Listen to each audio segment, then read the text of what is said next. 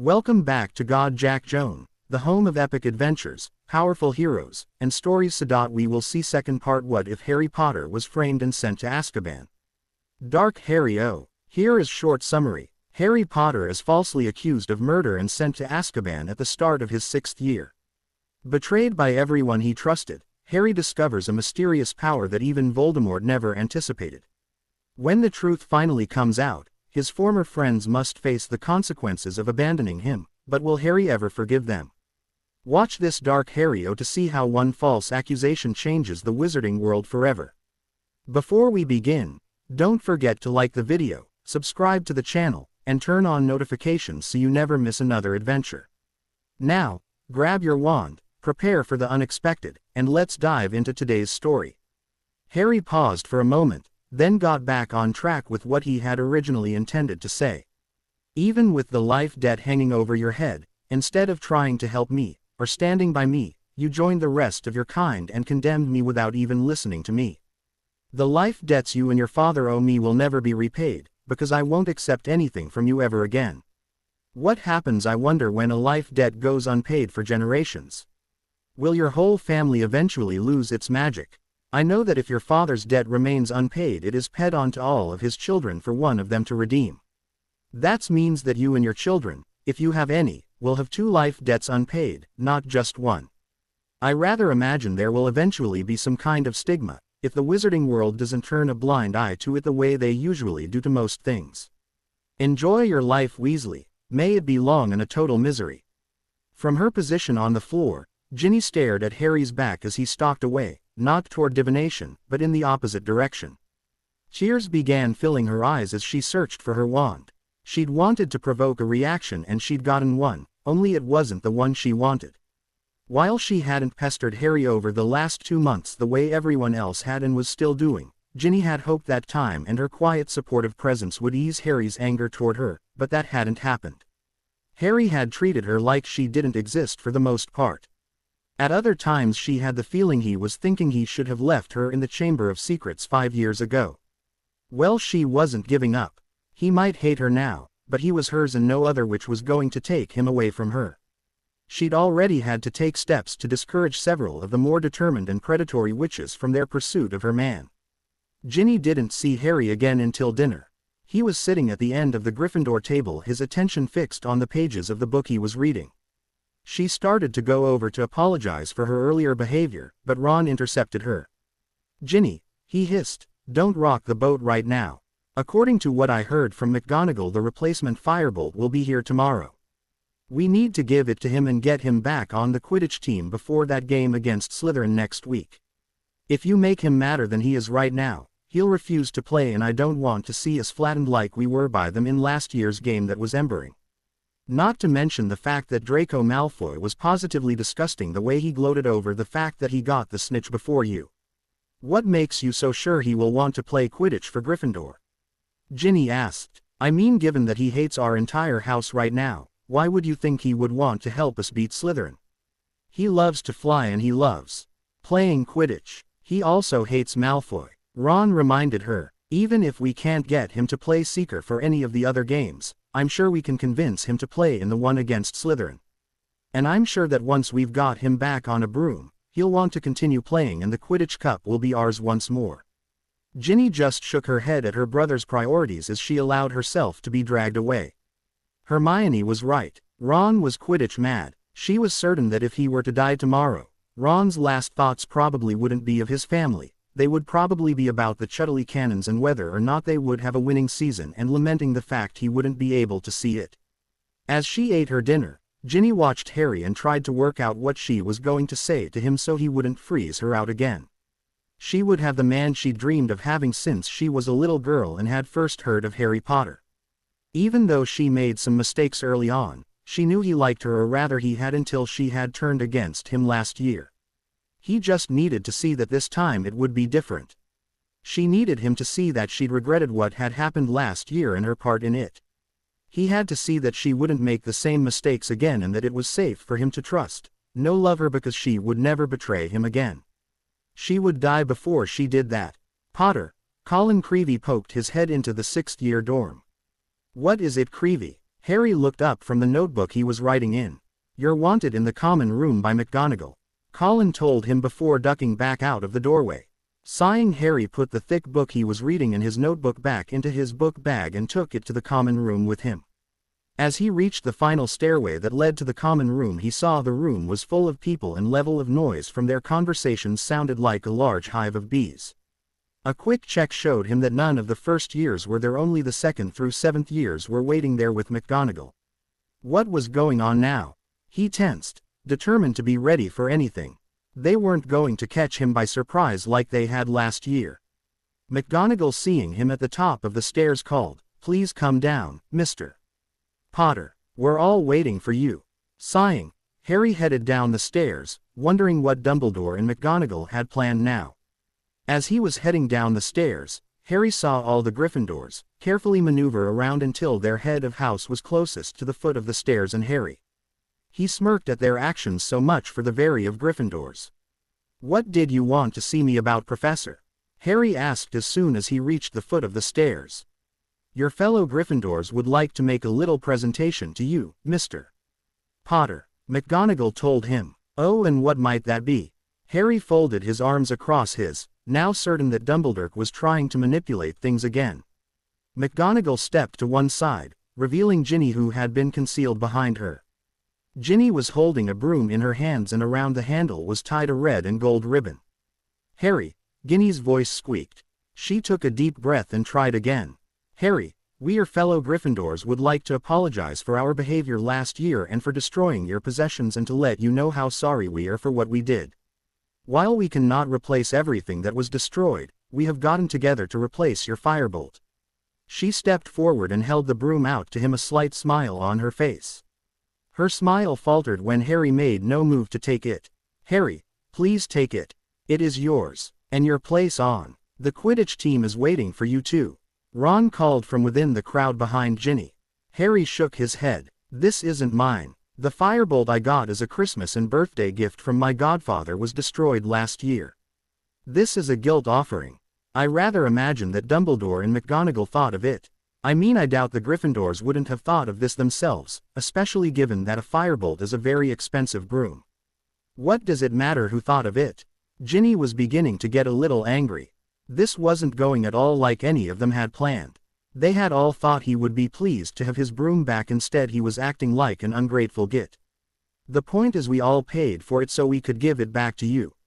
Harry looked around the room for a moment and then at the floor before saying, "So this is for me. Mine to do with as I please." "Yes, Harry," Ginny said, pleased that he seemed to be accepting their gift and apology. This time when she handed him the broom, he took it. "So if I were to throw it in the fire over there, no one would stop me because it's mine," Harry commented. "Why would you want to do that?" Ron shouted. "You need a broom to play Seeker. You can't fly without a broom." "Who said I wanted to be Seeker? Especially Seeker for this house?" Harry shot back, meeting Ron's gaze. "Well, you surely don't want Slytherin to win the Quidditch Cup or the House Cup, do you?" Ron countered. "To tell you the truth, Weasel, I could care less who wins the stupid Quidditch Cup," Harry told the group flatly, earning gasps of surprise and outrage from the die-hard Quidditch fans. Harry removed the ribbon from the broom and then released it so it was hanging in the air. He could see near the handle tip his name had been embossed in gold with a lightning bolt beneath it. They must have told the broom company who the broom was for and probably got it at a discount, since the broom company could then say they made the broom that Harry Potter, savior of the wizarding world, flies and prefers. With a flinging gesture of his hand, the broom flew backwards across the room toward the fireplace, causing a number of Gryffindors to have to duck to avoid being hit by it.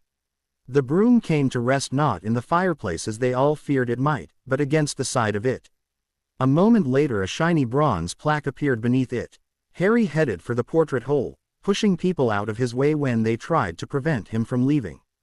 Ginny stood there stunned for a moment and then followed him out, calling his name. When she returned to the common room about an hour later, it was almost empty. "Did you manage to catch up with him, Miss Weasley?" Professor McGonagall asked. "Almost, Professor McGonagall," Ginny told her. "I was just able to keep him in sight until he went to Myrtle's bathroom. When I tried to follow him in there, I hit some kind of invisible wall that wouldn't let me through right away." It took several minutes before I was able to pee it, and when I got inside, Harry was gone. I think he went into the chamber and the entrance was closed so I couldn't follow.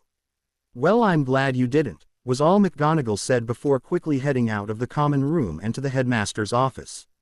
Ginny went over to see what was on the plaque beneath the broom they had given to Harry. This is here to serve as a reminder to all who dwell within these chambers. You think you have become a part of an ancient and noble house. I warn you, you have not. You may have been told that never has a Gryffindor gone dark, but that will mean they have forgotten or choose to ignore at least 2 Gryffindors who chose to serve Lord Voldemort, otherwise known as Tom Riddle. Who are these 2? Gryffindors so disgraced their house and honor, you might ask. Why, they are Peter Pettigrew and Percival Weasley. You will find as your years of schooling progress you have in fact entered into a house of jackals, not lions. You will find that they will turn on you quite quickly if you do anything ORACT in any manner they do not feel is right for a Gryffindor, such as do something that will cost your house points, but you do it because it is the right thing to do in order to help someone else out. Or maybe you have an unusual gift that they consider dark, such as being a Parcelmouth. That will quickly get you thought of as evil, and you will be shunned, not only by your own house, but they may spread it around so the other houses know for their protection and they will shun you as well. You will also find that sometimes when you tell the truth because it is all you have, you will not be believed, because it doesn't fit with what they believe, and nothing you say or do will change their minds. If ever you think this plaque is wrong, ask any Gryffindor and see if they will tell you what the members of this noble house of Gryffindor did to Harry Potter during the years he went to school here. See if they will own up to or cover up the truth. See if you can even find it in the school leary if they will not tell you. Do you have the courage to seek the truth, or will you be like the rest and ignore the truth in favor of what it is preferred that you believe? We shall see. My life is going to the dogs. On the Friday before the first Quidditch match of the year, Harry was called out of Potions CL by one of the fifth-year prefects because Professor McGonagall wanted to see him. Harry left the CL with some regret because Professor Wilmot was a huge improvement over Snape. Then again, even Fudge would have been an improvement over Snape, always the idiot knew anything about potions, which Harry doubted. Professor Wilmot was a very pleasant and knowledgeable woman who was able to maintain order, without terrorizing the students, while teaching a complex subject. She was also able to make the subject interesting to the students no matter what their skill level. It's a pity that we didn't have Professor Wilmot or someone like her at Hogwarts for the past 7 years. Harry thought to himself, it certainly would have made potions a lot easier for Neville and I. And who knows, maybe Neville would have been better at potions given his skill with herbs. When he appeared in her office doorway, McGonagall ordered, "Come in, Mr. Potter, and close the door behind you." Harry did as she asked. Then, without waiting for an invitation, he sat down in front of her desk and waited quite patiently to see why she had summoned him. "I called you here to undo the spell you placed on Mr. Malfoy." McGonagall placed a cage holding a snow-white ferret on her desk. "You mean the spell he cast on himself?" Harry reminded her with a smile, pleased that Malfoy was still a ferret. He'd always thought the blonde Slytherin made a better ferret than a person. "He cast the spell, I merely sent it back to him."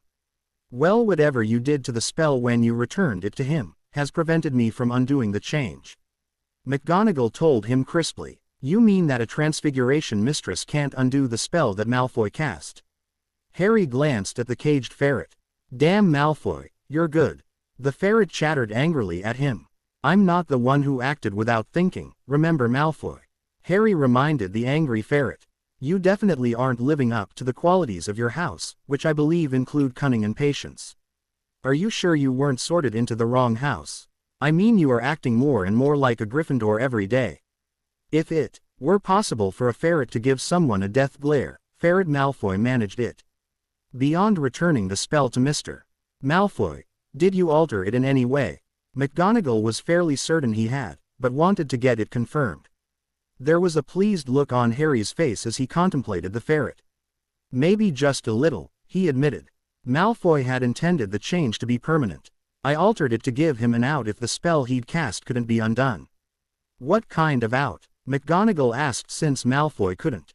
Harry shrugged. He simply has to admit that he was wrong and truly believe he was in the wrong for attacking me in the Great Hall, not just say it because it will undo the spell. Since it is doubtful that Mr. Malfoy will ever admit such a thing, can you undo his spell? McGonagall wanted to know. Harry looked at the ferret for a moment, his gaze slightly unfocused as if he were seeing something she couldn't. I could but I won't. Why? Because he wouldn't learn anything if I did. Harry told her. And what is it he has to learn? McGonagall inquired. He, in fact the whole of the wizarding world, needs to learn that actions have consequences. Harry told her. For years if not centuries, witches and wizards have attacked each other because of petty things or over their view of how the world should be. What you do to yourselves doesn't matter. Harry's once vint green eyes were cold as ice as he continued. You can totally destroy yourselves for all I care, as long as you don't try and bring others into your fights. The problem is that you don't care about who suffers because of your actions. The last two Dark Lords brought your squabbles out into the Muggle world and nearly destroyed it. You also involved or tried to involve other magical creatures in your fights down through the years, and then once the battles were over, you broke the promises you made to them or made them pay because they chose the wrong side. Those were Death Eaters, Mr. Potter. McGonagall pointed out. Most wizards are quite content to live and let live with regards to Muggles and other magical creatures. Harry shook his head in disbelief. Did you have bins for history of magic, Professor? I mean, you can't be that blind to how the wizarding world treats those they consider inferior to themselves. Personally, I was amazed at what you can learn about magical history, if you don't have to rely on a professor who is fixated on the Goblin rebellions and is so boring he could put a hyperactive child to sleep for your information.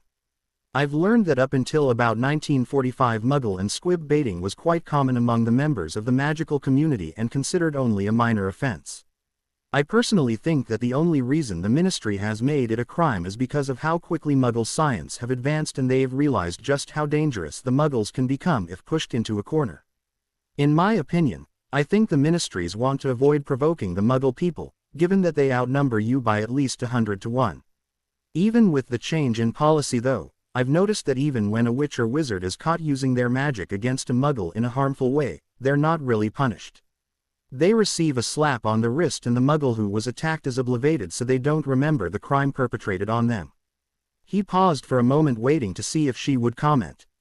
When no comment was forthcoming he continued, I can't help wondering what will happen if a witch or wizard attacks a Muggle who can't be obliterated. Will it spell the end of the wizard kind?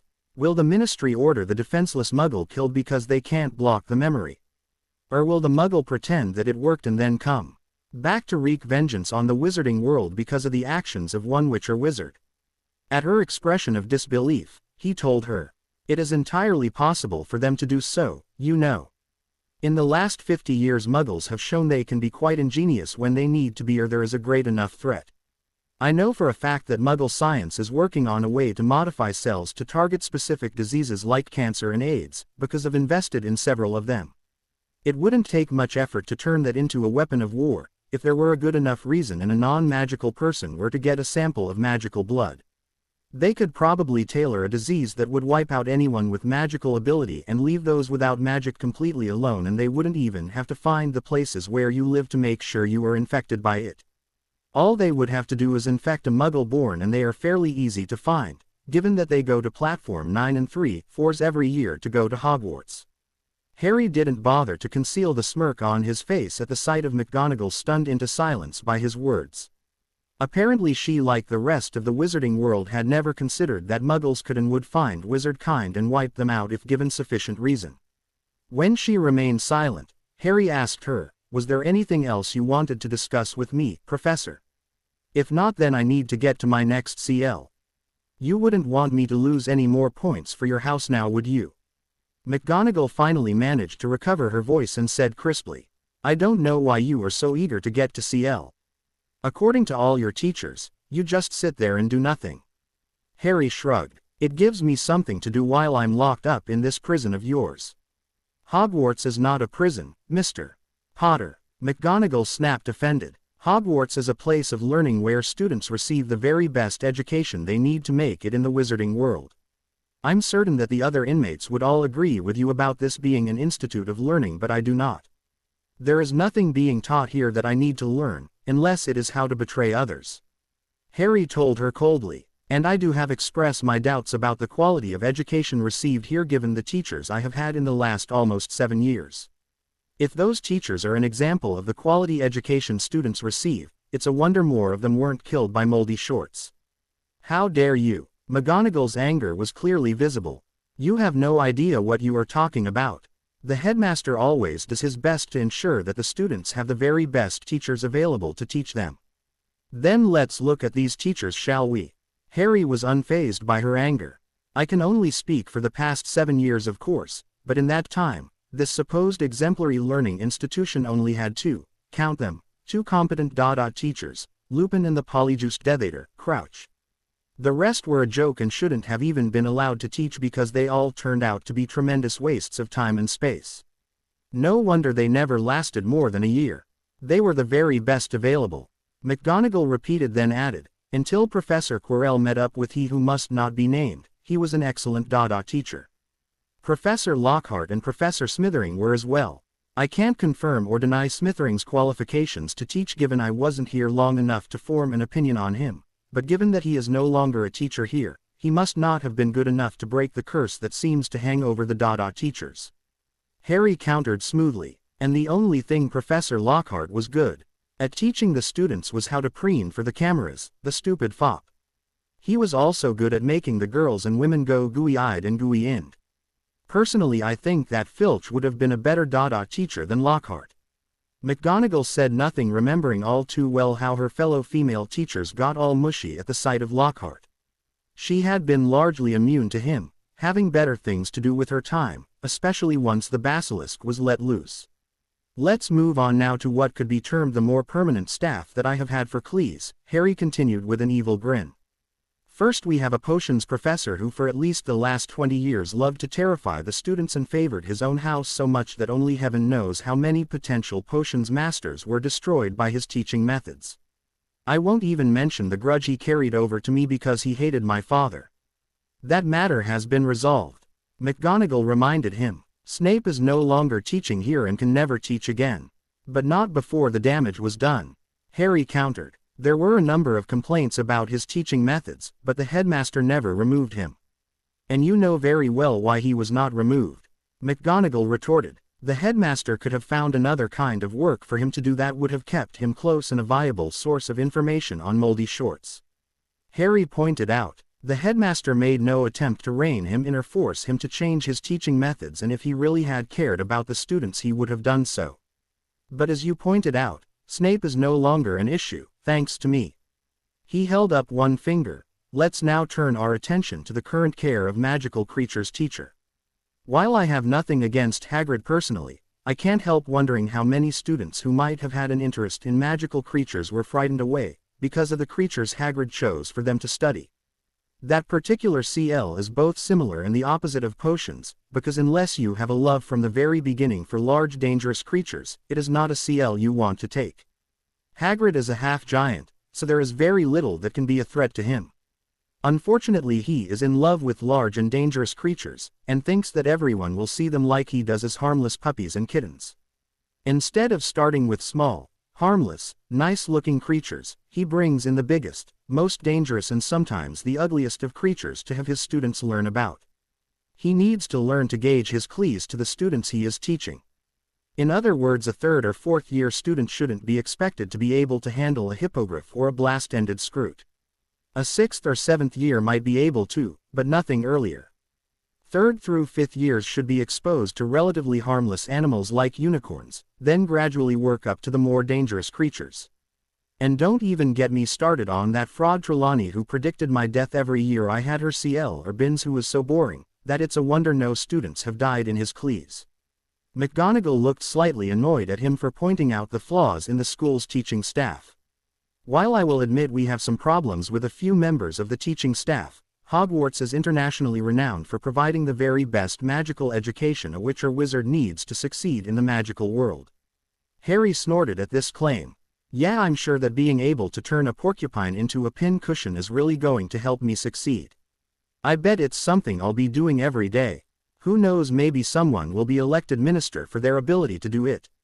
As McGonagall bristled at the implication that her CL was a waste of time, Harry continued, "I'm not stupid. I know why Dumbledore forced me to come back, and it wasn't to complete my education.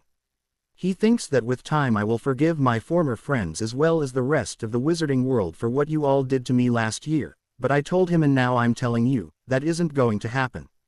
Nothing I learned before I went to Azkaban will be useful once I get out of here, unless it is just how treacherous and backstabbing witches and wizards can be.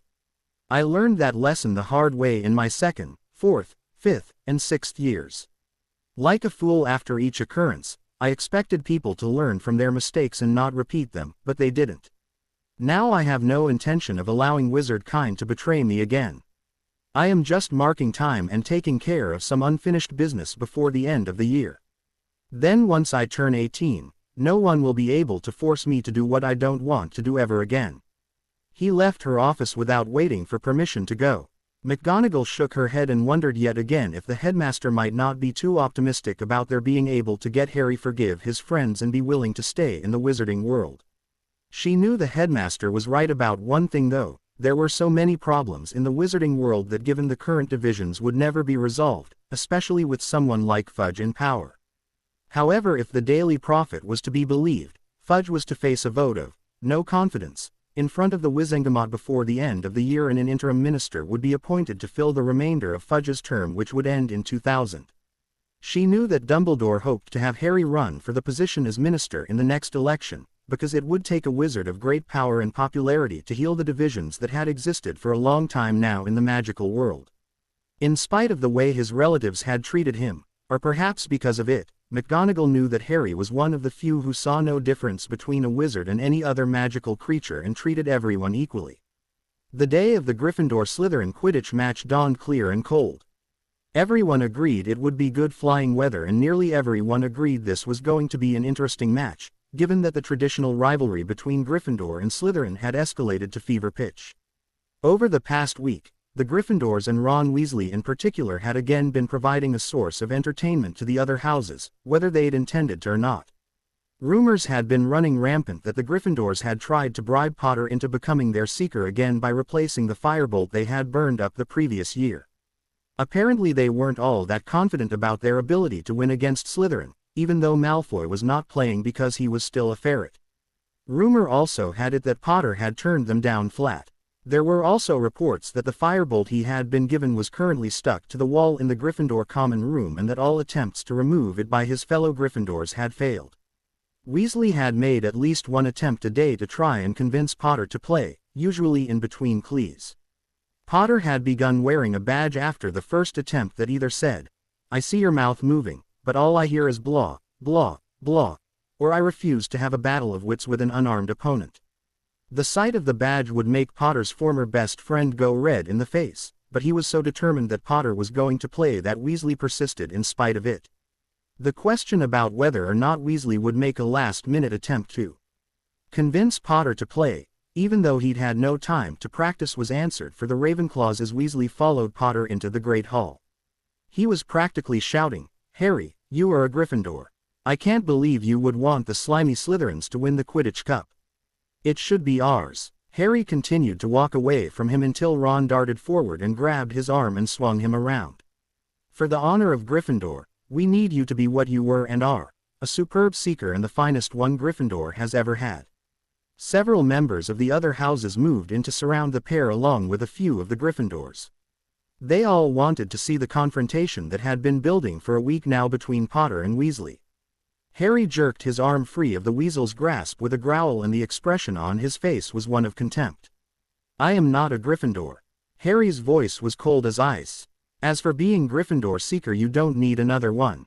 You already have one. Remember, your psycho stalker's sister was playing Seeker for Gryffindor last year and has supposedly been training to play this year as well." Ron was gaping at him like fish as he turned to leave, but Harry had one final parting shot to deliver. "Of course, if she plays like her brother, she won't be that good a Quidditch player." Ron's face reddened as he registered the insult to himself and his sister. To hell with making up with Potter, he thought to himself, lunging forward. He grabbed Potter's upper arm in a strong grip and whirled him around a second time. Once Harry was facing him again, he punched him in the nose. Harry retaliated by punching him in the stomach, and with all the force of his anger fueling the blow, Ron flew back several feet to the floor. The group surrounding them had to back up to avoid his crashing into them.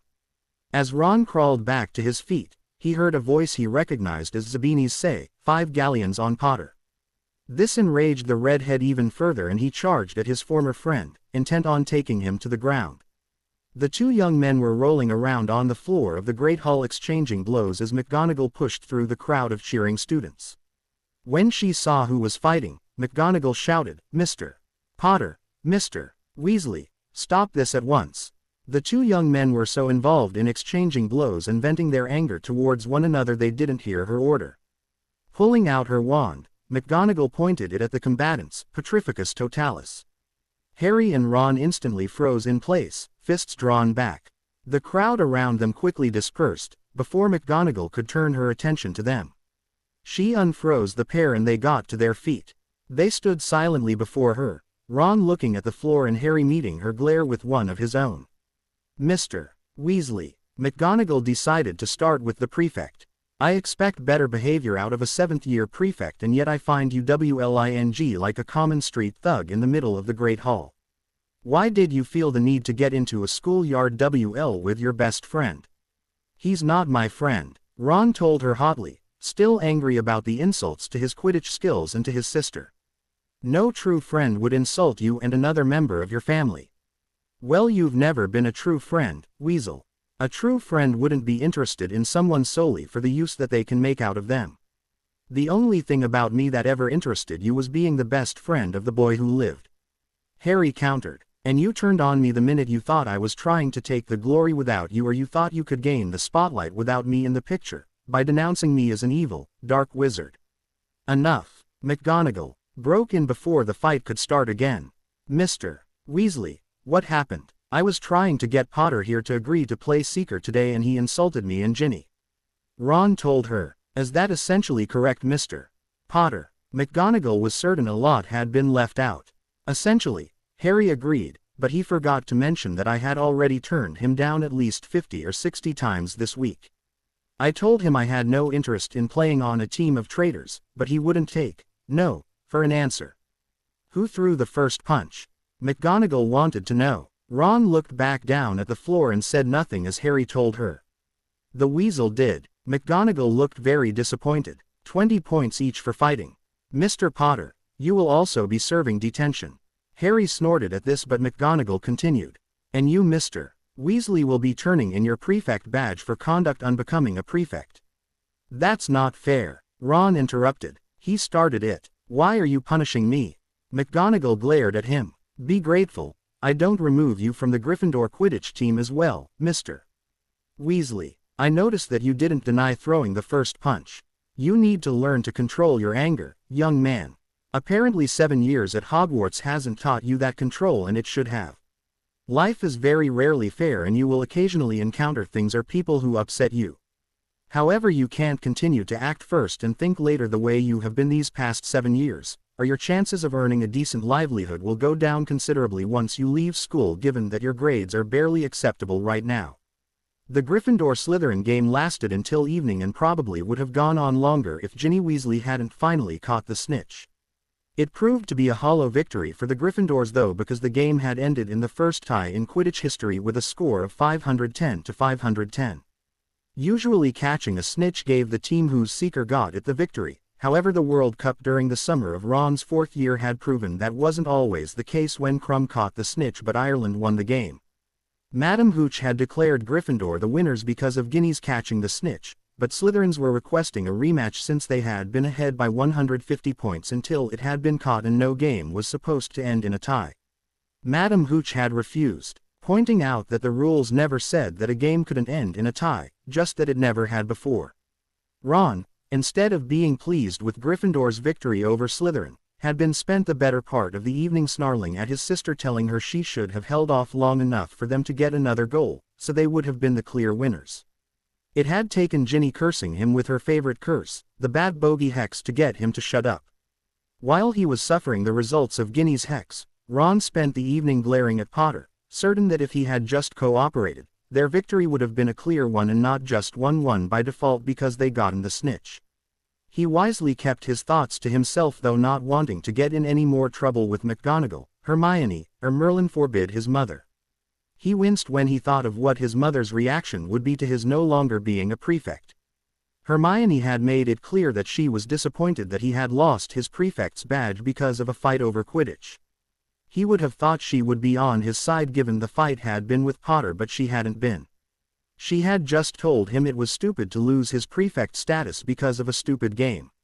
Even after all this time she still didn't understand that Quidditch was just as important to him as her books were to her, and he realized she probably never would.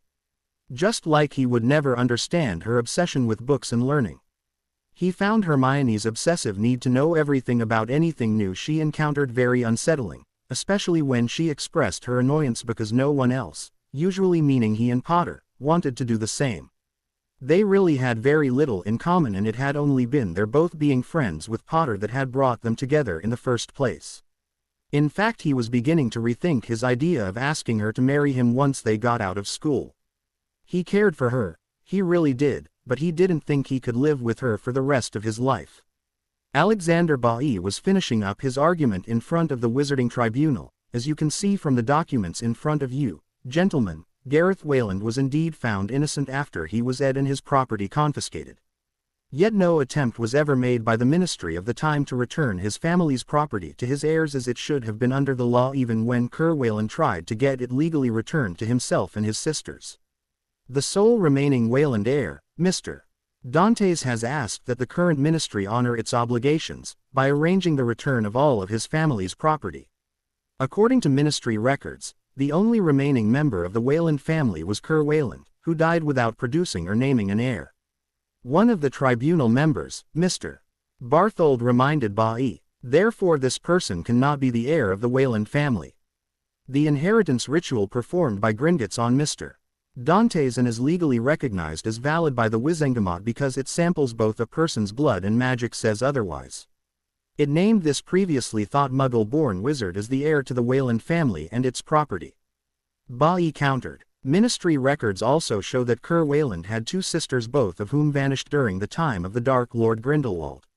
It was presumed that they died because of Grindelwald, but it now appears that took them out into Muggle London, probably after a bombing, and left them to be found. Given the fact that Mr.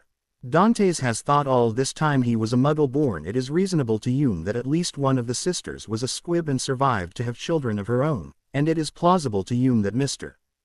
Dantes is her grandchild. Mr. Dantes simply wants his family's rightful property returned by those who have no right to it since Gareth Wayland was proven innocent. Or adequate compensation of his choosing if the property is no longer in the possession of the person or family it was given to. Given the amount of time that has passed, we have no way to track down who received what from the Wayland properties when Gareth Wayland was wrongly sentenced and his property confiscated. Another tribunal member, Mr. Lumari, disagreed. It has been over 60 years after all. Bailly shook his head and produced a sheaf of parchment from his briefcase. I have here a list provided by the Ministry Records Department of all of the property taken from the Wayland family at the time of Gareth Wayland's conviction and who that property was given to. He scanned the list and then said in seeming surprise, Mr. Lumari, Mr. Barthold, you should not even be sitting on this tribunal due to a conflict of interest. You both knew from the initial brief I submitted that this case was going to involve the Wayland family estates and should have made arrangements for someone else to take your place, given that at least one member of each of your families have in their possession items that were confiscated from the Wayland family when Gareth Wayland was convicted. And said items were never returned. Would you have ruled against my client so that your family's dishonorable behavior would never come to light? After all, when Wayland tried to get his family's property back just after Grindelwald's defeat, the ministry of that time stalled and delayed until he was dead. It was this in all likelihood that convinced him the only way he could get justice from a corrupt ministry was to join Voldemort. Would you have tried to do the same? Probably. Bailly gave them a look of contempt. Your families stole from children over 60 years ago. Then the ministry, probably at their instigation, treated the Wayland children like they were little better than werewolves, so what's a little corruption of your honor now when compared to what was previously done to the remaining members of this family? The third tribunal member, Mr. Capron looked at the other two in disappointment. He told the court clerk, "Let the record for these proceedings show, that as eldest member of the panel, I am disallowing the votes of Mr. Lumari and Mr. Barthold due to a conflict of interest that should have been reported before the hearing started. I also do not intend to allow the British magical justice system to remain a laughing stock among the rest of the wizarding community as it has because of that travesty of a trial that the boy who lived received. Let the record show that since this matter has been pending for over 60 years, there should be no further delay in its resolution until say the current heir is dead, allowing those with no right to the items they currently hold to keep it by default. I am exercising a little-used statute and casting all 3 votes in favor of Mr. Dantes, the legally recognized heir of the Wayland family." A knock at the door interrupted Molly Weasley as she was preparing her husband's breakfast. When she opened the door, she was surprised to see a rather primly dressed wizard standing at the doorway to the burrow. "Molly Weasley née Pruitt?" he asked before she could say anything. "Yes," she confirmed, her identity baffled as to why he would be asking. Nearly everyone knew who she was because of her relationship with the boy who lived. "My name is Darrell Masters from the Ministry." He handed over a folded piece of parchment stamped with the seal of the Wizengamot. "This is for you." Molly broke the seal and read the contents and became even more confused. It was an order for her to bring the goblin-made tiara that had belonged to her great-aunt Muriel Pruitt and that had been bequeathed to her at her aunt's death to the Ministry so that it could be turned over to its rightful owner. That made no sense though. She was the rightful owner and Ginny would be after her. Hoping for an explanation, she told the younger wizard, "I'm afraid I don't understand. The tiara is already with its rightful owner. I inherited it from my aunt this past year and I am the last of the Pruitts." "I'm afraid that is not correct, Mrs. Weasley," he told her. "That tiara is one of a list of items that was confiscated from the family of Gareth Wayland after he was convicted for the murder of then-Minister Alphonse Sebastian by use of the killing curse among other crimes as a supposed follower of the Dark Lord Grindelwald. It is listed in Ministry records as having been given to Muriel Pruitt as compensation for his crimes against her family. However, when it was proven that Mr. Wayland was innocent of the crime, no attempt was made by Muriel Pruitt to return it, even when his son Kerr made a request to the Wizengamot and the Ministry to have his family's possessions returned." "You're wrong." Molly flared up angrily. "Great-aunt Muriel wouldn't have done that. She was an honorable woman. The tiara belonged to her and to her mother before her. If you have proof of this you will need to bring it with you by no later than 10 a.m. on December 21st. Masters was unfazed by her angry declaration. "I should warn you that whatever proof you bring should include at least one photo or painting of someone in your family line wearing the tiara prior to the 1880s, since there is proof of Annalise Wayland and her mother wearing it from that time forward, so any proof you provide for your claim of ownership must be from prior to that time period. Have a good day, Mrs. Weasley." Masters apparated out before she could say another word. As Molly returned to the kitchen, the parchment decree clutched tightly in her fist. Arthur joined her there. "Who was at the door, dear?" he wanted to know. "Darrell Masters," Molly told him. "From the Wizengamots tribunal offices." Arthur recognized the name. What did he want? To deliver this. She thrust the parchment into his hand. Arthur read the parchment and commented, "I didn't know your family had received any compensation from the Wayland family in the 30s. "We didn't," Molly growled. "The Ministry has made a mistake. The tiara was Great-aunt Muriel's and it didn't belong to any other family but mine. Someone probably just made a mistake when they were writing up the original list." Arthur attempted to soothe his angry wife. "We'll get it sorted out. You'll see." As the morning mail arrived, 4 strangers entered the great hall. 3 remained by the doors while the 4th walked up to the head table and handed an envelope to the headmaster. Those closest to the head table saw the headmaster pale slightly before getting up hurriedly and escorting the 4 visitors out of the great hall. The silence that followed in the wake of the headmaster's rather abrupt departure was almost deafening. It was quickly followed by the excited babble of the students trying to figure out what those 4 people were here for. From the expression on the headmaster's face, it probably wasn't anything good. Dumbledore led the 4 who had been sent by the Wizengamot up to his office. Gesturing to the seats around his office, he said somewhat distractedly, "Have a seat, gentlemen and ladies." Once they were seated, a wizard who appeared to be almost as old as Dumbledore told the headmaster, "My name is Adam Jessup. My colleagues and I are here to conduct the first of the periodic inspections the Wizengamot requested. We are from the American Department of Magical Education. Dumbledore stared at him surprised. I have been expecting someone from the ministry since the hearing several months ago. Can you tell me, Mr. Jessup, why they chose to request I stance for this inspection from America? It's quite simple, sir, Jessup told him. The Wizengamot wanted to make sure these inspections were fair and impartial for all concerned, so they requested inspectors who didn't have an axe to grind with you, or who might choose to ignore things they see because of who you are, Professor Dumbledore. Dumbledore nodded in understanding, but was not pleased by it.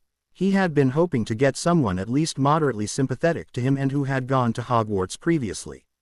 Very well, Mr. Jessup, how do you wish to proceed with this inspection? Actually, Headmaster, the Wizengamot has asked us to conduct this first inspection without any input from you or your staff. They have also given us full authority to do what needs to be done, including the right to get access to all areas of the castle we may need to go into. Jessup coughed as he handed over a sheaf of papers to the headmaster. This covers some of what we will be inspecting on this trip.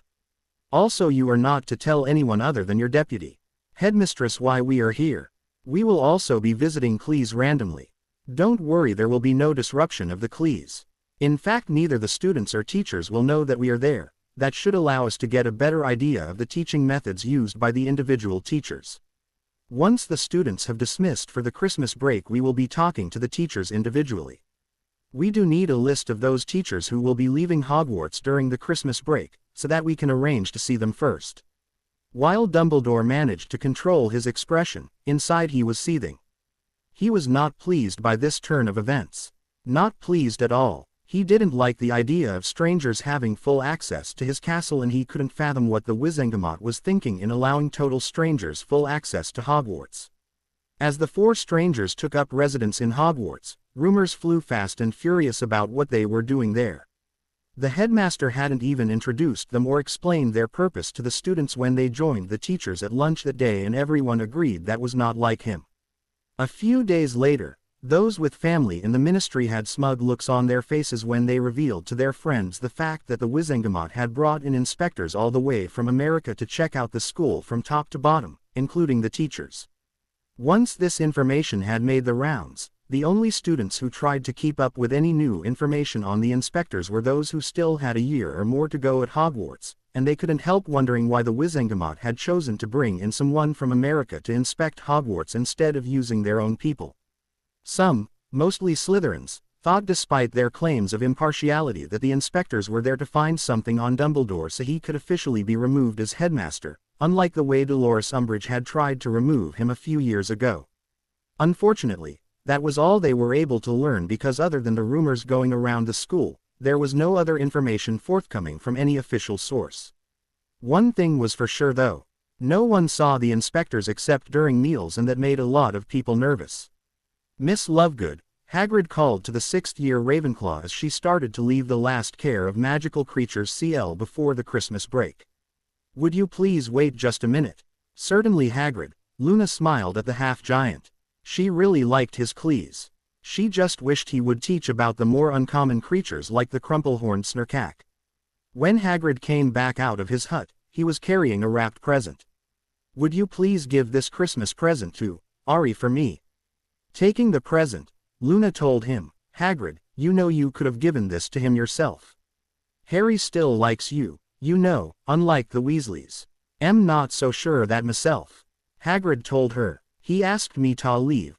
I am alone, so, am trying to respect his wishes.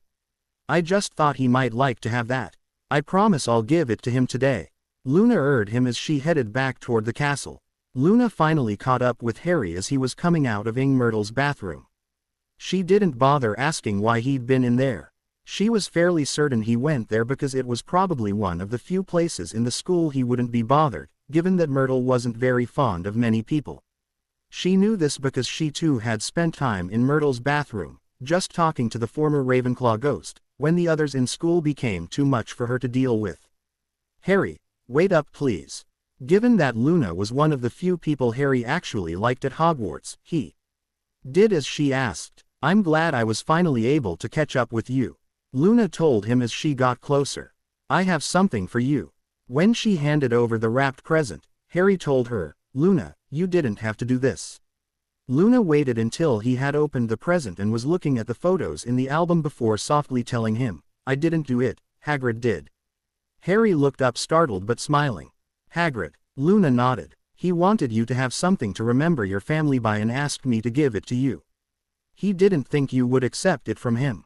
Harry ran his finger across the moving picture of his parents, Sirius and Remus before admitting. I don't hate Hagrid, I'm just not fond of him right now. Luna gave him an understanding look. You might want to at least tell him thank you for all the trouble he went to. Harry nodded before reaching out and giving Luna a hug and on the cheek. Ginny seethed as she saw Harry smile at Luna. It was the kind of smile that lit up his face and reminded Ginny of happier times when he'd smiled at her like that. As if he really cared about her. When Luna got a hug and from Harry because of the present she'd given him, Ginny saw red. How dare she? Harry is mine. Well, she's not going to get away with this. No one takes what's mine. Pulling her wand out, Ginny conjured a jar with a live bee in it. She knew from prior conversations that Luna was allergic to bees, though she didn't know just how allergic. Shaking the jar gently to agitate, but not kill the bee, Ginny unscrewed the lid and took it off. Using a levitation spell, she sent the angry bee over to Luna and watched as it landed on her neck. See you later, Luna, Harry told her as her hand came up to slap at something on her neck. Luna suddenly stiffened, her mouth and eyes wide open, then collapsed to the ground. As Luna collapsed, Harry caught a glimpse of a person with long red hair scurrying away from the area. He recognized her as Ginny Weasley. He would deal with her later. Something told him that if Luna was to survive, he didn't have time right now. He summoned his staff from the dorm and it appeared in his hand instead of flying to him the way ordinary wizards would expect something summoned to appear. Though he had heard no spell spoken, he was certain that Ginny had cast some kind of spell at Luna that was slowly suffocating her. He could see that she was starting to have trouble trying to breathe. He needed to buy her time, and the only way to do that was to try and put her in a state that science fiction books called suspended animation. It would hold her between life and death indefinitely. Getting back to his feet, Harry tapped the butt of his staff on the stone flagging and then pointed the glowing green capstone at Luna's body. Channeling the magic around him through his staff, Harry focused on suspending all life functions and yet keeping her alive. It was a delicate balancing act, and Harry was fairly certain that no other wizards could have done this. The light that came from the staff, instead of being the usual green, was a blinding white and came out as a ball instead of a beam of light. It engulfed Luna's body and seemed to seep slowly into her. Once the light was gone, Harry could see that to all intents Luna appeared dead, but he knew she was still alive. Now to get her to Madame Pomfrey and then find out from Ginny just what it was she'd done to Luna. Madame Pomfrey, Harry shouted as he floated Luna's body through the doorway to the hospital wing. The Medowitch came out of her office looking slightly annoyed that someone would be yelling in her domain, but her expression quickly changed to one of shock when she saw the floating body. What happened? I think Ginny Weasley attacked Luna. Harry settled Luna's body on the nearest bed. Madame Pomfrey waved her wand over Luna trying to find out what curse was used and was stunned when she got no readings back. It looked like she was dying, Harry told her before she could ask any questions. She stiffened up then collapsed to the ground, only I didn't see the color of the spell being cast. Nor did I hear the spell. She started having trouble breathing almost immediately. I've got her suspended between life and death until I can find out what hex was used on her. Madame Pomfrey looked thoughtful. It may not have been a spell, Mr. Potter. What could it have been, then? Miss Lovegood is allergic to bee stings. Madame Pomfrey told him as she started checking for the site of a sting. According to her father, she is deathly allergic. But bees aren't active in winter, especially here. Harry pointed out. Ordinarily you would be right, but if a hive located itself in a warm place, it could be active year-round. And there it is. Madame Pomfrey found a red swollen area on the back of Luna's neck. Can you help her? Harry wanted to know. He felt at least partly responsible for what had happened to Luna. He had no doubt that Ginny had attacked her because she saw her as a threat to her possession of him. I have a potion similar to what the Muggles use to counteract it that I keep on hand for her and a few other wizards and witches who have the same problem. Madame Pomfrey headed to her potions cupboard. All the doors in the great hall slammed shut with a loud bang, startling the students, teachers, and inspectors, who were eating dinner, into silence. Looking around expecting it to be some kind of attack, they saw Harry Potter standing near the closed entrance to the great hall, and what scared them all was the murderous expression his face and the fact that his staff was covered from head to foot in a glowing emerald green sheath of power. "Ginevra Molly Weasley," Potter's angry voice echoed off the stones of the great hall. "Stand forth and face judgment for your actions." Those sitting at the head table tried to get up but found that they couldn't move. Apparently Mr. Potter intended to allow no interference in what was about to happen. When Ginny Weasley failed to appear, he said sarcastically, "So much for Gryffindor very." A spell shot from the staff, and headed toward the Gryffindor table. The Gryffindors shrieked as they tried to scramble out of the way, not knowing what would happen if that spell hit them. The yellow beam of light zigzagged around them until it found the one it had been sent for, and wrapping itself around her, pulled Ginny away from the Gryffindor table and out into the middle of the aisle. In the deathly silence that followed Ginny being pulled away from the shelter of the Gryffindor table, Harry stalked toward her, and the students could hear his staff thud as it came down hard against the flagstones of the great hall with his every step. "Did you or did you not attack Luna Lovegood and try to kill her?" The volume of Harry's voice had dropped, but it was still echoing off the walls. Ginny stood there, determined not to show her fear. She hadn't expected him to find out that it was she who attacked Luna, and even if he had, she hadn't expected this level of anger. He shouldn't care what happened to that weird little nobody. Luna wasn't anybody important. He should only care about what happened to her. She was after all going to be his wife. She'd had it all planned out from the day she first met him. Several of the students gasped as a pale blue light surrounded Ginny Weasley. They also noticed that right next to Ginny the color of the light was a deep, pulsing red. "I'm waiting, Miss Weasel," Harry hissed, "but my patience is not limitless." "Did you attack Luna?" Ginny opened her mouth intending to deny the accusation, but what came out was, "Yes, but I didn't intend to kill her, just warn her off. I knew she was allergic to bees and that it would make her sick. She has no right to you. You're mine. You've always been mine, and you would realize it if you could see past your anger over how you were treated last year. We belong together and you know it. Luna nearly died because of what you did," Harry growled, circling her like a wolf. "You attacked your best friend because you saw me give her on the cheek, and somehow in your warped little mind, you equated that to her taking me away from you. Would that be an accurate statement?" Ginny tried to keep her mouth closed, but, "Yes," came tumbling out.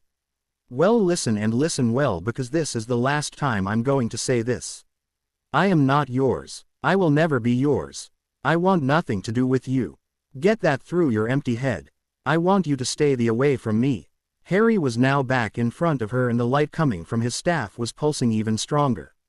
"And if you ever attack anyone ever again under misguided notion that they are somehow taking me away from you, you won't have to worry about living to regret it." Harry's eyes glowed the same color as the aura surrounding his staff. "I think you need a reminder of just what I can do to you if you don't heed my warning. I'm going to make your outsides match your insides." Before Ginny had a chance to run, a gray light engulfed her, and a moment later everything in the world was taller than she was, even the seats at the tables. Opening her mouth to demand an explanation, she was surprised when what came out was not words but barking. Ginny looked her body over and found she was a tiny red poodle. "Yes," Harry told her. "You are now what you have always been, a real little.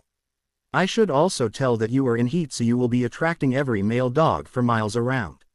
If you get caught by any of them, that itch of yours should get thoroughly scratched. I would suggest you start running now if you want to avoid Fang and Fluffy, because they will find you." Harry vanished silently from the Great Hall. As soon as he vanished, the teachers found they could move, and McGonagall quickly moved down the aisle to pick up Ginny before someone stepped on her. In spite of the evidence before their eyes, everyone heard Hermione Granger say, "But you can't apparate or disapparate inside Hogwarts." "Where is he?" Molly bellowed. "Where is Potter? He had no right to attack my baby." Before Dumbledore could say a word, a brown owl flew in his window, deposited a letter on his desk, and flew back out again. Opening it, Dumbledore began reading it silently, and then, realizing that the Weasleys would want to know at least part of what it contained, read those sections aloud. "By now I'm certain that the Weasleys, among others, are in your office and out for my blood. Well, they won't find me. I have already left for the Christmas break. I saw no reason to ride the school train back to London and be forced to spend time with those hypocrites, so I left early to spend time with my loving family. Note the sarcasm there. Actually, I'm going to oversee the only gift they will ever be giving me. As for the angry mob of Weasleys in your office, they should actually be on their knees thanking me for what I did, because I persuaded Luna's father to let me handle Ginny instead of having her arrested for attempted murder. You see, Ginny knew that Luna was allergic to bees, but she didn't know how allergic. The sting from the single bee Ginny sent to attack her would have been enough to kill her if I hadn't acted. Be warned. Though weasels, if Ginny doesn't learn her lesson and leave Luna alone, there will be even more severe consequences. Also, Mr. Weasley, Mr. Lovegood will be speaking to you in the near future about reparations for the harm done to his daughter by your psychotic daughter. I would strongly recommend that you get your daughter some psychiatric help before she really does kill someone. How dare he call my baby girl psychotic? Molly yelled. She was okay until she met him. If she has become a little mad, it's because of him. I demand you bring him to undo what he did to my Ginny. As for what I did to Ginny, there was a moment of silence before Dumbledore continued. It is only temporary. It will last until she returns to Hogwarts after the Christmas break. Once she sets foot, or I should say paw, on the same flagstone she was on when she was transformed, she will be returned to normal. 2 weeks. Molly shrieked. He's leaving Ginny as a dog for 2 weeks. I want him out of here, Dumbledore. He is a threat to the other students. I want him expelled. Actually, Adam Jessup spoke up. Mr. Potter can't be expelled, because he is not listed on the rolls of Hogwarts as a student this year. It is only by virtue of a law enacted by the Wizengamot that he was forced to come back, but because of his expulsion during his 6th year he was not magically put back on the rolls. And just who are you? Molly glared at the man who told her she couldn't have Harry Potter expelled. I am Adam Jessup, one of those sent to inspect this school by the Wizengamot and the Department of Magical Education for the British Ministry. He told her, then added, actually, madam, you should be more worried about your daughter's actions, because they are going to cause her to be expelled. Expelled. Molly's voice got louder and more piercing. My baby was attacked by Potter and you tell me you are going to expel her? No, Jessup told her softly. Your daughter is going to be expelled for her admitted attack on the person of Luna Lovegood. Since her wand was transformed with her, her expulsion will have to wait until she is returned to Hogwarts after the end of the Christmas break. Arthur spoke up for the first time. Dumbledore, you can't allow this to happen. Ginny is a good girl. I'm sure it was an accident. I'm afraid that he has no choice. He has been lenient far too many times in the past to Gryffindors, and if he were to give your daughter preferential treatment after what she admitted to in the Great Hall in front of too many witnesses, he would be removed as headmaster, permanently. A woman sitting beside Mr. Jessup spoke up. The rules governing Hogwarts and its students are quite clear. Unless the student has been attacked by another, any fatal attack, nearly fatal attack, or attack that leaves another student disabled, requires that the attacking student be expelled and compensation be provided to the student or their family if the student doesn't survive the attack. It was put in place over 400 years ago to keep the hexes and curses being used by the students from being fatal. The only reason there may not be horrors at her expulsion will be if Mr. Lovegood as head of his family confirms that he agreed to let Mr. Potter resolve this matter for him, except for the matter of the compensation for your daughter's attack on his only child. Whether he can be expelled or not, I want Potter removed from this school. Molly insisted. He is a danger to all the students. He has shown he doesn't care about us or anyone else in the wizarding world. He is slowly destroying my family in the process of your trying to get him to forgive us. Because of his actions, Ron is no longer a prefect and Ginny is facing expulsion. Why are you insisting on keeping him here? Ginny the dog barked angrily and growled the thought of not having access to the man she loved. Even though he was angry at her now, she knew there was one thing she could give him that he had wanted all his life, a family, and she would put that plan into operation once she was back in human form. All it would take is the potion she had hidden in her trunk. She had gotten Dung to buy it just in case and with the hope that she would never have to use it, but it now looked like she would have no choice, if she was to get her man. I'm sorry, Molly, but that can't be done. Dumbledore had a look of regret on his face. While I know it doesn't appear that way, it is for the good of the wizarding world in the long term. Mr. Potter has to realize that he belongs here among us. Molly crossed her arms over her and snorted. I don't see that happening. It has been over 4 months since you began this grand plan of yours, but there are no signs of him beginning to thaw toward the wizarding world or us over what happened last year. You mark my words, Dumbledore, you may be good at getting people to do what you want, but this time you are going to fail and we in the wizarding world are going to pay the price for it. A very merry unbirthday to me. The irritation Molly Weasley was feeling rose up another notch as she and her husband stepped into the meeting room at Gringotts and found there were a number of people already there. She recognized a number of them as being from dark and borderline dark families, including Narcissa Malfoy. She wasn't really surprised to find that they had kept things that rightfully belonged to innocent children, but she didn't belong here. She had nothing that belonged to the Wayland family. The tiara that Dantes was trying to take from her rightfully belonged to the Pruitt family. Her family would never have kept anything that didn't rightfully belong to them, and she wasn't about to let anyone take away the last thing she had to remember her great-aunt Muriel by. She was also very annoyed that the place they were supposed to meet Mr. Dantes had been changed from the ministry to Gringotts at the last minute. According to what Arthur had been told by Josiah Weems, the court clerk, when he asked about the change, Mr. Dantes had requested the change, saying he would prefer it to be held somewhere where he would have immediate access to reliable information regarding the condition the Wayland properties were supposed to be in, as well as an accurate estimate of their value. She was going to have a few choice words to say to that young man about the deliberate insult he'd given to her husband and the other honest people who worked at the ministry, by implying that none of them could be trusted to tell the truth or do the right thing. Arthur was the most honorable man she knew. As she tightened her grip on her squirming daughter, Molly growled, I can't believe I have to come here and defend my right to keep my property. I intend to end this farce right now. Now, Molly, dear, we'll get it all sorted out. Arthur tried to calm her down as she started pushing her way through the small clusters of people gathered in the room. The last thing they needed was for Molly to lose her temper, because if she tried to run over this Mr. Dantes like an angry troll, it would just confirm in most people's minds that her family had indeed kept items that rightfully belonged to the Wayland children, when their father had been shown to be innocent.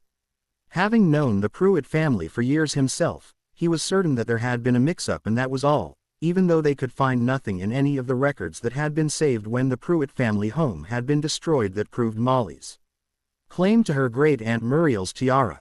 The Pruitts were well-known defenders of the light, and that was why they had been one of the main targets of you-know-who during his first assault on the wizarding world. They would no more keep something that didn't belong to them than Albus Dumbledore would break his word.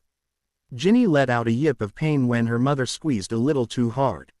She had gotten a brief sniff of Harry's scent before he vanished from the Great Hall the night he turned her into a dog, and her new senses were telling her that her Harry was in the room. She needed to go and find him, so she could be with him. She would show him that no matter what form she was in, she would be loyal to him from now on, and that they belonged together and she would allow nothing to separate them. Sorry, dear, her mother apologized as she absently handed Ginny to her father.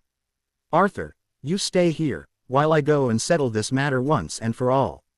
Molly Weasley's voice was very penetrating and got the attention of those seated at the table near the front of the room, as she pushed past the court clerk who was trying to keep these proceedings orderly. A young wizard with dark brown hair and hazel eyes who was seated at the table, met her gaze for several moments, before saying to the room at large, and here we see a fine example of an adult Gryffindor. Impatient and certain that everything they do is just and right. Young man, Molly snapped, your parents should have taught you to respect your elders. Madam, I do respect my elders, when they don't act like impatient 5-year-olds who refuse to wait their turn. Molly bristled, but before she could say anything in return, he turned his attention back to Mrs. Malfoy. It would seem, madam, that this woman is in a great hurry to return my family's property to me, so would you mind if we postponed our discussion of which Malfoy property will be taken in compensation for the Wayland estate near Avebury that your husband sold? While Narcissa Malfoy just wanted this whole humiliating episode over and done with, so that she could get back to trying to find a way to get the spell on her son undone, she wasn't about to miss the chance of seeing Molly Weasley, well-known advocate for doing what was right, taken down a few pegs. When she'd first heard Molly Weasley's voice, she'd been very surprised. After all, who would have thought that a member of a well-known light family like the Pruitts would keep something that didn't belong to them? Wait until my friends hear about this. Rising gracefully to her feet, Narcissa turned to give Molly a look of stunned amazement. I don't mind waiting, though I must say that I am surprised to see you here, Molly. I mean, who would have thought that a Pruitt would keep something that didn't belong to them? Narcissa paused for a moment as if in thought and then continued, but then again, maybe I shouldn't be all that surprised, considering the actions of some of your children. You are misinformed. I have nothing in my possession that belongs to anyone else. I am here today to get this mix-up sorted out. Molly countered stiffly. She knew that Narcissa was referring indirectly to Percy, who had been condemned to death, though the Wizengamot had yet to decide on the method of execution, given that Harry Potter had destroyed all the Dementors. Mrs. Weasley, you, as the Muggles would say, are waiting in denial. The young wizard spoke up before Narcissa could make any further comments. But since you are in such a hurry, madam, please be seated. Once Molly was seated before the two wizards and the goblin, the dark-haired young wizard was given a folder by the silver-haired older one.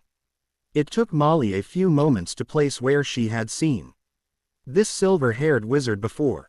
He was Alexander Bailly, the solicitor who worked for Potter and who had been successful in getting the legacies given to them by Sirius Black revoked. I thought you were working for Potter, Mr.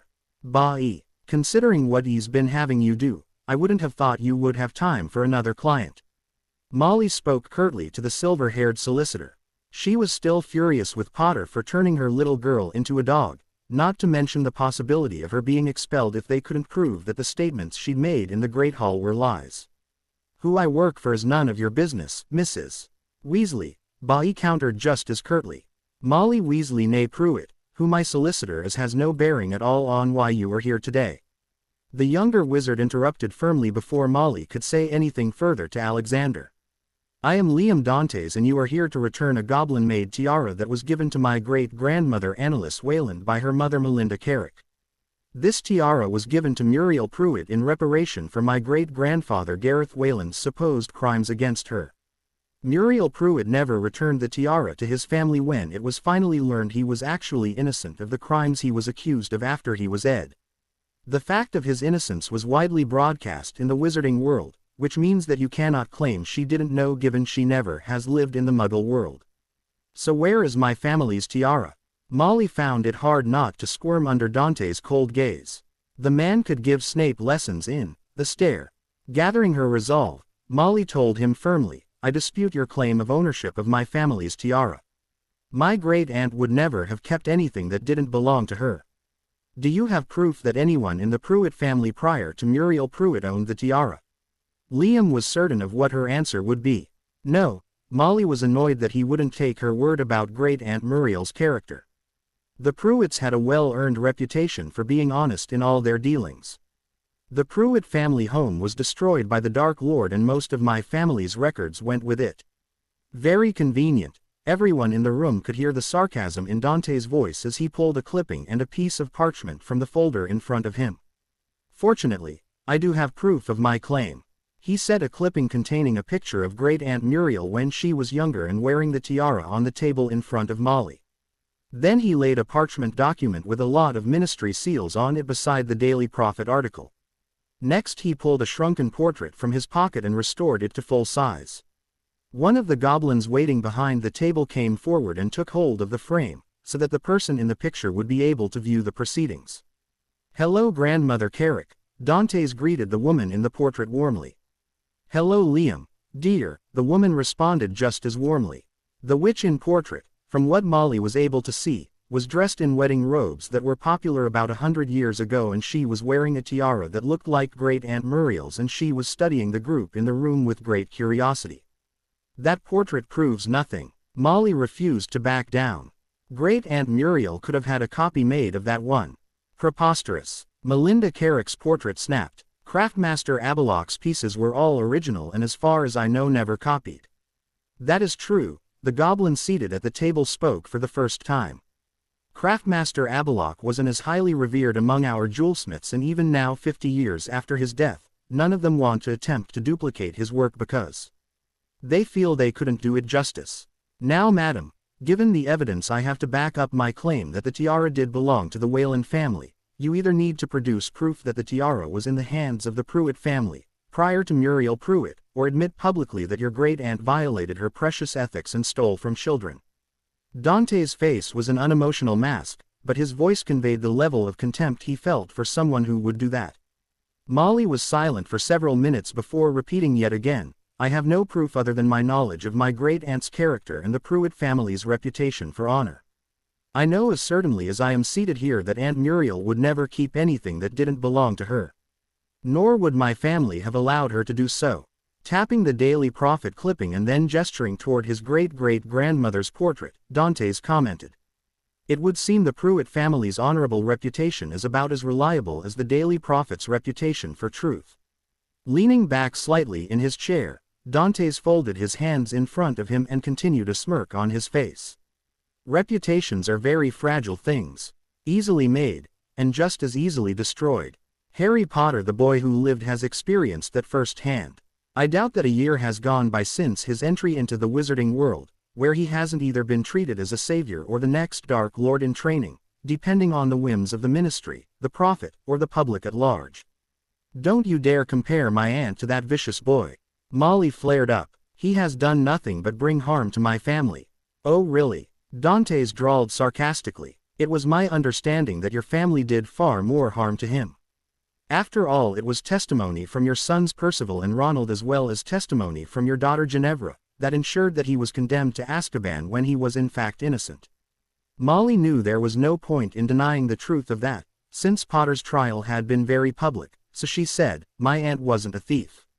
But she was, madam. Dantes tapped clipping of Muriel Pruitt wearing the tiara. And I want what she took from my family back. Still convinced that he was wrong, Molly told him, I don't have it.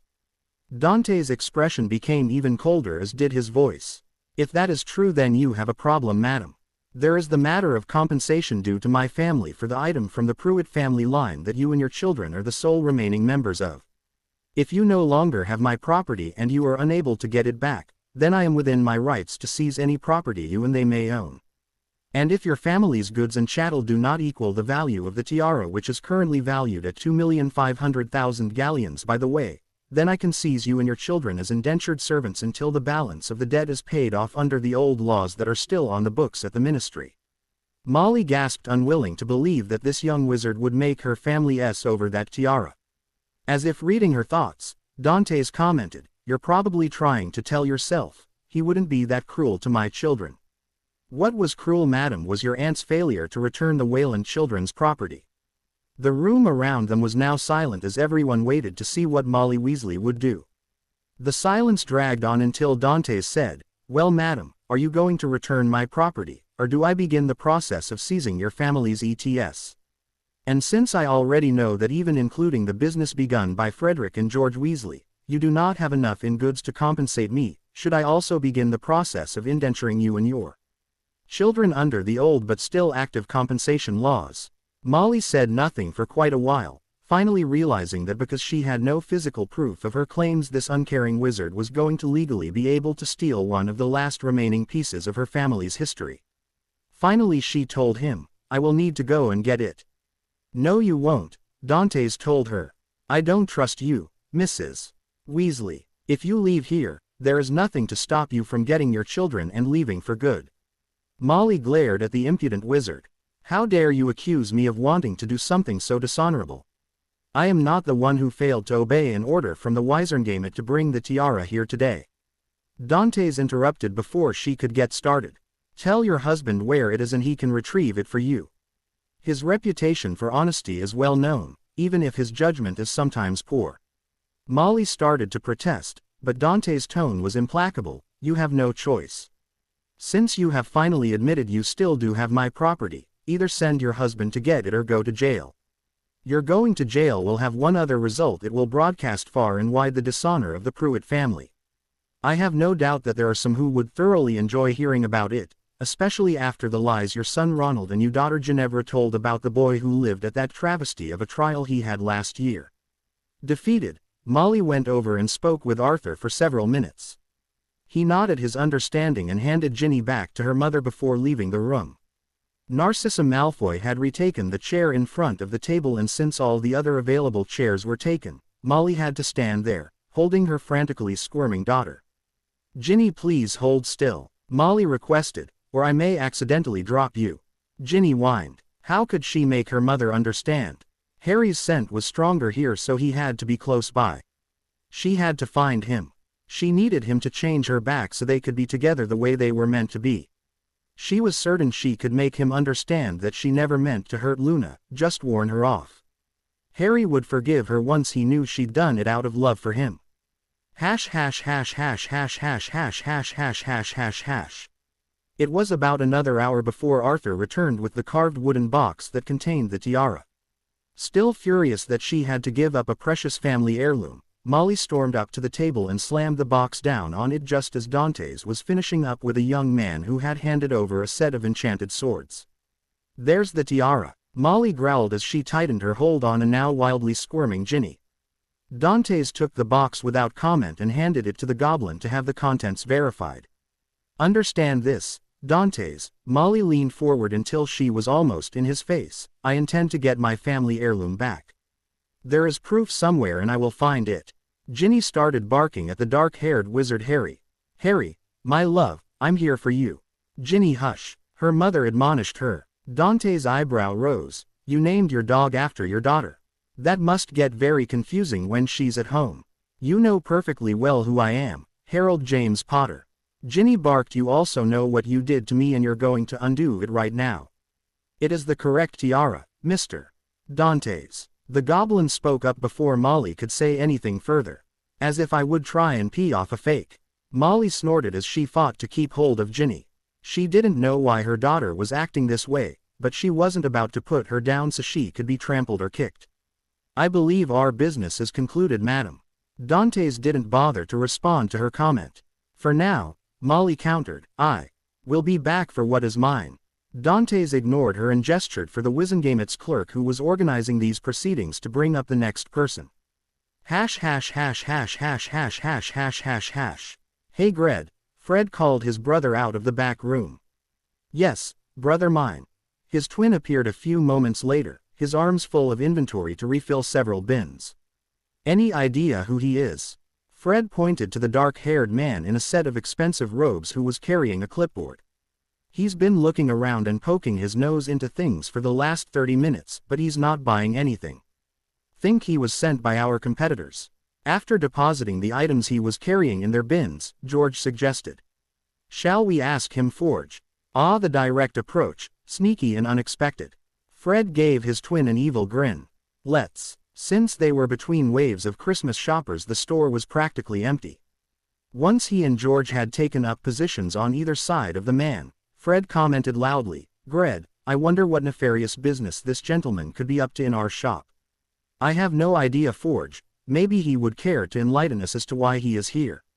"Actually," the man commented without looking at either of them, "unless one or both of you are the other two partners in this business, then what I am doing here is none of your business." "Well, we are the owners," Fred told him, surprised that he knew that they had a silent partner. "I'm Fred Weasley." "And I'm George Weasley." His twin introduced himself. "Now what business brings you to our fine establishment?" "I am Liam Dantes and I am debating on whether or not to buy the 1/3 share that Mr. Potter owns in your business," the dark-haired man told them calmly. Fred was stunned by the news. He hadn't thought Harry was angry enough at the wizarding world and them in particular to sell his share of the business he'd helped start, at least not without talking to them first. And why would Harry want to sell his share of our company to a total stranger? The hazel-eyed man looked at him for the first time. "He told me he no longer wished to be partners with someone who believed he could kill a friend." "We never thought he killed Neville," George protested. "Well, from what I was told, he never heard otherwise from you before, during or after the trial." Dantes commented dryly. "Why was that?" Fred and George seemed to hold a long silent conversation with their eyes, before Fred admitted slightly embered, "Our mum slipped us a Mickey. It was enough dreamless sleep to keep us out for 3 days." George put in seriously. Normally they wouldn't have been so open with a total stranger, but this might be their only chance to get a message to Harry and get him to talk to them. They just had to convince Mr. Dantes they were telling the truth so he would tell Harry. Dad took it a step further. Fred added, just as serious as his twin. He used his contacts at the ministry to ensure we couldn't get in to see Harry before the trial and had us put on the no access list at Azkaban so we couldn't get in to see him afterwards. I guess he knew we would try and get in to see Harry while he was still able to think rationally. We had wanted to tell him we believed he hadn't killed Neville. When we finally did get to see him a few days after he got out of Azkaban, he was so angry at our family. George continued the thread of the tale. He had good reason too. Most of our family had betrayed him and he thought we all had. Fred and I haven't been back to the burrow since Mum slipped us that Mickey. We don't consider it home anymore since they were all so willing to turn against Harry that way after all he'd done for us. About the only members of the Weasley clan we see anymore are Bill and Charlie, and that's mostly because they stayed neutral on the subject of Harry's guilt or innocence. Fred added, not wanting this man to think badly of them. We had figured on giving Harry time to cool off and then we'd tell him our side of the story. Even thought to take a magically binding oath that what we were saying was true. And why would you do that? Dantes seemed genuinely surprised and curious. Just to keep him from selling his part of your business. Because we want our brother back, the twins said in unison. Then Fred explained, our parents, Ron and Ginny, may have thrown Harry to the wolves, but we didn't. He may not be our brother by blood, but he is in every other way that matters. Even if he tells you he never wants to see you again. Dantes inquired. The twins didn't look pleased by that idea, but George finally told him. If he hears us out fairly and then still wants us to leave him alone, we will. Mr. Dantes, please tell him what we said. Fred requested. Ask him to hear us out before he sells his share to you. Please. I'll think about it. Dantes refused to commit himself. Good day, gentlemen. Hash hash hash hash hash hash. You're sure that demonic tea isn't going to suddenly show up? It was the third day in a row that Marge had asked her brother that, and he was beginning to get tired of giving her the same answer. I'm sure. He's spent every Christmas at that school of his since he started going there. Marge sniffed. I'm sure that his kind don't understand the significance of this holy time of year. I have no doubt they're godless, the lot of them. Probably Satanists. Marge looked calmer now. I still don't understand why you took him in, Vernon. What if he'd corrupted Dudley with his foul and unholy ways? I told you, Marge. Vernon tried to keep his face impassive. Some of his kind wanted to kill us. According to the letter that barmy old coot Dumbledore left with him, as long as we kept him, his very presence with us would hide us from them. But you put your soul in peril, Vernon. Marge pointed out, as she had a number of times before. Our souls weren't in any danger, Petunia countered stiffly. We go to church every Sunday. Our souls couldn't be in safer hands than his. They heard the front door open and close. Then, instead of Dudley's voice calling out that he was home from his night over at Pier's Pole, they heard an unwelcome voice call out, Aunt Petunia, I'm home. At Harry's appearance in the kitchen doorway, Marge whimpered and her eyes rolled up as she fainted and hit the table with a thud. What are you doing here, boy? Vernon was furious that his family's plans for a nice quiet Christmas were being disrupted this way. I thought we were finally rid of you. How could I not spend at least one more Christmas with my loving family before going to seek my way in the wide, wide world? Harry countered cheerfully. Then he patted Vernon on the cheek. Don't worry, Vernon. You'll only have to put up with me today and tomorrow. When it looked like Vernon was going to take a swing at the unwelcome young man, Petunia put her hand on his arm and shook her head. Remembering a little of what she had heard years ago about magically binding oaths from Lily the few times they'd talked before she'd finally rejected her sister as a freak, Petunia asked, Do you swear on your magic that after tomorrow we will never see you again? Harry shrugged. While I can't swear that you will never see me again, since I won't be leaving Great Britain and it is possible given this is a small island that we could run into each other, I will swear on my magic that once I depart here tomorrow, I will never come to your home unless asked by you. Also that I will never voluntarily approach or speak with you, though if you approach or speak to me, I will respond. Will that do, Aunt Petunia? Since she couldn't conceive of a time when she would ever want to see or speak with Lily's child again, Petunia nodded. Harry solemnly repeated the oath she had agreed to. As he felt the oath take hold, Harry wondered if she would be grateful later for the exceptions he'd put into it or not. I've got some business to take care of, Harry told his aunt and uncle, but I just wanted to let you know I would be back later to celebrate Christmas with you." Vernon snorted at that. "I hope you don't expect us to buy you a last-minute gift." Harry's face was an expressionless mask as he asked, "Why would I expect anything from you? You've made it clear all my life you would be happier if I were dead." "Well, fortunately that is one thing I don't not intend to oblige you with. However, if things go the way I expect, this will be the happiest Christmas I have had in a long time." Harry vanished, leaving his relatives to ponder his final words. In London, Harry approached the office of Myra Armstead and Associates. Alex had recommended her as a good solicitor for purely non-magical legal matters, and he had found her services invaluable. Not only had she helped him locate and purchase his new home, she had found two of the best and most discreet investigators to check into some personal matters for him. Now, if everything went as planned, then either tonight or tomorrow, two very explosive, long overdue bombs were going to be dropped on some very deserving individuals. "Good morning, sir," the receptionist chirped brightly as she checked the appointment schedule for today. Since it was Christmas Eve, the schedule was very light and there wasn't a scheduled appointment for another 2 hours. "Do you have an appointment with one of our solicitors, sir?" "No, I don't today." Jessica Moore, the receptionist, almost visibly melted at the velvety smooth voice that went so nicely with the handsome face and nice-looking body. "My name is Liam Dantes and I'm a client of Ms.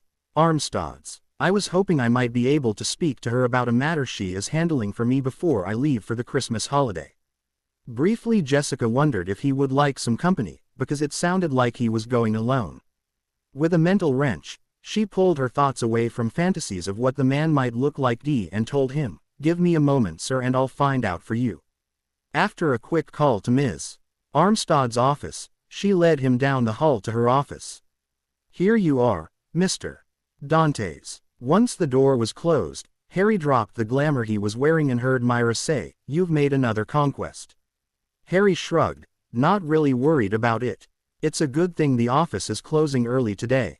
Myra continued teasing him. "I doubt I'll get any more work out of her today since she will be mooning over you. I was kind of surprised to even find you open today." Harry told her, "I just wanted to double-check and make sure that everything was going to go off without a hitch." Myra understood at least a little of her client's nervousness, having heard some of the stories about the parties involved. This justice was long overdue. Ben heard from his contacts that it will probably happen on Christmas Day since they want him off guard. As for the other matter, since they only received the converted bank records a few days ago, they might show up tonight or tomorrow. They won't care if it's Christmas when it involves fraud on this scale. I still can believe they never reported any of it. I've never thought they were that bright. Besides, it fit into the image they wanted to project to the neighborhood. Harry smiled a nasty sort of smile as he imagined the reactions of those involved. "And has the press been notified?" "Yes, but I'm sure they will check their sources first before going out, but the local press at least should be out there." Myra urged him. "I just hope nothing alerts them at the last minute." Harry didn't want this particular project spoiled. Given they've been getting away with it this long, they probably aren't too worried about it. Myra commented, "They'll probably expect it to be fixed just like all the previous problems, not realizing that they won't involve themselves in something like this." Harry sighed relieved. Even though Myra had very little contact with the wizarding world due to the fact she was a squib, she still knew more about how things worked than he did, including how the magical government might operate in a situation like this. "Thanks, Myra." Harry gave her a genuinely warm smile. "I hope you have a happy Christmas." To say that Dudley was upset about having his cousin in the house once more, even if only for a couple of days, Petunia knew was an understatement. Fortunately for her son, he had chosen to work his frustration out at the gym the day before, otherwise her nephew might have done something he wouldn't have regretted to Dudley. He'd made it very clear over the summer that he wouldn't tolerate any more of Dudley's tantrums. To make up to her lovely son for his tolerance toward Harry's presence in their midst once more, Petunia had gone all out for this Christmas dinner. She was pleased to see that Dudley was enjoying her efforts. Clearly her nephew's presence on this special family day hadn't spoiled his appetite. Marge had chosen to eat in the kitchen instead of sharing the table with them, and Petunia personally thought it was the wisest decision she could have made. She had never said anything to Vernon about Marge's drinking, putting up with it and her because of the remaining Dursley money that they were supposed to be getting when she died. She knew from experience that once Marge had a few drinks in her she was unable to control her mouth. Petunia also knew without a doubt that if she were foolish enough to insult the boy or his parents, he might do something worse to her than he did a few years ago, and this time they might not be able to get those freaks to undo it, especially if they were as scared of her nephew as he seemed to indicate. Vernon, on the other hand, Petunia could tell was barely restraining himself. Petunia knew that he wanted to knock Potter into the nearest wall. The only thing stopping him was the pledge her nephew had given her. She had explained to him that it was binding on the boy's magic and he would never be able to come near them again or come into their home without an invitation. Well, she reflected grimly, and the fact that Potter could turn him into a bug and step on him, crushing him to death. Very nice meal, Aunt Petunia, Harry complimented his aunt halfway through dinner, seemingly unconcerned by fact he was about as welcome in their home as a dog with fleas. A pity I missed your cooking all these years. Vernon's knife and fork hit the plate with a loud clatter and he turned to glare at the unwelcome intruder in his life. If I'd had my way you would be missing it now.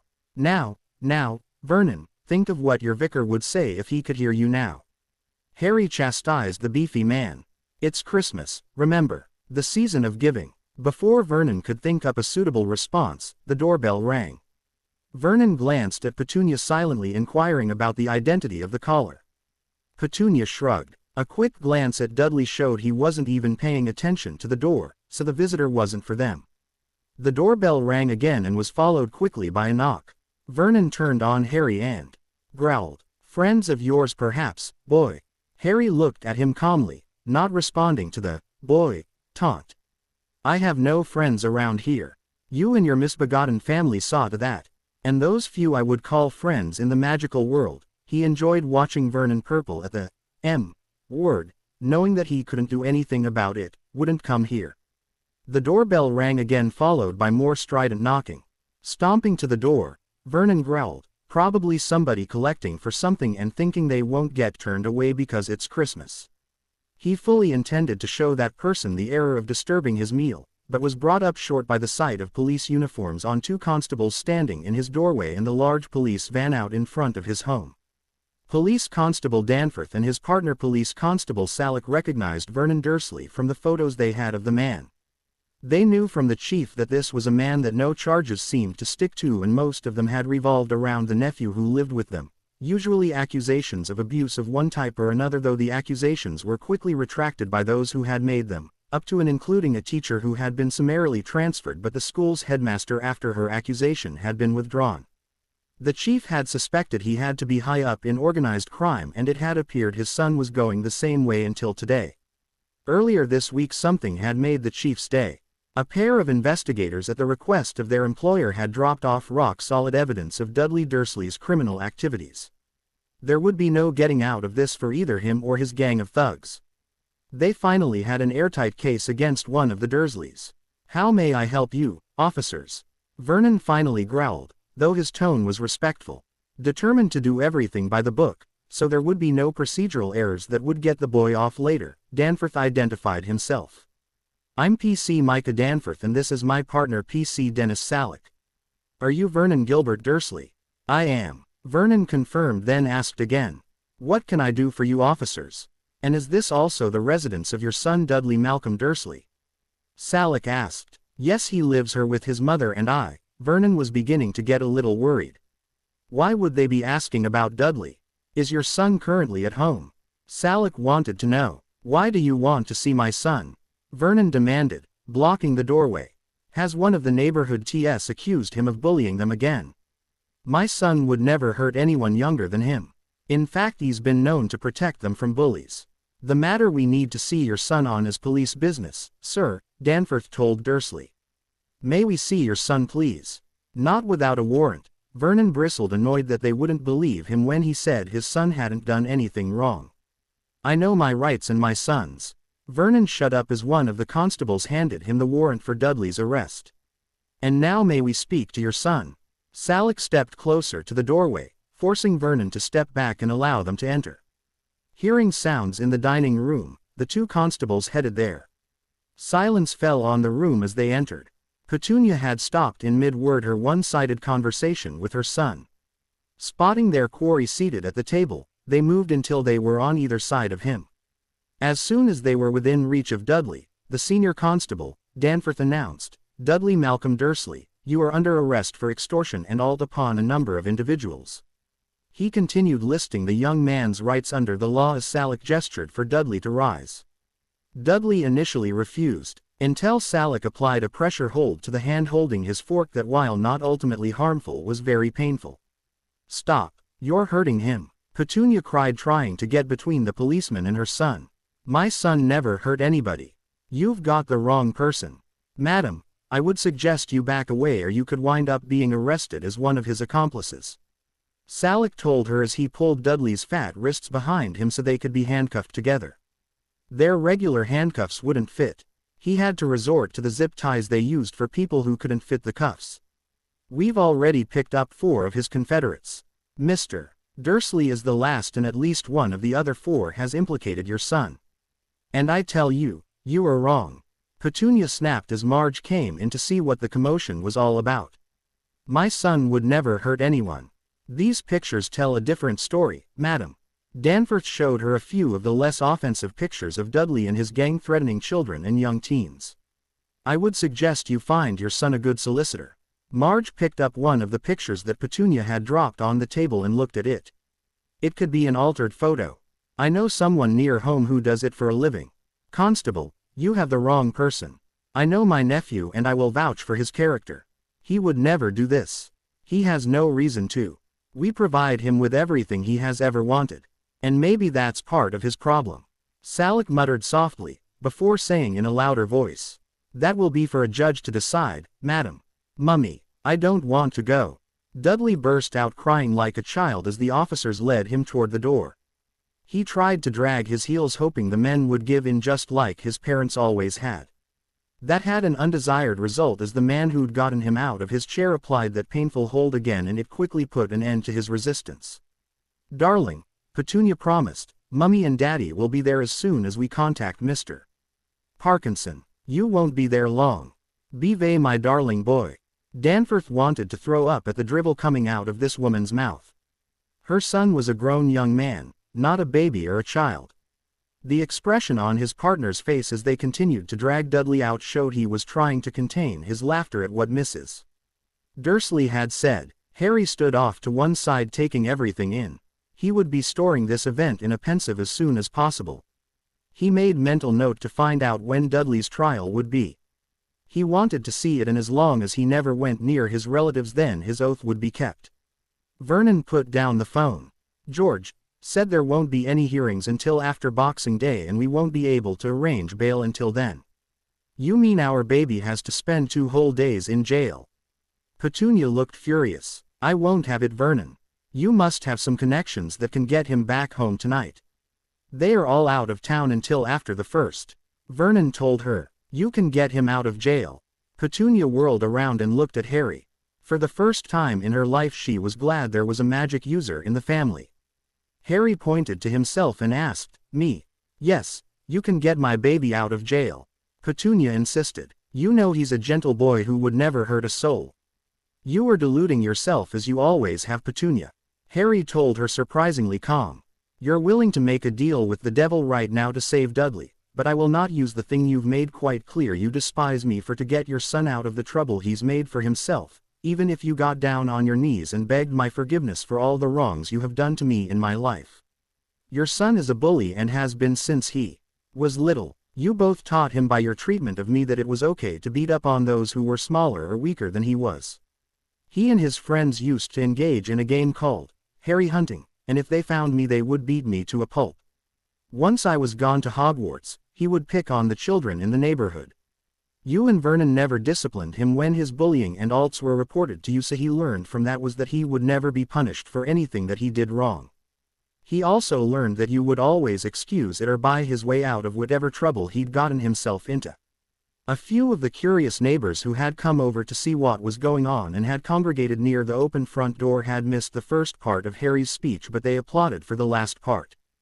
"Get out of my house," Vernon roared. The neighbors scattered like startled birds, but they didn't go very far, just to the next door neighbor's yard. As Vernon started to slam the door shut, a pair of men in dark suits walked up to the door and asked, "Are you Vernon Dursley of number 4 Privet Drive?" "Yes," Vernon sighed, wondering what else could go wrong today. "Mr. Dursley, I am Mr. Parks and this is Mr. Lyle. We are from Inland Revenue and we have some questions regarding the returns you have filed for the last 17 years. Seeing the curious neighbors were still near enough to overhear, he waved them inside and after closing the front door brought them into the sitting room. "Vernon, who are these men? What do they want?" Petunia was worried more trouble might be about to visit her beloved son. "They claim to be from Inland Revenue and want to discuss our returns for the last 17 years. Vernon told her. While his face didn't show it, he was worried that they might have found out about the money he'd been paid for taking in the Potter's tea. He'd never told his accountant about it, preferring to use it for their trips and things for Dudley. "Why would Inland Revenue suddenly want to talk to us?" Petunia demanded of the two men standing in her living room. "You be better off going after those who avoid trying to pay their taxes. We pay ours every year and personally I think they are way too high as it is." "Pet," Vernon tried to hush her. "My husband is an honest man and he pays all the taxes he owes." Petunia ignored him. "I don't work, so there is no other income coming into this house to account for." "What about the money paid to you and your husband for the care of your nephew, one Harry Potter?" Mr. Lyle wanted to know. "Me," the young man leaning up against the wall spoke up in surprise. "They received money for taking care of me." "And who are you, sir?" Mr. Parks asked, pulling out his notebook. "I'm Harry James Potter." The dark-haired young man identified himself. "I'm her nephew, the one your companion was just talking about. I take it from your reaction that you didn't know about them being paid for your care." Lyle spoke up quickly. "No, sir." Harry was smiling inwardly, though he kept a shocked expression on his face. "My aunt and uncle always dressed me in my cousin's cast-offs and I never received birthday or Christmas gifts from them. Just out of curiosity, how much did they get for taking care of me?" Mr. Lyle pulled a notebook out of his briefcase and checked it. "From the age of 1 year old to the age of 6, they received £1,000 a month to provide for your care. From the age of 6 to the age of 11 they received £3,000 a month. From the age of 11 to now they received £4,000 a month during the summer months." He looked at Harry questioningly as if wanting to know why they weren't paid for his care for the rest of the year after age 11. Harry obligingly told him, "I went to a private school in Scotland that was paid for out of a trust left me by my parents. My parents' bank handled everything having to do with the trust, until I inherited it recently. I didn't even know about the trust fund until I started school when I was 11.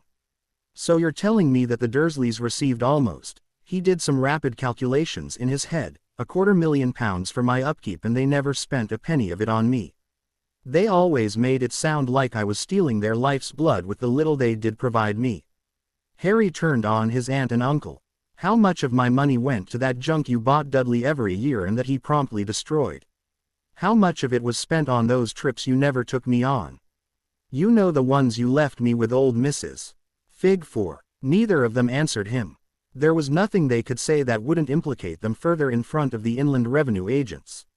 "Well, Mr. Dursley, I think this confirms the information we have and is enough to order a full audit of all your personal and business finances for the last 20 years.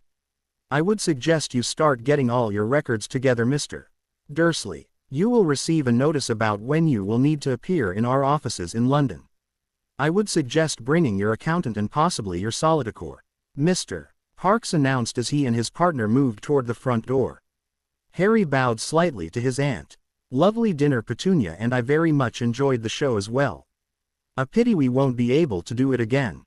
He made it as far as the doorway and had it open before Vernon finally lost his temper. "This is all your fault," Vernon bellowed and grabbed Harry, swinging him around as he stepped out the door.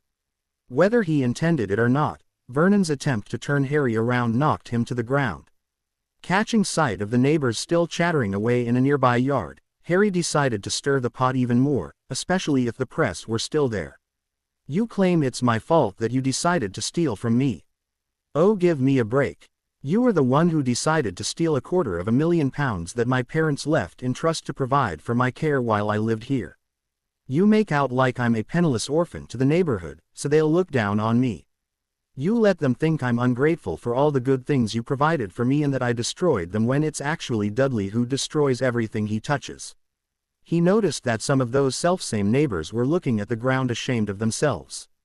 Tell me, uncle, what did you and your family ever provide for me, except your leavings, beatings, and hard labor from the day I turned 4 years old?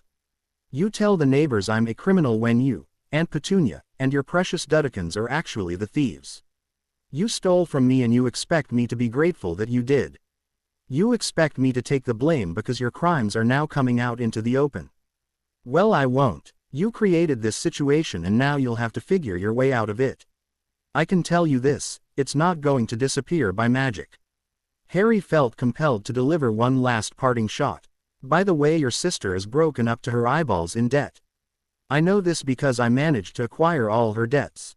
Be sure to tell Marge she will be hearing from me soon and that we will be having a long talk, and tell her I expect her to be sober. Vernon stormed out the door after him and caught sight of the neighbors standing in the next yard and quickly went back inside, slamming the door. Harry looked over at the slowly growing crowd of neighbors and grinned before heading off whistling. His job here was done. The twins were just sitting down to their Christmas dinner at the Leaky Cauldron when someone in a hooded cloak approached their table. The person within the cloak said, "I understand you wanted to speak with me." The 5 elderly wizards looked up from the chairs they were seated in along one wall in the High Council chamber as the door opened, wanting to see who else had answered the summons for this council hearing. They were hoping for at least the heads of 4 more families from the oldest bloodlines. They needed at least 9 counselors to conduct the trial that was to take place in about an hour. Otherwise all they would be able to do was censure the man who had nearly brought about the destruction of the wizarding world, and that really wouldn't be much of a punishment. They didn't need to see the man's face to know who it was. The staff in his hand told them who this counselor was, since there was only one wizard currently using a staff, Harry Potter. Inclining his head slightly, the Lord Kieran rose and greeted the newcomer. "Welcome, Lord Potter, to the High Council of Wizarding Britain. I am Lord Kieran. I received 3 of these letters several days ago summoning me here." Harry held up 3 pieces of parchment, looking none too pleased at being there.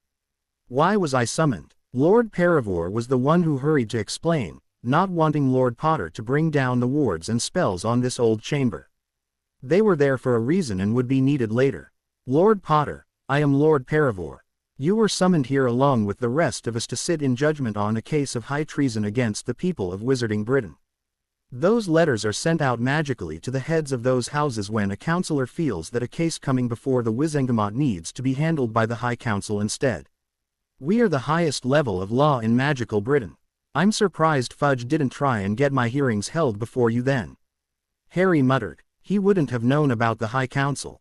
Lord Altrin joined in the conversation, as the other 2 lords led Lord Potter to the chair that had appeared when he entered the room. "I am Lord Altrin, by the way. The council hasn't needed to sit in judgment on a case in over 200 years. The only ones who know about the High Council these days are the heads of houses that can trace their lineage back at least 1,000 years and their heirs, for those are the first families to bring magic to the Isle of Britannia, and maybe a few of the older wizards who were told about the council by their parents. After Merlin left us, the High Council held all the power and authority, including the making of laws and dispensing of judgments. Around the time of the Muggle Queen Elizabeth I, when the Muggle government started changing and our ancestors were finalizing the arrangements to separate the magical and Muggle worlds, the High Council at that time decided to start giving more authority to the younger families and created the Ministry and the Wizengamot. They did, however, retain their rights, and they can be exercised to take back that authority if needed. The only reason we haven't is there are too few of us to govern adequately. Not to mention the chaos that would erupt if a previously forgotten group of people tried to take power away from the ministry." Harry put in. "You would have been labeled Dark Lords." "Exactly." The ancient wizard was pleased at how quickly the younger lord had grasped the situation. "My name is Lord Longgrim. You said you received 3 letters. May I ask to whom they were addressed?" Harry looked down and read the names off. The first was addressed to the head of the House of Potter. The second was addressed to the head of the House of Black, and the last was addressed to the head of the House of Magrin. The 5 lords looked pleased. They only needed one more for a quorum. Lord Paravor asked very formally, because they couldn't coerce his cooperation here. Lord and head of the houses of Potter, Black, and Magrin, we your brethren of the first families ask if you will join us in rendering judgment in a matter of high treason against Cornelius Oswald Fudge. Harry smiled, and it wasn't a pleasant smile. I thought Fudge had already been removed from office. I was part of the Wizengamot hearing a week ago that was to possibly remove him from office, but when I saw the list of charges, I realized that Fudge's actions had endangered us all. Lord Paravor told him. I called for a recess and went to my office to use the spell that summoned the council to hear the case. Once it was activated, the spell took control over the case away from the Wizengamot. I'll bet Fudge wasn't too happy about that. Harry commented. I think he owns most of them, and of those he doesn't control, others that he does control, do. That was part of the reason I did it. Paravor admitted. I've managed to stay free of such entanglements since I took my seat about 40 years ago, but I didn't want that fool to get off with just the loss of his position as minister. Will you join us, Lord Potter? Before I decide whether or not to take my place on this council, I have one more question to ask. Harry told them, his expression serious. And that is, Lord Kieran was curious. Will Dumbledore be sitting on this council as well? Harry's expression was grave. Well aware of Lord Potter's dislike of Albus Dumbledore, even though the man was considered one of the greatest wizards of all time, Lord Kieran carefully answered, while Albus Dumbledore will indeed be at this hearing, he does not have a seat on the council. His family is not one of the first families. He will only be here as a witness, and he will have no power over any of these proceedings. The councillors waited in silence for the boy who lived to decide what he was going to do. They were well aware from the Daily Prophet articles, among others, of the young man's anger toward the people of Wizarding Britain and those in authority in particular. They just hoped that he wouldn't let that anger keep him from doing the right thing by doing his duty in this matter. Yes, I will take my place on the council and render whatever judgment is needed. As Harry said those words, he felt calm and no longer angry, as if his emotions had been set at a distance. He also noticed that his robes had turned to black silk edged in silver with the badges of the 3 houses he had been linked to showing in white and silver.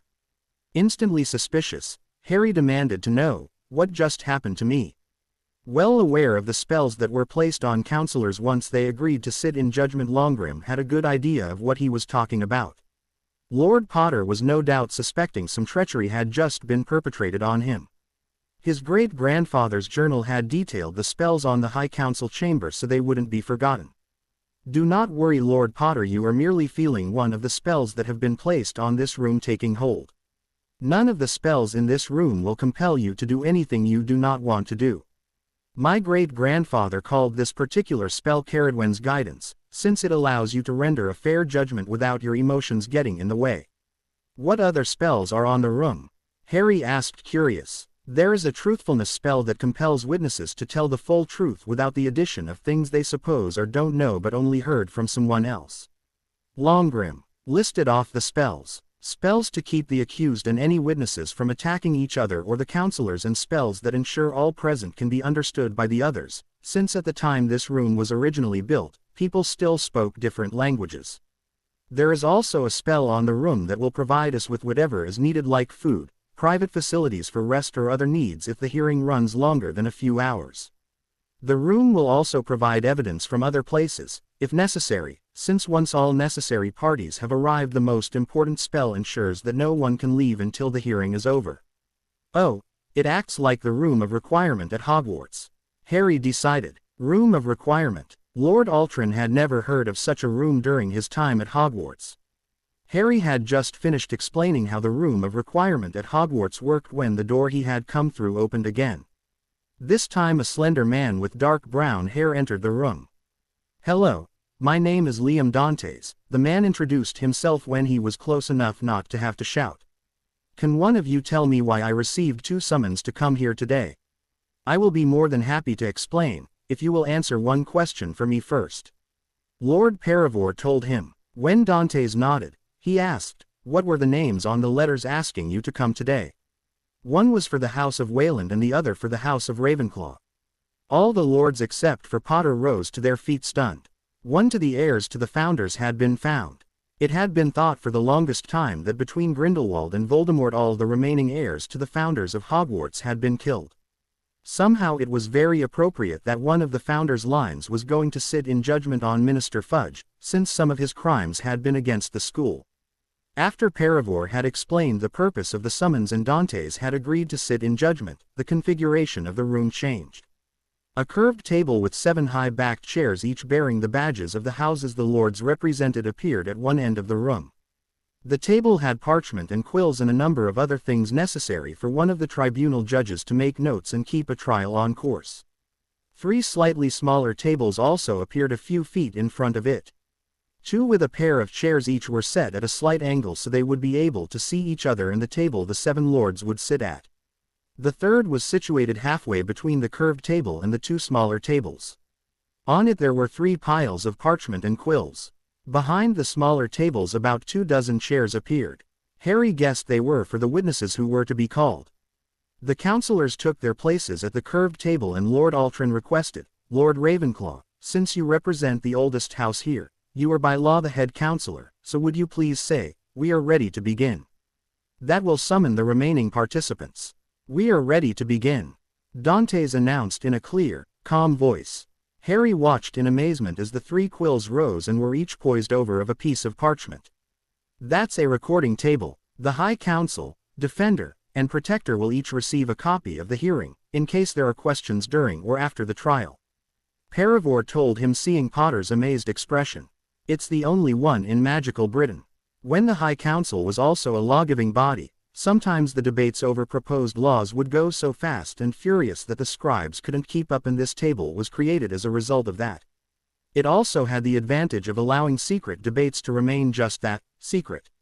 "I can see where that would be a good thing in some instances," Dantes commented. A door appeared in the rear wall and the first person through it was a tall, slender, distinguished-looking wizard, and he was followed by a slightly younger wizard, who looked as if he was still trying to outgrow that all elbows and knees phase of his life.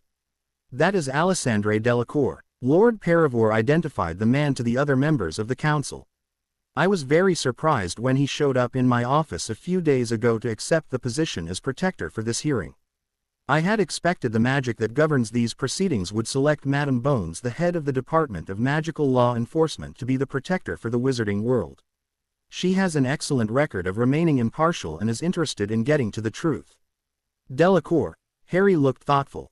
"Is he by any chance related to Fleur and Gabrielle Delacour?"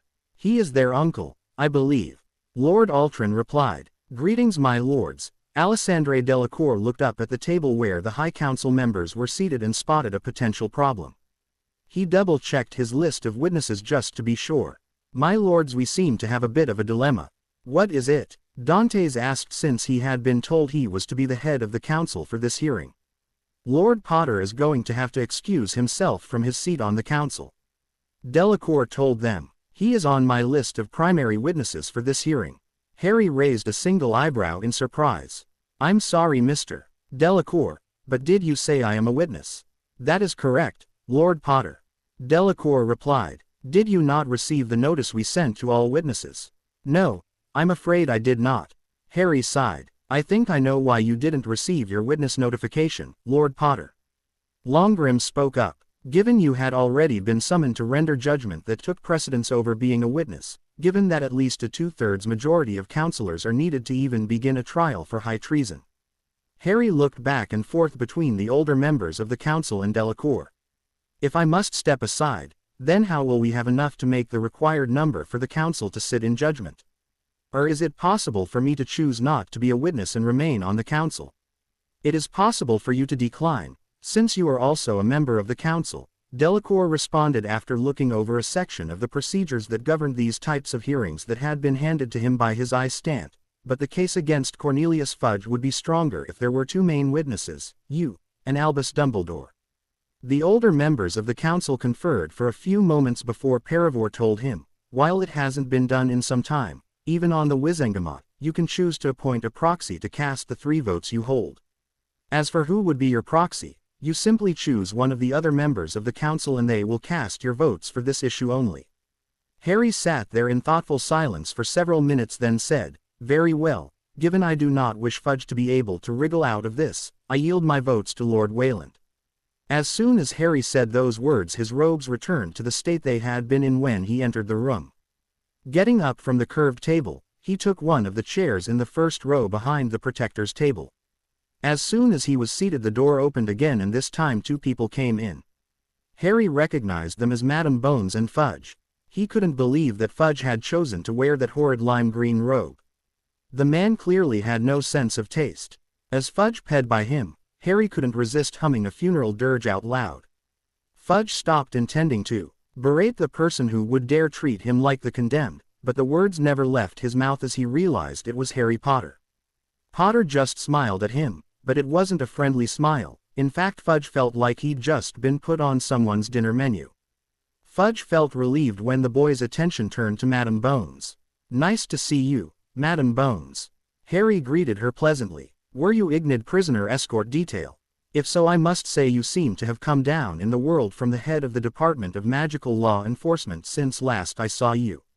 Amelia smiled, enjoying the look of discomfort on Fudge's face as Lord Potter called him the prisoner.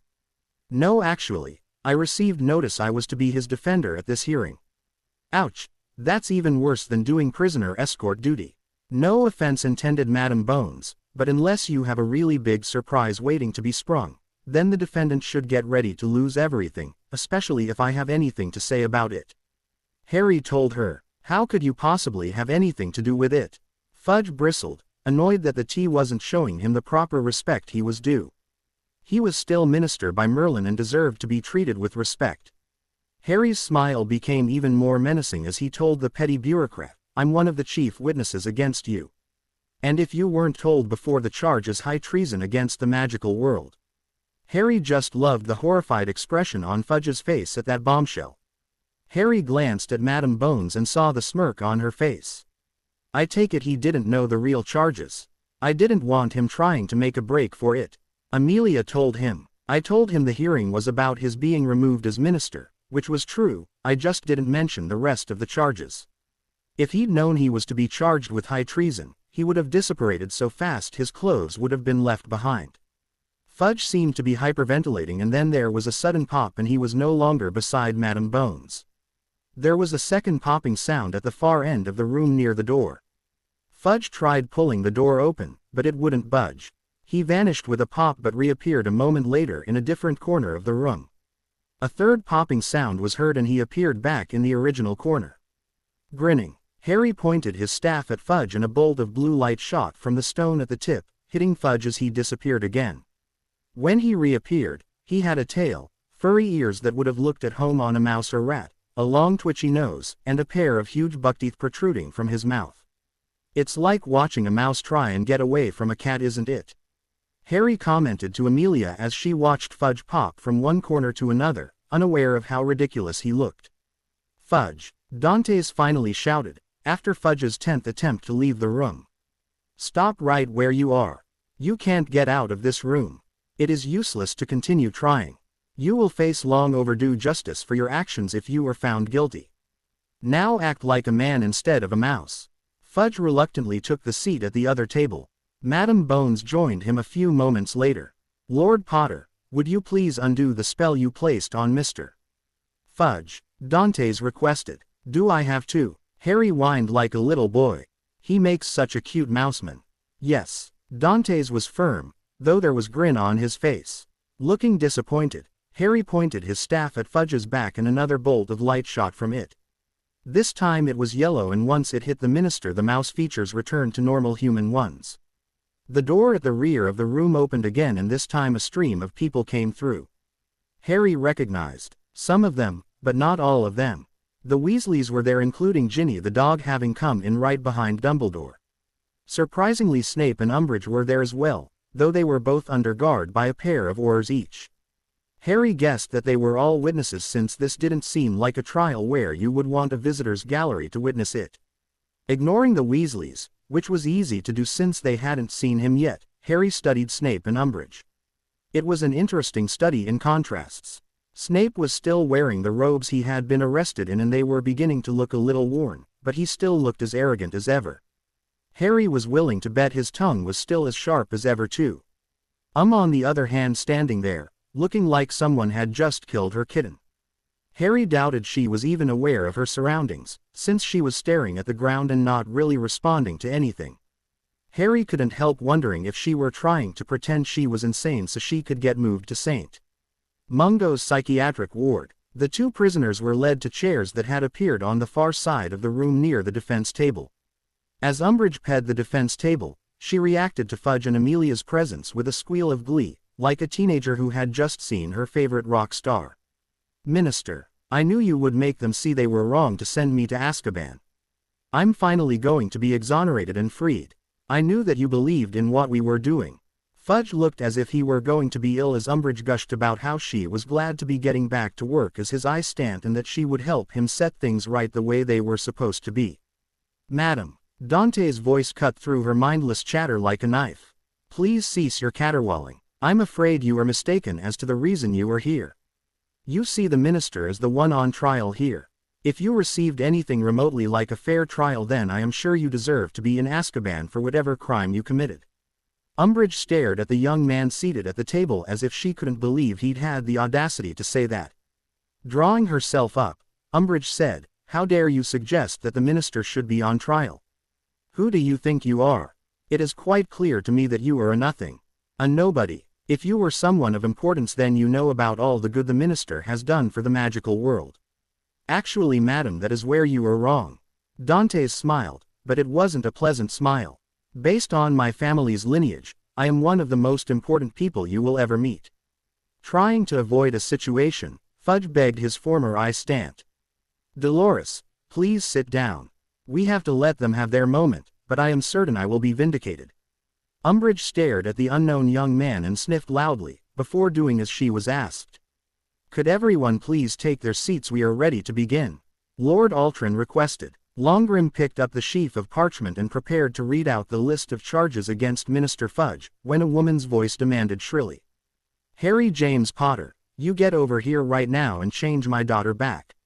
"Ah, Mrs. Weasley, once again you are making demands." Dantes identified the speaker. "And why do you feel compelled to interrupt these proceedings? I demand that this august body force Potter to restore my daughter Ginny to her original form and to do it this instant." Molly ignored his question. "And what, pray tell, does your daughter's transformation have to do with the business before this council?" Altrin asked the question in a tone that made it clear he expected an answer. "It has nothing to do with this council," Molly admitted.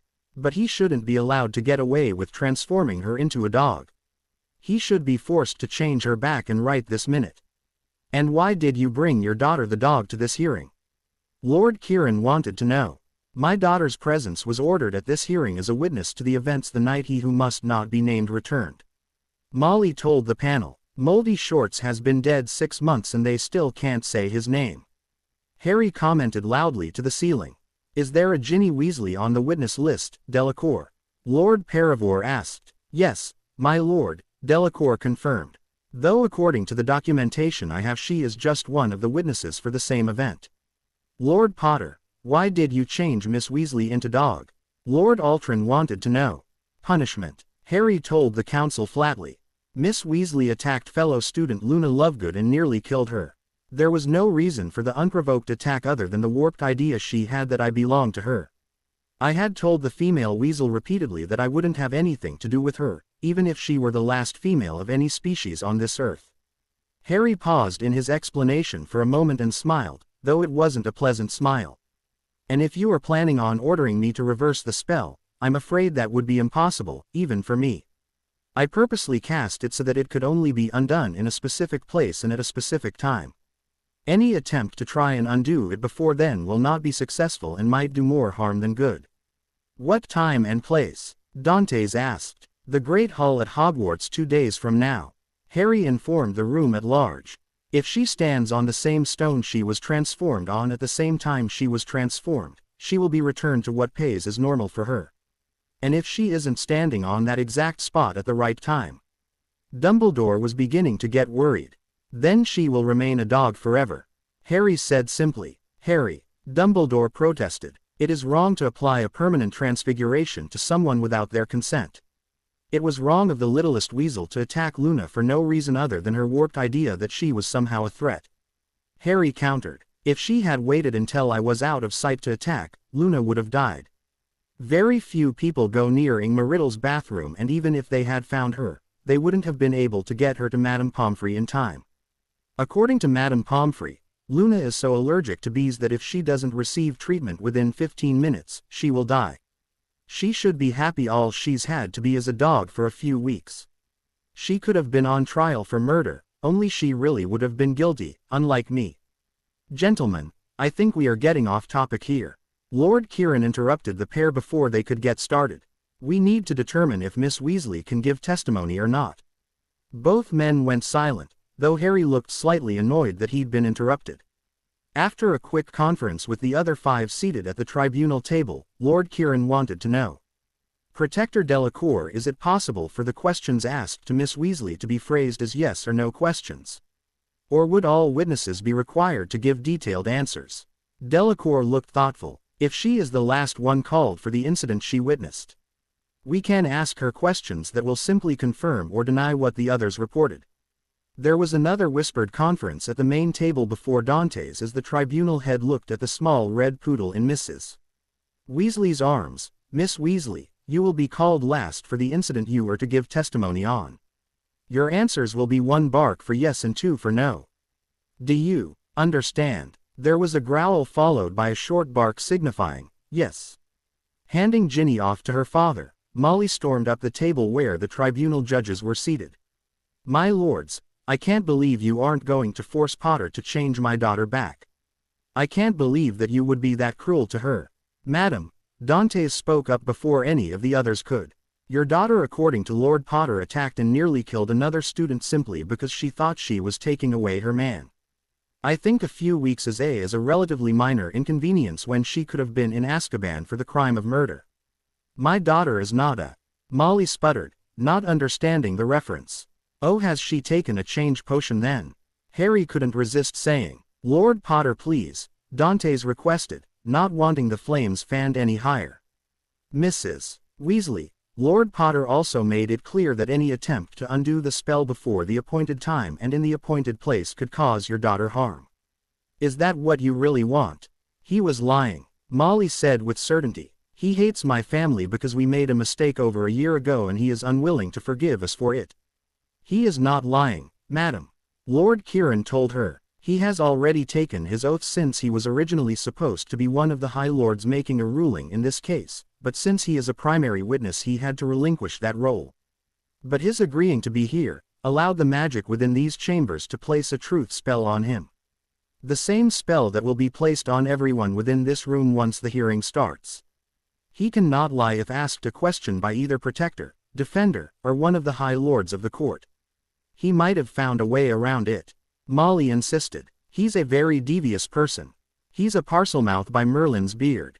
It is well known that they can't be trusted. And you wonder why I can't forgive you. Harry commented dryly. Next you'll have me as Moldyshort's replacement. Madam, our judgment has been rendered on this matter. Dante told Molly Weasley firmly.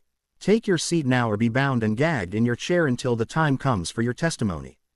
Molly glared at the youngest lord on the High Council, clearly wanting to say more, and from the expression on Dante's face he was waiting for her to do so almost gleefully so he could carry out his threat. Molly, Arthur finally called, take a seat. We know that Ginny will be returned to normal in 2 days and we can wait that long. Molly glared at Dantes and then Potter one more time, before joining her husband. Lord Kieran rose to his feet. We are here today to sit in judgment on a case of high treason against the people of magical Britain and by extension the rest of the magical and non-magical worlds. These charges are being brought against the person of Cornelius Oswald Fudge, the current Minister for Magic of Great Britain. Are all embled from the accused to the witnesses for both sides. Delacour checked his list and after a few moments, announced, they are my lords. Madame Bones rose to her feet after checking her list also and confirmed, they are my lords. Then let this room be sealed until these proceedings are concluded so that none may enter or leave. Kieran uttered the required phrase solemnly. A deep blue glow covered the walls of the room and doors. You can't do that, Ron spat, getting to his feet. We have the right to leave whenever we want to. We are not prisoners here. He is right, you know. Hermione put in, getting to her feet and standing beside Ron. Even in the wizarding world, keeping someone captive is called kidnapping. Are you saying, young sir and miss, that you do not wish to do your civic duty and give testimony in a case where you have been called as a witness?" Lord Altrin asked. There was a warning note in his voice. "No, we're not saying that at all," Hermione protested, "but there is no reason to hold us captive. It's so sad to see how poorly the young are being taught about the history of their world." Altrin shook his head. "The traditions and history that made our people great once upon a time are being forgotten or ignored, but I suppose that's only to be expected when the only thing a magical history teacher will teach is about the Goblin rebellions. Young lady, there are many laws and traditions that can be traced back to when the magical world was founded. A number of those laws concerned how cases of crimes against the magical world were conducted. This sealing is done for your protection. In the past, it was not unknown for a witness who left the chamber to be killed before their testimony could be given, thereby altering the outcome of the trial. However, if you two do not wish to participate in this hearing, then you may leave, but understand it will be noted in the file kept on you at the ministry that you refused to do your duty when called upon to do so," Lord Paravor put in. "And such a refusal could affect your future prospects for employment, among other things." Hermione looked horrified at the thought, while Ron looked mutinous, but they both sat back down and didn't say another word. Lord Paravor looked over the occupants of the room. "Does anyone else among the witnesses wish to depart?" None of the others spoke up or stood up. Speaking with great solemnity, Paravor said, "All who are to give witness shall now be bound to tell the truth. There will be no evasions or half-truths." A white glow surrounded all seated at and behind the Protector and Defender's tables. Lord Longrim, as the oldest member of the council, got to his feet and read the list of charges. "Cornelius Oswald Fudge, you are here before us facing the charge of high treason against peoples of magical Britain and the magical world. The allegations making up the primary charge are: it is alleged that you did take bribes from known Death Eaters and allowed them into positions of power within the government so that they could further their racist agenda. That you abused the power of your office in the following ways: imprisoning the man Rubus Hagrid in Azkaban without a trial and no proof that he was the guilty party involved in reopening the Chamber of Secrets, and that through you, the ministry has failed to this day to compensate Hagrid for that false imprisonment. That you failed to give a new trial to Sirius Orion Black when possible evidence came to light that he might be innocent, or even delay his execution until that evidence could be examined as is required by law. That you did abuse your position on the Wizengamot to have a simple charge of underage magic heard before the full panel, when it should have only been heard before a 3-member panel from the Department of Magical Education. Also, it is alleged that you changed the time of this hearing but failed to notify the participants until the last minute so that Lord Harry James Potter would be expelled from Hogwarts for failing to show up at the appointed time. That you deliberately covered up the actions of the Dark Lord in his attacks against both magical and Muggle-born families, leaving us defenseless if he chose to attack in full force. And you did knowingly violate the treaty between the magical and Muggle government of Great Britain by doing so. As a further abuse of your power, it is alleged that you did allow and encourage the Daily Prophet to print lies and slander about Lord Potter and Albus Dumbledore in an attempt to discredit them so no one would believe their claims that he who must not be named was back. That you did place your Undersecretary Dolores Umbridge at Hogwarts as defense against the dark arts teacher, even though she was not qualified to teach the position, and this was done in an effort to silence Harry Potter and those who believed the claims about Voldemort's return. Longrim paused for a moment, looking up. How do you plead to these charges? Fudge got to his feet. I plead not guilty to all the charges, and I also hereby declare that this court has no authority over me. Longrim sat down as Dantes ordered. Protector Delacour, call your first witness. Lord Harry James Potter. Delacour called. As Harry rose from his seat, a comfortable-looking straight-backed chair appeared between the tables. Lord Potter, how long have you been a part of the wizarding world? Delacour asked, once Harry had taken the witness seat. Approximately 7 years, Harry answered calmly. Prior to your introduction to the wizarding world by Rubeus Hagrid, you lived in the Muggle world, is that correct? Existed might be more accurate, Harry answered after a moment's thought on how to phrase it, but yes, I resided in the Muggle world.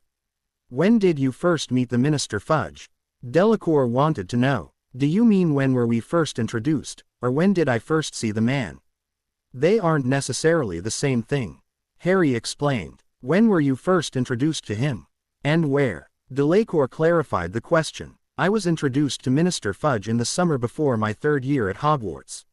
He met me at the Leaky Cauldron when I went there to get away from my family after accidentally blowing up Marge Dursley. Harry told him. That was the summer Sirius Black escaped from Azkaban. Delacour commented, then asked, was it an accidental meeting? No, he was waiting for me inside the Leaky Cauldron.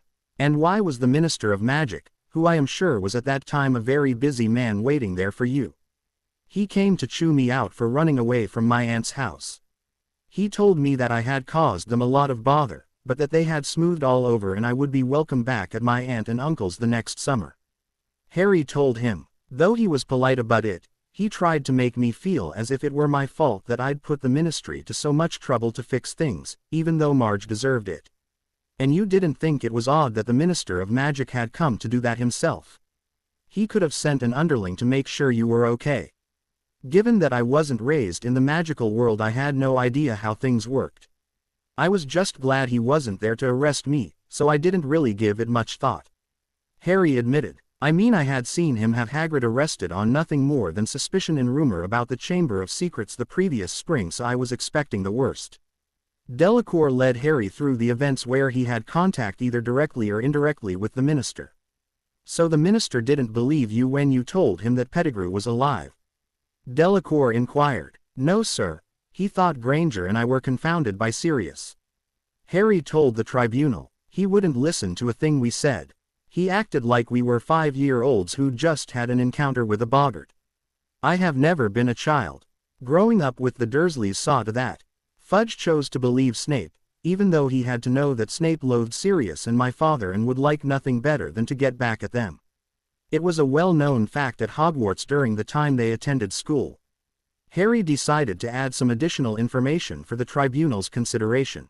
I did some checking over this past summer and I found that my godfather never received a trial after his arrest. He was condemned to Azkaban without trial. The only record showing at the Ministry of Magic regarding his trial is a single page that says trial is pending. That means that by not even being willing to listen to Granger and I, Fudge had condemned someone who hadn't even been subjected to the wizard world's idea of a trial to the. That is a lie. Fudge burst out. Black was tried and found guilty. Oh really? Harry countered in a drawling voice. Then why did he retain access to his vaults afterwards? I mean, according to a 50-year-old law that Gringotts is required to honor, if a person is condemned to life in prison or then all their ETS either are given to or held in trust for their heir, and if there is no heir, then they are given to the family of the person harmed. The thing is, the goblins, before they will comply with this, have to have proof the person was convicted. Sirius had no heir at the time he was sent to Azkaban, and his ETS were never placed in trust for me, so he was never convicted of any crime. Gentlemen, we are getting off the subject here. Dantes spoke up. Actually, I think does go to point out just how incompetent Fudge has been throughout his entire ministerial career. Harry countered. But you were right in that it has no bearing on charges of high treason. Delacour spoke up before Fudge could make any more comments. All right, Lord Potter, let's move on to your 4th year after you returned from completing the 3rd task in the tournament with the body of Cedric Diggory. What happened when Fudge came into the hospital wing of Hogwarts? Fudge and Professor McGonagall were arguing about something Fudge had brought into the castle without Dumbledore's permission. I got the impression that it was something the headmaster would not have approved of. Then he demanded to know where Dumbledore was. Did you ever learn what it was that had Fudge brought into Hogwarts? Delacour wanted to know. It was a Dementor, Harry reported. Fudge defended his actions by saying it was his right to bring protection along when he was going to be questioning a potentially dangerous prisoner. And just who was this potentially dangerous prisoner? Barty Crouch Jr., who had been impersonating Moody as the Defense Against the Dark Arts teacher all year. There were gasps from those who had been unaware of this fact. Barty Crouch Sr., at the request of his dying wife, got him out of Azkaban. Harry added, she took his place under Polyjuice and was buried as her son when she died. And did Minister Fudge question Crouch about his activities?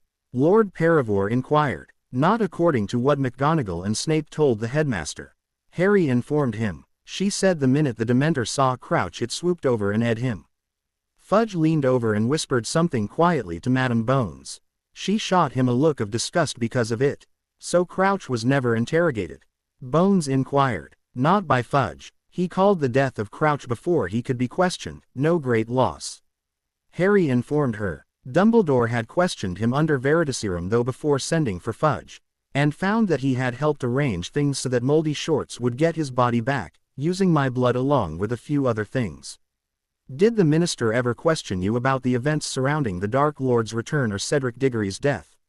Bones wanted to know. Nope. Dumbledore didn't want me questioned that night, but the minister never tried at any other time either. Harry told her. Because of the articles written by Rita Skeeter as revenge, because I wouldn't give her the interview she wanted and the fact that I am a Parselmouth, Fudge believed I was nuts. And that anything I said would about as believable as a Dementor winning a Muggle beauty pageant. When Dumbledore tried to tell him that Voldemort was back, he called it preposterous. At one point he even told Dumbledore, "He can't be back, Dumbledore, he just can't be." I even named the Death Eaters that responded to Voldemort's summons to the graveyard, and all Fudge said was that I could have learned their names in transcripts of the trials. Did you ever see transcripts of the trials? Bones spoke up before Delacour could ask his next question. And where would I have gotten my hands on copies of those?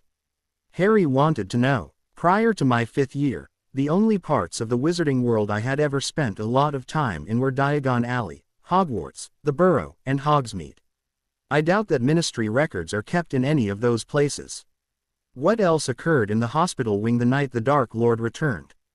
Delacour asked. Dumbledore made some recommendations that included removing the Dementors from Azkaban, since they would follow Moldy Shorts in heartbeat, given that he would allow them more freedom than they were getting from the ministry. He also suggested sending envoys to the Giants. Harry told them. Fudge accused all of us of wanting to destabilize the ministry and destroy the peace that the magical world had enjoyed for the last 13 years. So to sum it up, Dantes concluded. The night the Dark Lord returned, Minister Fudge, who was supposed to be in charge of helping to defend the magical world, stuck his fingers in his ears and sang nursery rhymes to himself, hoping this would all go away. Would that be an accurate estimate, Lord Potter? I couldn't have put it better myself. Harry smiled. I will not stand for this. Fudge shouted out from where he sat at the table. How dare you compare me to a child? I have always done what is best for the wizarding world. If it were not for me, the magical world would be in chaos right now. Harry let out a snort of laughter at that last claim. You actually think you did a good job of protecting the magical world? What kind of drugs are you on? Gentlemen, Dantes spoke up before Fudge could respond. We are getting off the topic again. Actually, Harry mused, it may be very much on topic, but only time will tell. I take no medications other than the ones my healers prescribe for me. Fudge huffed. Then I would see about getting a new healer. Fudgy, Harry couldn't resist commenting. They are obviously doing nothing for your delusions, if you thought you were doing a good job as minister. Gentlemen, Dante's voice contained a note of warning. Proceed, Protector Delacour. Let's move on to your hearing regarding the use of underage magic outside of school. Delacour requested. Please tell the court what happened. It started with a pair of Dementors that Undersecretary Umbridge later admitted setting on me in hopes that they would me. Harry began. They nearly ed me and my cousin Dudley, not that him being ed would have been a great loss. Nor would anyone would have been able to tell the difference with him, given he sits on his ass all day long, when he's not beating up on those younger or smaller than he is. I drove them off with the Patronus charm I had learned in my 3rd year, since they seemed to want to kill me then as well. Harry paused for a moment, reliving the terror he'd felt that night. I then got a letter telling me someone was coming by to destroy my wand because I'd been expelled from Hogwarts and that I would face a disciplinary hearing at 9 a.m. on August 12th. Then I got another letter saying they weren't going to destroy my wand, but I still had to attend the hearing. Arthur Weasley took me to the ministry early, intending to show me around a little, and it was a good thing he did, because we found out that the time of the hearing had been changed to 8 a.m., but I was never notified, nor was anyone else who could have helped in my defense. We also found out that the location of the hearing had been changed to courtroom 10, instead of in the improper use of magic office. We just barely made it to the hearing room in time, and I found I was going to have to defend myself in front of the whole Wizengamot. You mean to tell me that not only was the time and place of the hearing was changed, but that they failed to notify you or anyone else of the change? Lord Altrin sounded incensed. And you had no defender to walk you through the proceedings? That is a violation of the law. A defender should have spoken with you well before the hearing to get an idea of what had happened so a defense could be prepared. That's right, Harry agreed. And then Fudge made it sound like it was my fault I was a couple of minutes late, even though I'd only found out about the change in the hearing time 10 minutes before and we had to go all the way down to courtroom 10 from where the hearing should have been in the improper use of magic offices. Fudge then attempted to control the hearing from beginning to end, but he got a rather rude surprise when Dumbledore appeared in courtroom 10 and brought with him Arabella Fig the Squib, who he'd placed in the neighborhood to keep any eye on me. I gather that the hearing went in your favor since you returned to Hogwarts for your 5th year. Lord Paravor commented. Yes, it did, Harry agreed, then muttered to himself, but I'm not so sure that was a good thing. Fudge basically ended the hearing when he realized he wasn't going to be able to get me expelled and he didn't want other things coming to light.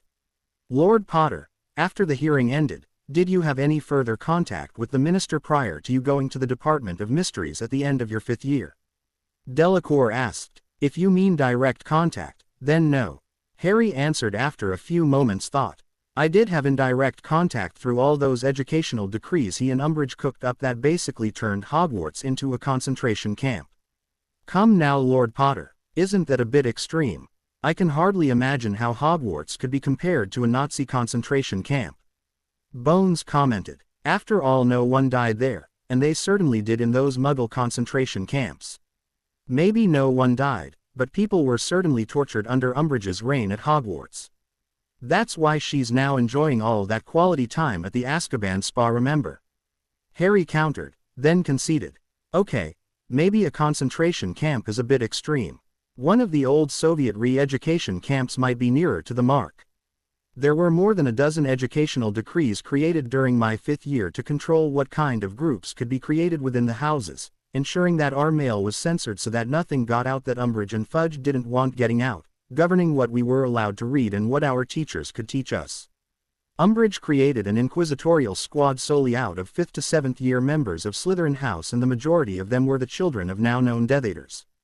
Umbridge brought a blood quill into school and used it to torture students who refused to go along with the party line that Moldy Shorts wasn't back.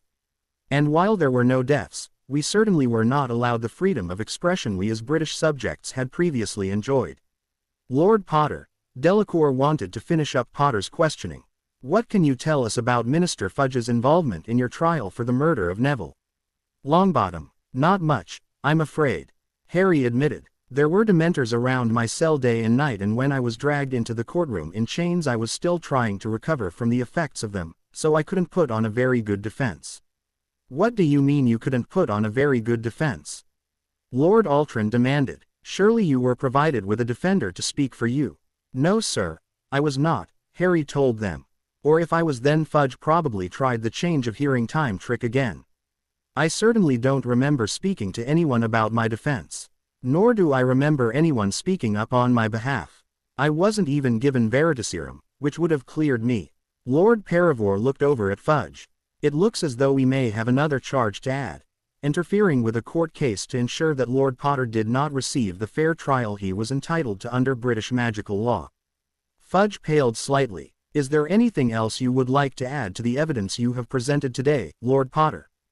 Delacour asked. Harry shrugged. Not much, except to say that Fudge should never have been elected to the office of Minister of Magic. I realize it is foolish to expect a politician not to be a self-serving git, but Fudge carries it to the extreme. I mean, what kind of idiot would be willing to risk the entire future of the magical world on the hope that I was lying about Voldemort?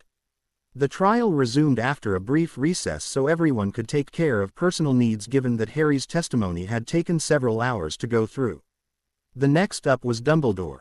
Harry didn't pay much attention to Dumbledore's questioning until Delacour asked, given that you were head of the Wizengamot, why did you not push for a delay of Black's execution and a retrial, or as we now know it should have been his first trial? Dumbledore looked very thoughtful. He could feel the bindings of the very powerful truth spell on him and knew he had to choose his words with care, because the spell wouldn't allow him to lie. You have to understand, Cornelius doesn't like to appear weak in front of anyone. By the time the children came to and told us that Black might be innocent, the minister had already sent for the Dementor to administer and he was not about to delay the sentence. Why didn't you order it delayed? Delacour persisted. As head of the Wizengamot, You do have that power. I had planned on doing so. Dumbledore hedged, and he would have if the children hadn't succeeded in getting Black away. I had hoped, however, to make Fudge listen to reason, without forcing such a break between the two NCHES of our government. Unfortunately, all Fudge could see was the acclaim he would get for Black's capture and removal, and he would not have liked my interfering, no matter how justified it may have been in the end. It was his belief that the Ministry mustn't appear as weak now that they had caught one of the Dark Lord's greatest supporters. If he had persisted in his intention, I would have forced the issue before the Dementor could Black. With Black's escape, that intention became a moot point.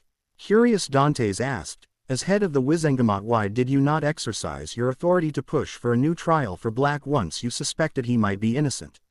I would have once he was recaptured.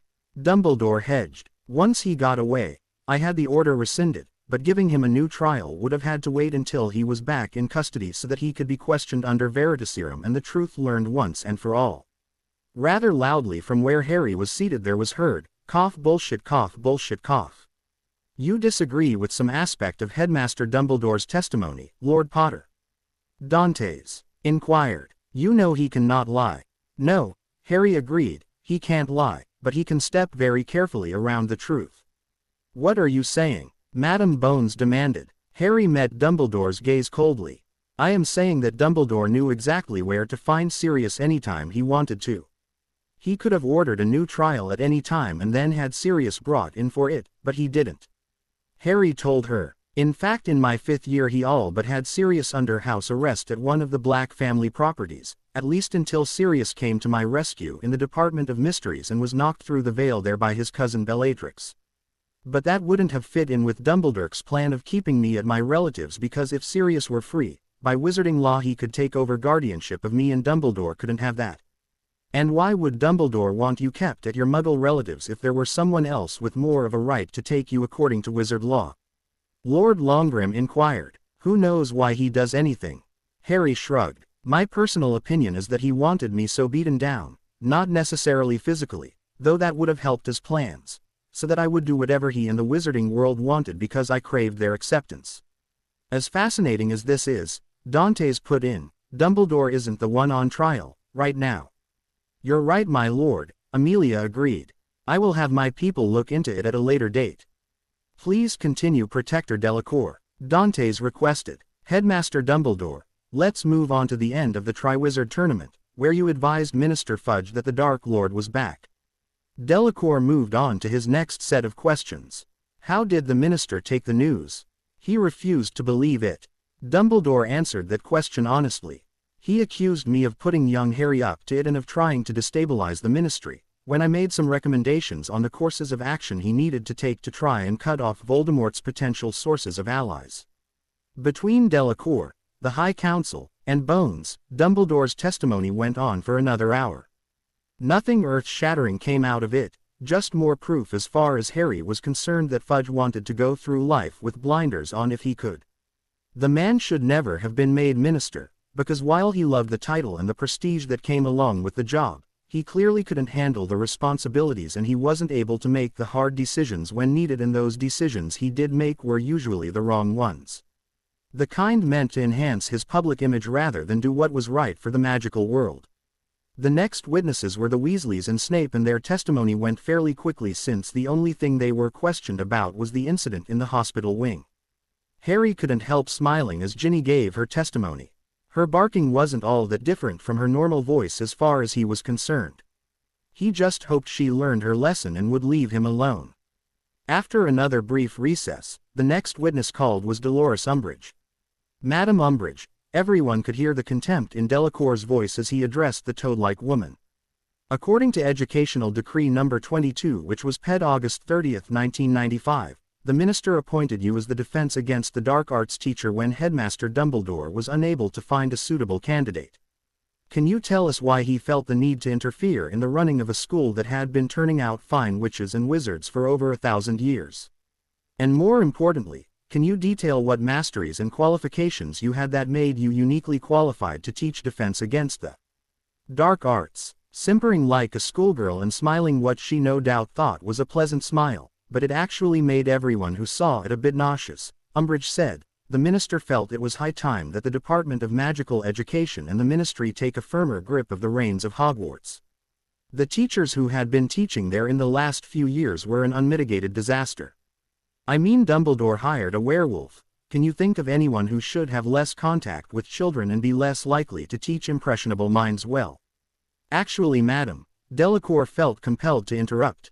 It is a well-recorded fact that the students who took their owls and newts the year Professor Remus Lupin, the werewolf as you call him, taught were among the highest for the school in the last 50 years. The minister's point exactly. We should have far more qualified teachers teaching these impressionable minds. Umbridge hurried on. It isn't right that a werewolf could outdo a regular pureblood wizard in a teaching position. Given that claim, madam, then I presume you hold a mastery in defense against the dark arts? Delacour inquired with a smile. Which was why Minister Fudge, who really had no idea what was required for the position, chose you. When Umbridge remained silent, he went on. Surely, madam, you must have demonstrated your competence at teaching and at defense against the dark arts in particular to have gained this position. Or were you perhaps appointed for some other reason? Like to make sure that the truth about the Dark Lord's return never made it beyond the school. In other words, to silence Lord Potter and the headmaster as well as silence anyone else who might speak out against the ministry. I had an acceptable in minute level defense against the dark arts CL. Umbridge told him stiffly. That more than makes me qualified to teach the CL. I would have thought to teach at such a prestigious institution like Hogwarts, you should have at least an O level if not years of experience. Delacour commented. Do you perhaps have years of experience in defending the magical world from the dark arts? I see nowhere in your records that you served at any time as an Auror. Did you perhaps gain this experience elsewhere, like out of the country perhaps? Umbridge remained silent. Enough of this dancing around, madam. Delacour was growing tired of playing with the toad. Why were you and not someone from the Department of Magical Law Enforcement appointed to teach defense against the dark arts? Umbridge looked at the High Council and said with a certain amount of defiance. The minister said he chose me because I was exactly the person needed for the position, so that the children would learn what the ministry needed for them to know so they could survive in the magical world. So the minister wanted the children of the wizarding world unable to defend themselves. Delacour sounded surprised. That is what Aurors are for. Umbridge countered. They defend the people of the wizarding world from those who want to kill them. The people of the magical world should only have to worry about defending themselves from boggarts and the like. But Aurors can't be everywhere, Lord Perivore pointed out. Not to mention the fact that new Aurors have to be trained and they need to know the basics of how to defend themselves from more creatures than simple boggarts. You taught no practical spell casting, so how were the children to learn the spells? Merlin helped the magical world if you had managed to last more than a year. They can read, that gave them all they needed to know. Umbridge persisted. Besides, the students who took their owls and newts scored the highest Hogwarts ever had during my tenure. Only because of the DA, Harry put in, unwilling to let the toad claim all his hard work. I can prove that the only ones who scored exceptionally well on either the owls or newts were those in the DA. The rest failed or barely ped, and that's probably because they had prior training at home. Umbridge just glared hatefully at Harry, but made no comment. Umbridge, where did you get the blood quill from? Delacour asked his next question. It is a CL1 restricted item. It is used solely for magical contracts requiring a blood signature, and as such only the Ministry's legal offices and Gringotts are allowed to be in possession of one. Was it supplied by the minister? No, the minister did not supply it. I took it from the Auror evidence lockup. It had been there for over 50 years, so I knew no one would miss it. Umbridge admitted. I knew I was going to need something to control the more stubborn children, and pain has always been a powerful motivator. So Fudge didn't suggest you bring anything to, as you said, control the more stubborn children? Delacour wanted to know. Umbridge tried to avoid answering, but the truth spell forced her to. No, the minister knew nothing about how I intended to control the more stubborn children like Potter. I think he expected the decrees to keep them in line, since no one wanted the stigma of being expelled from Hogwarts following them around. I knew better though. I've seen children like that T. Potter before. You have to rule them with fear to keep them in line. I think that we all on the council are pleased that no matter how drunk with power and love of his position Fudge was, he at least didn't stoop to knowingly condoning the torture of children. Lord Longgrim put in. though he should have picked his underlings better. This makes what 3 members of your staff, Cornelius, who have proven to be a liability. Umbridge's testimony had taken about 2 hours. It would have gone quicker if the Toad hadn't felt the need to choose her words with such care, forcing Delacour to repeat or rephrase every question until he got the whole truth out of her. The woman was trying to avoid admitting to any more crimes than she already had. Harry personally considered it a wasted effort, given she probably wasn't going to see the outside of Azkaban while she was still alive. Given that fact, what were a few more years added on to her sentence? The High Council decided to call for a lunch break after Umbridge was escorted from the witness chair. As soon as they did, the configuration of the room changed. Along one wall a table with all kinds of different food appeared, and as soon as the members of the court headed toward it, to serve themselves, the chairs were replaced by table and chair sets of varying sizes around the room. Harry chose one of the 2-seater tables against the far wall, as did Dante's, though not the same table. For the most part Dumbledore left Harry alone during lunch, however Dante's was another matter. Having recognized the house badge on Dante's robes as that of Ravenclaw, Dumbledore felt he needed to speak with him. If he could get the current head of the House Ravenclaw on his side, Hogwarts would be a lot easier to run. Knowing how difficult it was to find a copy of the charter that had ceded control of Hogwarts to the people of magical Britain, Dumbledore doubted that new Lord Ravenclaw had read it. It had taken Dumbledore months to locate the copy that was kept at Hogwarts, and he had started looking for it when Fudge had tried to take over his school. The headmaster was determined to prevent the ministry from ever gaining control of Hogwarts again, and with Dante's help as one of the founder's heirs, the ministry's influence would be all but eliminated. Lord Ravenclaw. Dumbledore stood on the other side of the table and gestured to the empty seat. May I join you? No, Dantes said, not looking up from the document he was reading. I would like to discuss a business matter with you. Dumbledore tried again. What part of? No, do you not understand? Dantes asked, looking up. I would like to enjoy my meal in peace, but you are interrupting it, Headmaster Dumbledore. I do apologize, Dumbledore told him. I will leave you in peace then, but I would like to ask if you would care to meet with me sometime in the next few weeks. I do have a very important matter I would like to discuss with you. If it will get you to go away, I will think about it. The brown-haired man growled.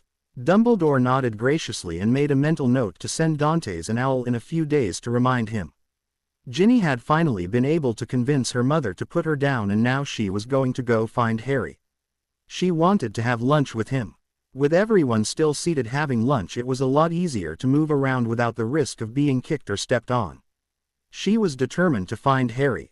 She was going to have lunch with her boyfriend.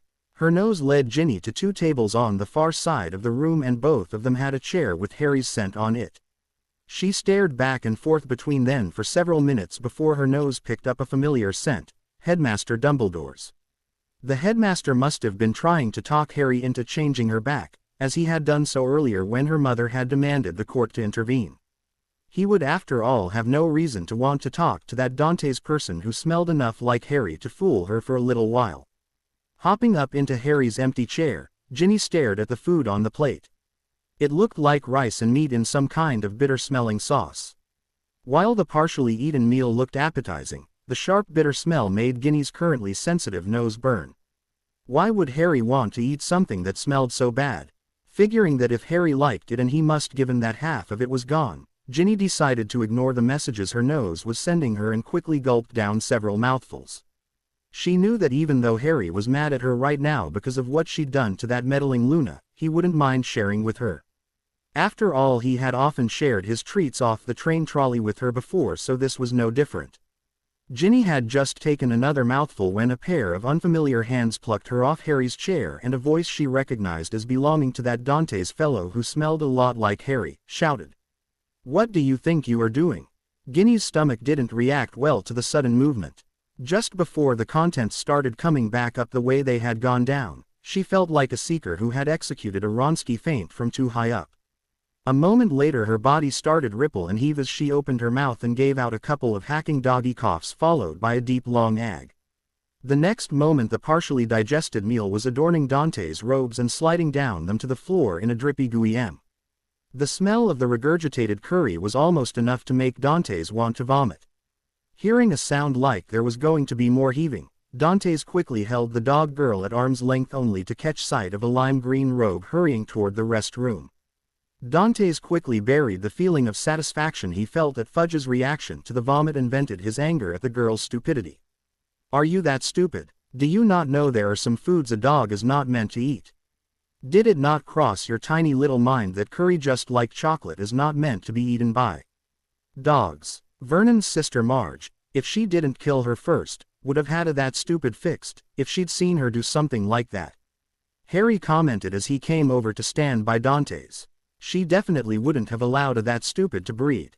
Molly Weasley stormed over and pulled Ginny out of Dantes' hands, glaring at Potter as though she wished he were dead. My daughter is not stupid. Well, she definitely doesn't use her ins, madam. Dantes couldn't resist commenting. After all, her nose should have told her that curry is not meant for a dog. Not to mention the fact that she shouldn't have been trying to steal other people's food. If she were really a dog, I might have expected that kind of behavior. But given she is a human turned into a dog, she should know that taking something without permission is wrong. Or didn't you teach your children right from wrong?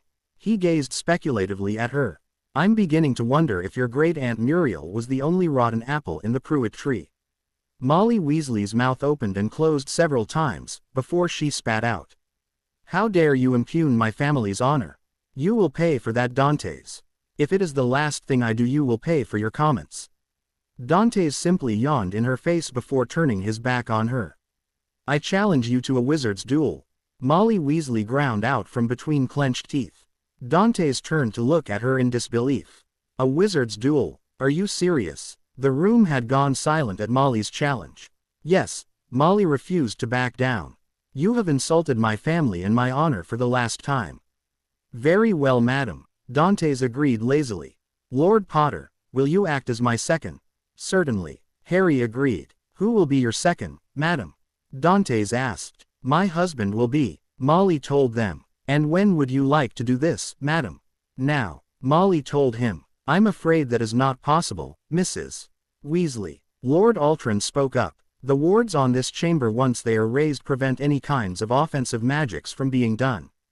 We will have this duel a week from the day the hearing ends, at 10 a.m. Dantes told her. And it will be a paintball duel. I think the best place for it would be at Hogwarts in the Great Hall, since my second will be back there. Will that be acceptable, madam? Paintball. Molly stared at him in confusion. We hit dodge and fire color splatter hexes at each other. Dantes explained. The loser is the one covered in the most paint or color. I'm talking about a proper wizard's duel, Molly countered angrily. That is not a game. Are you really that anxious to die, madam? Dantes countered seriously. I am a master dueler. I have fought multiple Death Eaters before and come out alive while they wound up dead or in prison. You would not defeat me in a regular wizard's duel. When I fight to win, and you, madam, would either wind up seriously injured or dead if we fought a normal duel.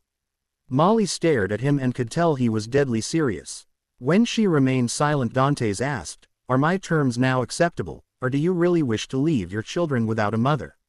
All of my previous duels, with the exception of the ones I fought in school, have been to the death, and that is how I will approach this one, and I won't need unforgivables either. Arthur stepped up before Molly could say anything further and told him, They are. Now that the floor show is over, can we get back to the reason we are here? Lord Paravor requested. It is time for the defender to present her case. Fudge ran his fingers nervously along the collar of his lime green robes as he walked slowly toward the witness chair. Harry had to fight to keep himself from laughing. The fool was giving the appearance of a condemned man walking the last mile in one of those old non-magical movies he'd watched over the summer. Let's not take all day about this, Fudgy. And stop trying to milk the crowd for sympathy. I think the only one in this room who might give a damn about whether you feel like you or the injured party here is and that's only because she sees you as her way out of Azkaban. The rest of us all know how you deliberately endangered us. Fudge glared at Potter, unwilling to say anything that would put the counselors more firmly against him. He'd been playing the political game long enough to know when to tread very carefully. He was fairly certain the counselors would side with one of their own over him, even though a couple of them also sat on the Wizengamot panel he had largely controlled for the last few years. Once he was seated, Bones got to her feet and asked her first question. Minister Fudge, did you take monies from known Death Eaters and then appoint them to positions of power within the Ministry of Magic? Of course not, Fudge declared indignantly. I never would have taken money from known Death Eaters. What about those who were accused but not convicted of being Death Eaters, during the Dark Lord's first reign of terror that was ended by Mr. Potter in 1980? Delacour inquired. Fudge looked slightly worried for a moment before saying, I only took contributions to some of my favorite charities from those who had been cleared of being Death Eaters. And what charities did they contribute the monies to at your request? Paravor wanted to know. The Improved Wizard and Muggle Relations Trust. Fudge told them. It was created by a group of concerned witches and wizards after they thought he who must not be named was gone for good, to try and help those Muggles who were hurt by Death Eaters and those in the magical community who were also harmed by them. I thought it a suitable charity to direct them to, since they had inadvertently done a great deal of harm while under the Imperious Curse, and this was a way for them to make amends. Odd, Lord Altrin commented. I have never heard of this charitable trust before. I gave to a number of the charities that were helping both the magical and Muggle worlds rebuild after the Dark Lord's supposed demise. Just who ran the charity? I have no idea, Fudge mumbled. The contributions and finances were handled by the goblins at Gringotts, and you know how they honor their obligations. Lord Altrin looked over at the defender. Madam Bones, once this hearing is over, would you please arrange to have someone investigate this trust? Certainly, my lord, Bones agreed, noting the sudden pallor on Fudge's face. She turned her attention back to the charges. Minister Fudge, did you appoint these cleared Death Eaters to positions of power or influence in the ministry? Not directly. I made recommendations to department heads that they might be good for this job or that one. And they were, Fudge added in his own defense as he played with the collar of his robe again. Do we have any copies of the letters of recommendation that Fudge gave to the relevant department heads? Lord Kieran wanted to know. Delacour's eye stand checked the pile of scrolls in front of them and then shook his head.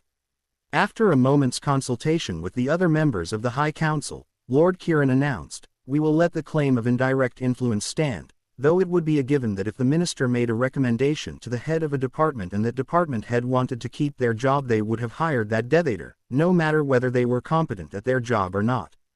Though Madam Bones, if any of those former Death Eaters were placed in your department based on the minister's recommendation, prior to you taking over, we would like to see a copy of the letter the previous department head was sent. Of course, my lords, Bones nodded. She would be going through her department with a fine-toothed comb to see if any Death Eater or someone they had recommended had gotten a job in her department, and if so they were going to be put to the question even if they had no dark mark. Minister Fudge, let us move on for now to the day Rubeus Hagrid was arrested for supposedly opening the Chamber of Secrets, a task we all now know he could not have accomplished since it requires a Parselmouth to open it.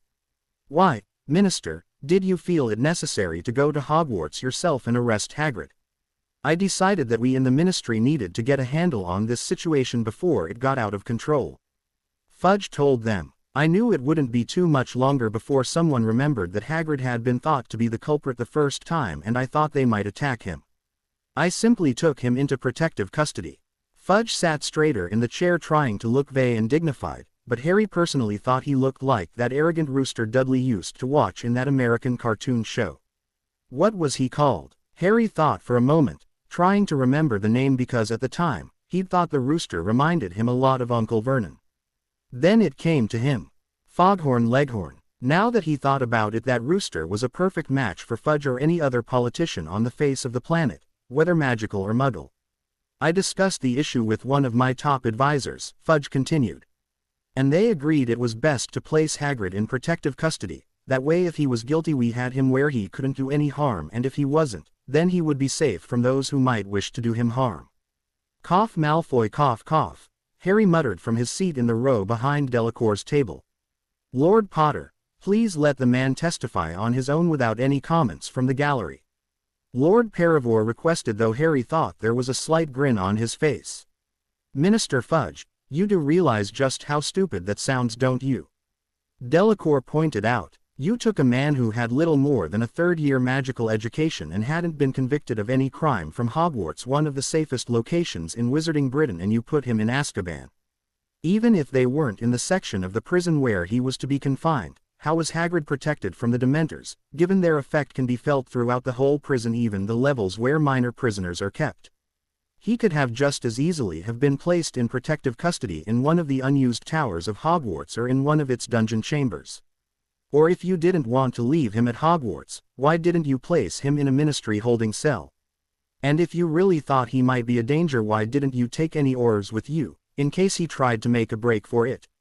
I didn't need Aurors, Fudge said pompously.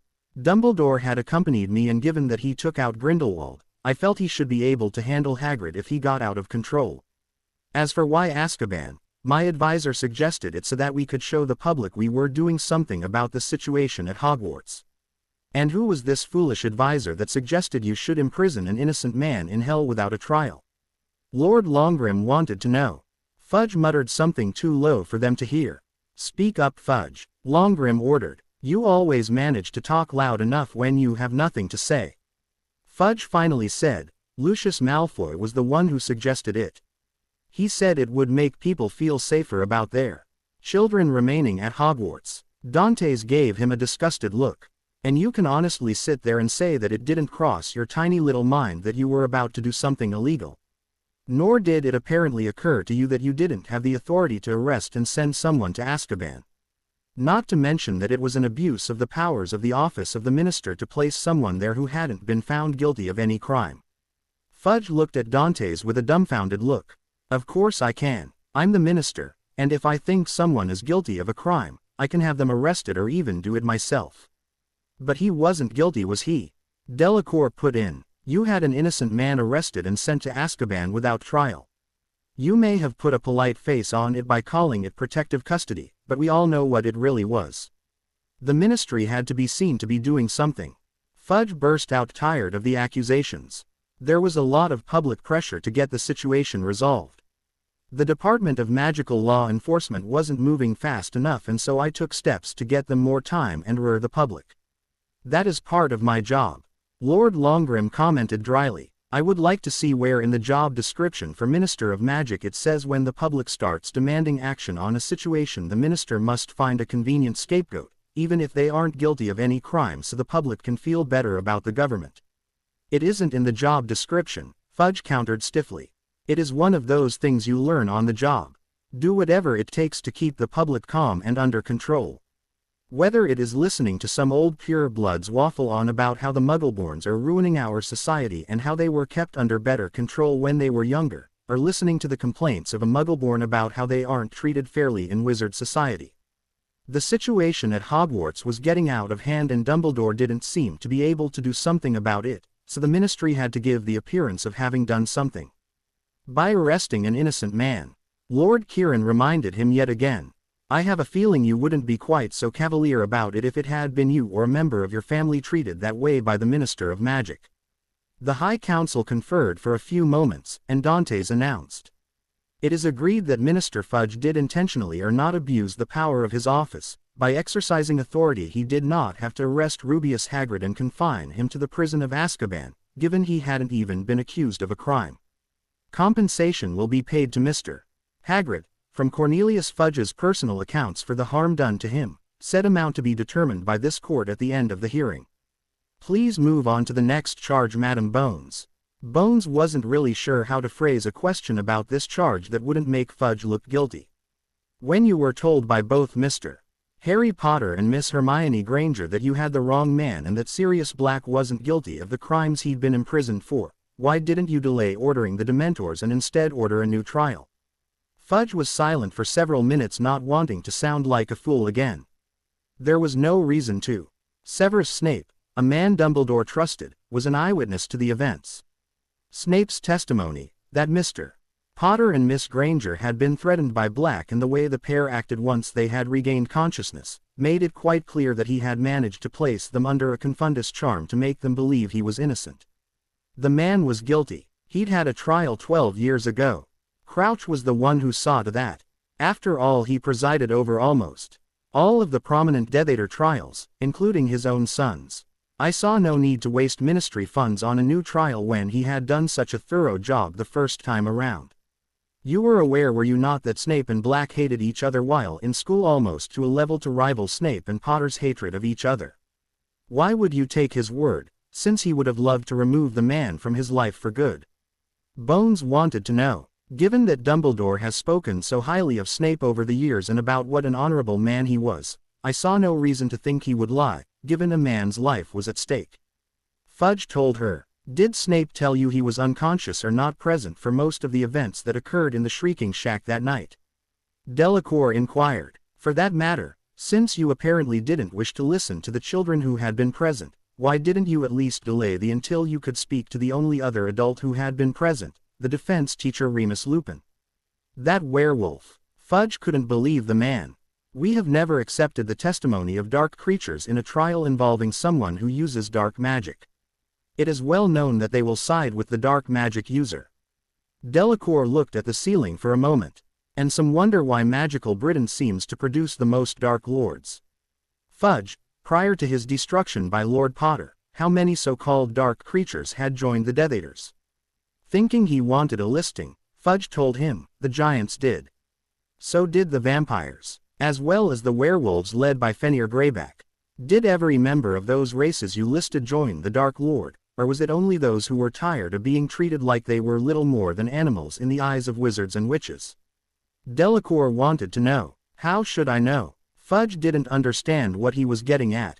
I don't know each individual werewolf or vampire. I would assume so, since it is a well-known fact that dark creatures tend to gravitate to those who practice dark magic. Not all werewolves joined Greyback at the Dark Lord's side. Delacour countered. Lupin never did. He spent his life trying to serve the light and wizard kind, but you in magical Britain wouldn't let him. Dumbledore also trusted him. You claimed that you accepted Snape's testimony as fact even though he was not conscious through all the events that happened simply because Dumbledore spoke so highly of him. Why wouldn't you extend Lupin the same courtesy? He had done the same many times for Lupin. Why didn't you give him the same courtesy and at least delay giving Black the until you could speak with him? Or since there was some question about his guilt, why didn't you interrogate him at Hogwarts? There was a potions master on staff who was licensed by the Ministry to produce Veritaserum for the Ministry. It would have delayed things maybe 30 minutes, but you would have known for sure you were indeed executing a guilty man. And let's not forget, we still do not know how Black escaped. Dantes spoke up. I would have thought the Ministry even then would have wanted to know how he'd done it. Or weren't you curious enough to delay a man's death long enough to find that out, so that you could prevent it from happening again? Not to mention the fact that Black, at least according to reports I have heard, was in fact sane even after over 10 years in Azkaban's maximum security wing, and that is definitely not supposed to be possible. I would have thought you would have been curious about that as well so you could deal with it. The decree to have Black Ed was issued by the Wizengamot and there were no extenuating circumstances provided to delay it.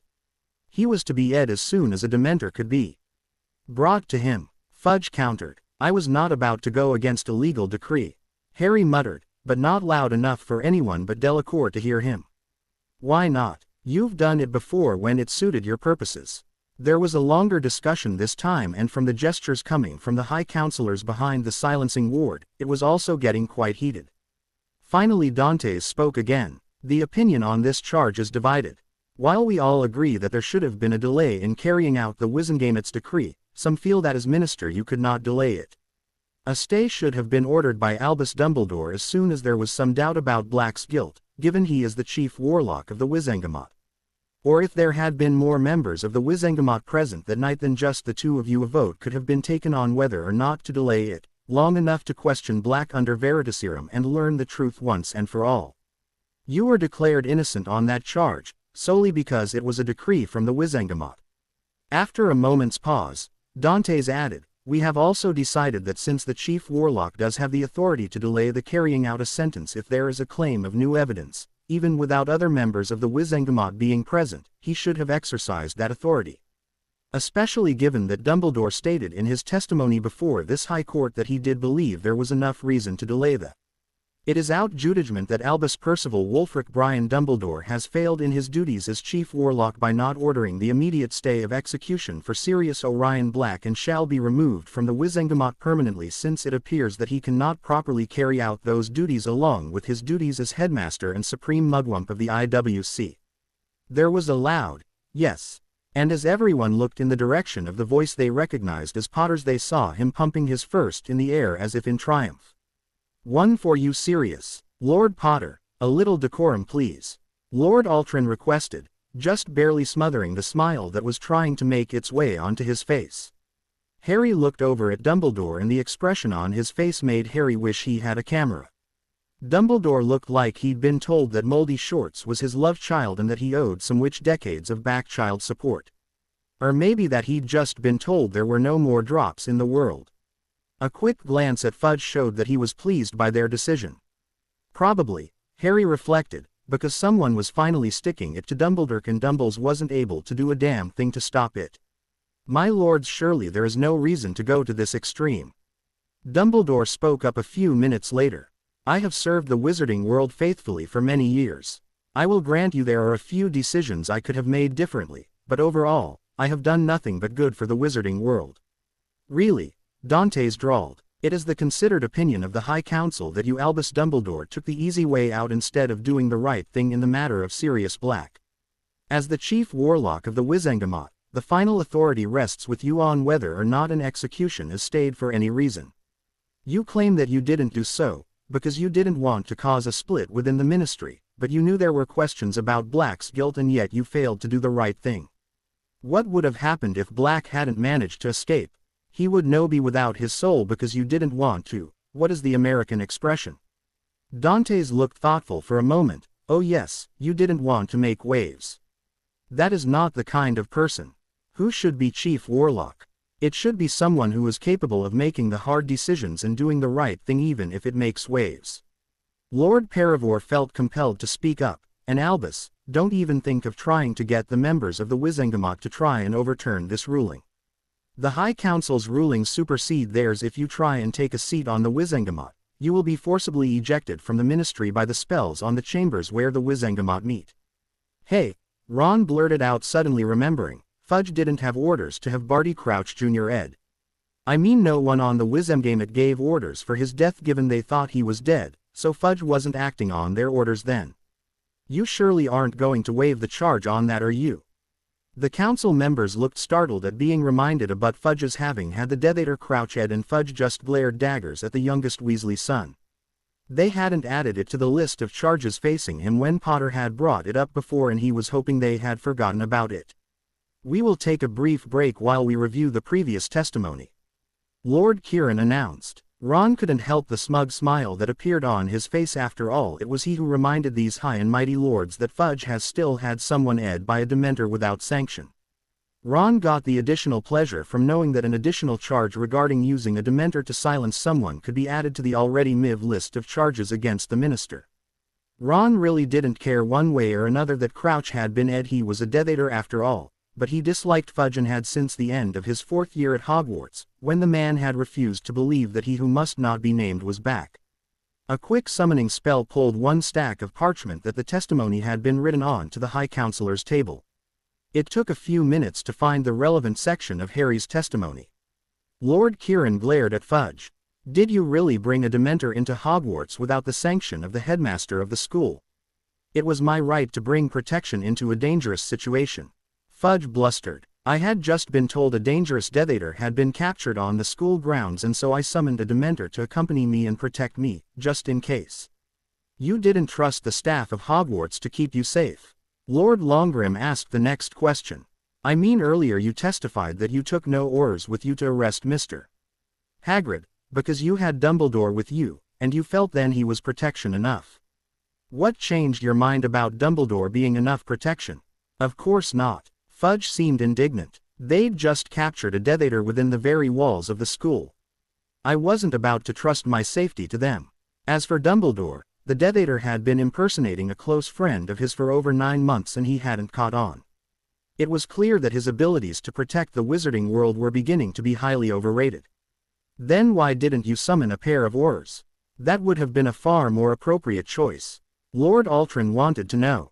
"Why would I expect them to be able to defend me from a Death Eater that managed to get past Dumbledore?" Fudge countered scathingly. "You expected them to be able to defend you later on, once you finally admitted the Dark Lord was back."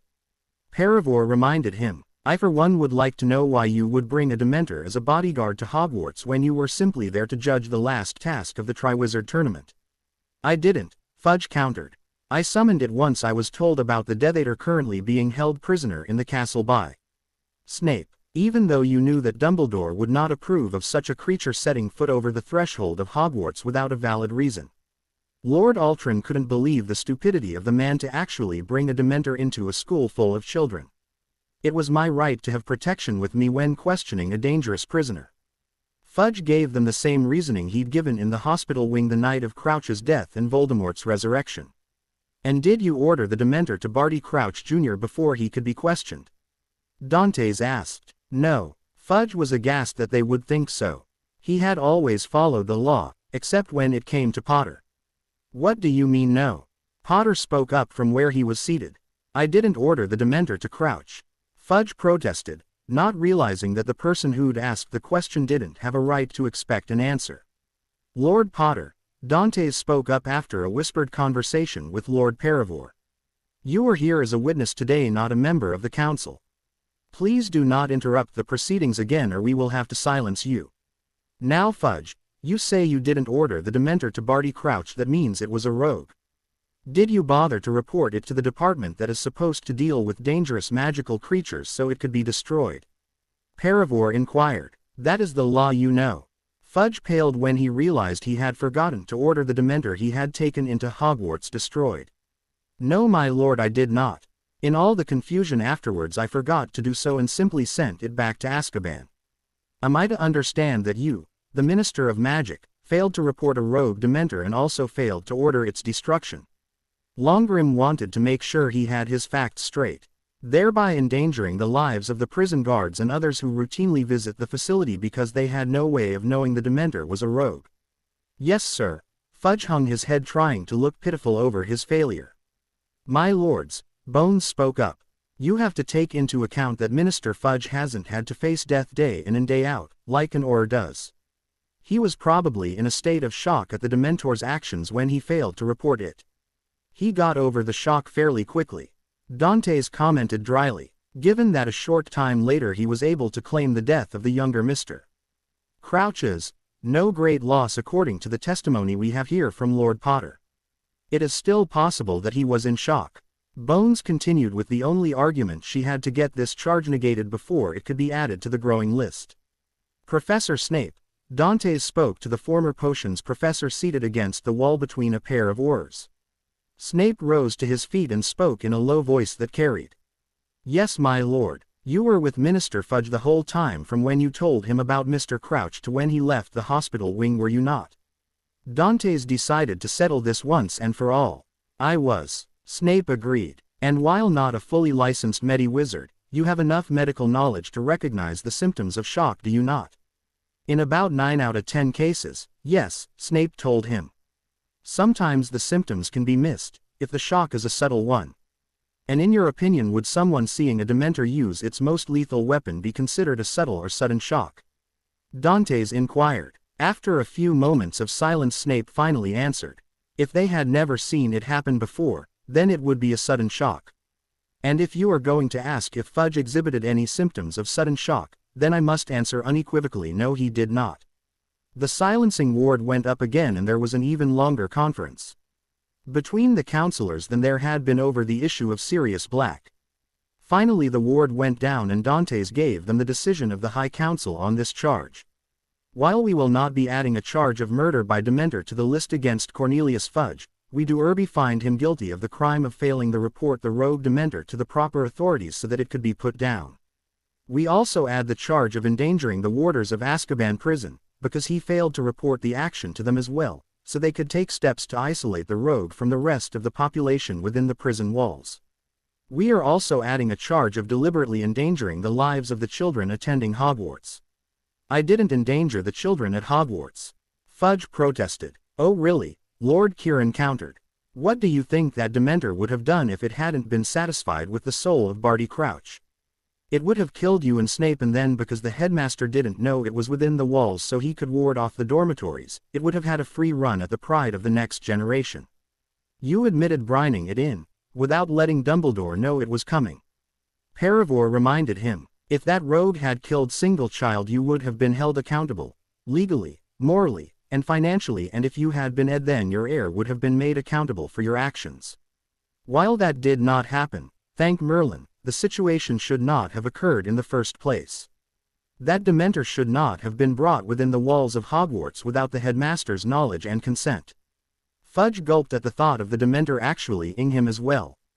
It was quite clear to those watching that the thought of that happening had never occurred to the man. Personally, Harry couldn't see why the idiot was so worried about a Dementor ing him. He doubted there would be any real change in the man given Fudge had no soul to lose.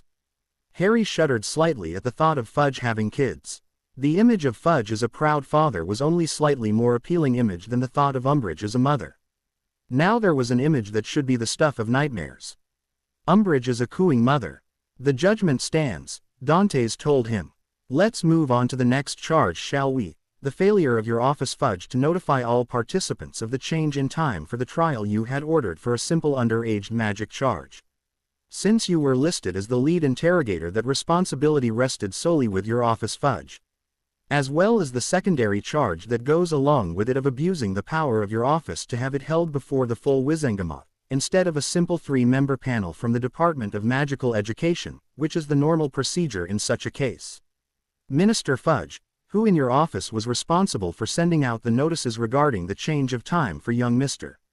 Potter's underage magic hearing? Madam Bones asked. I know I got my notification the night before, and several other members of the panel got their notifications early that morning because they barely made it to the hearing on time. Fudge tried to look dignified and responsible as he told the High Council, I entrusted the task of making sure the notifications went out on time to then Undersecretary Dolores Umbridge. And did you stress to her how important it was that everyone who was supposed to be at the hearing receive their letter in a timely manner?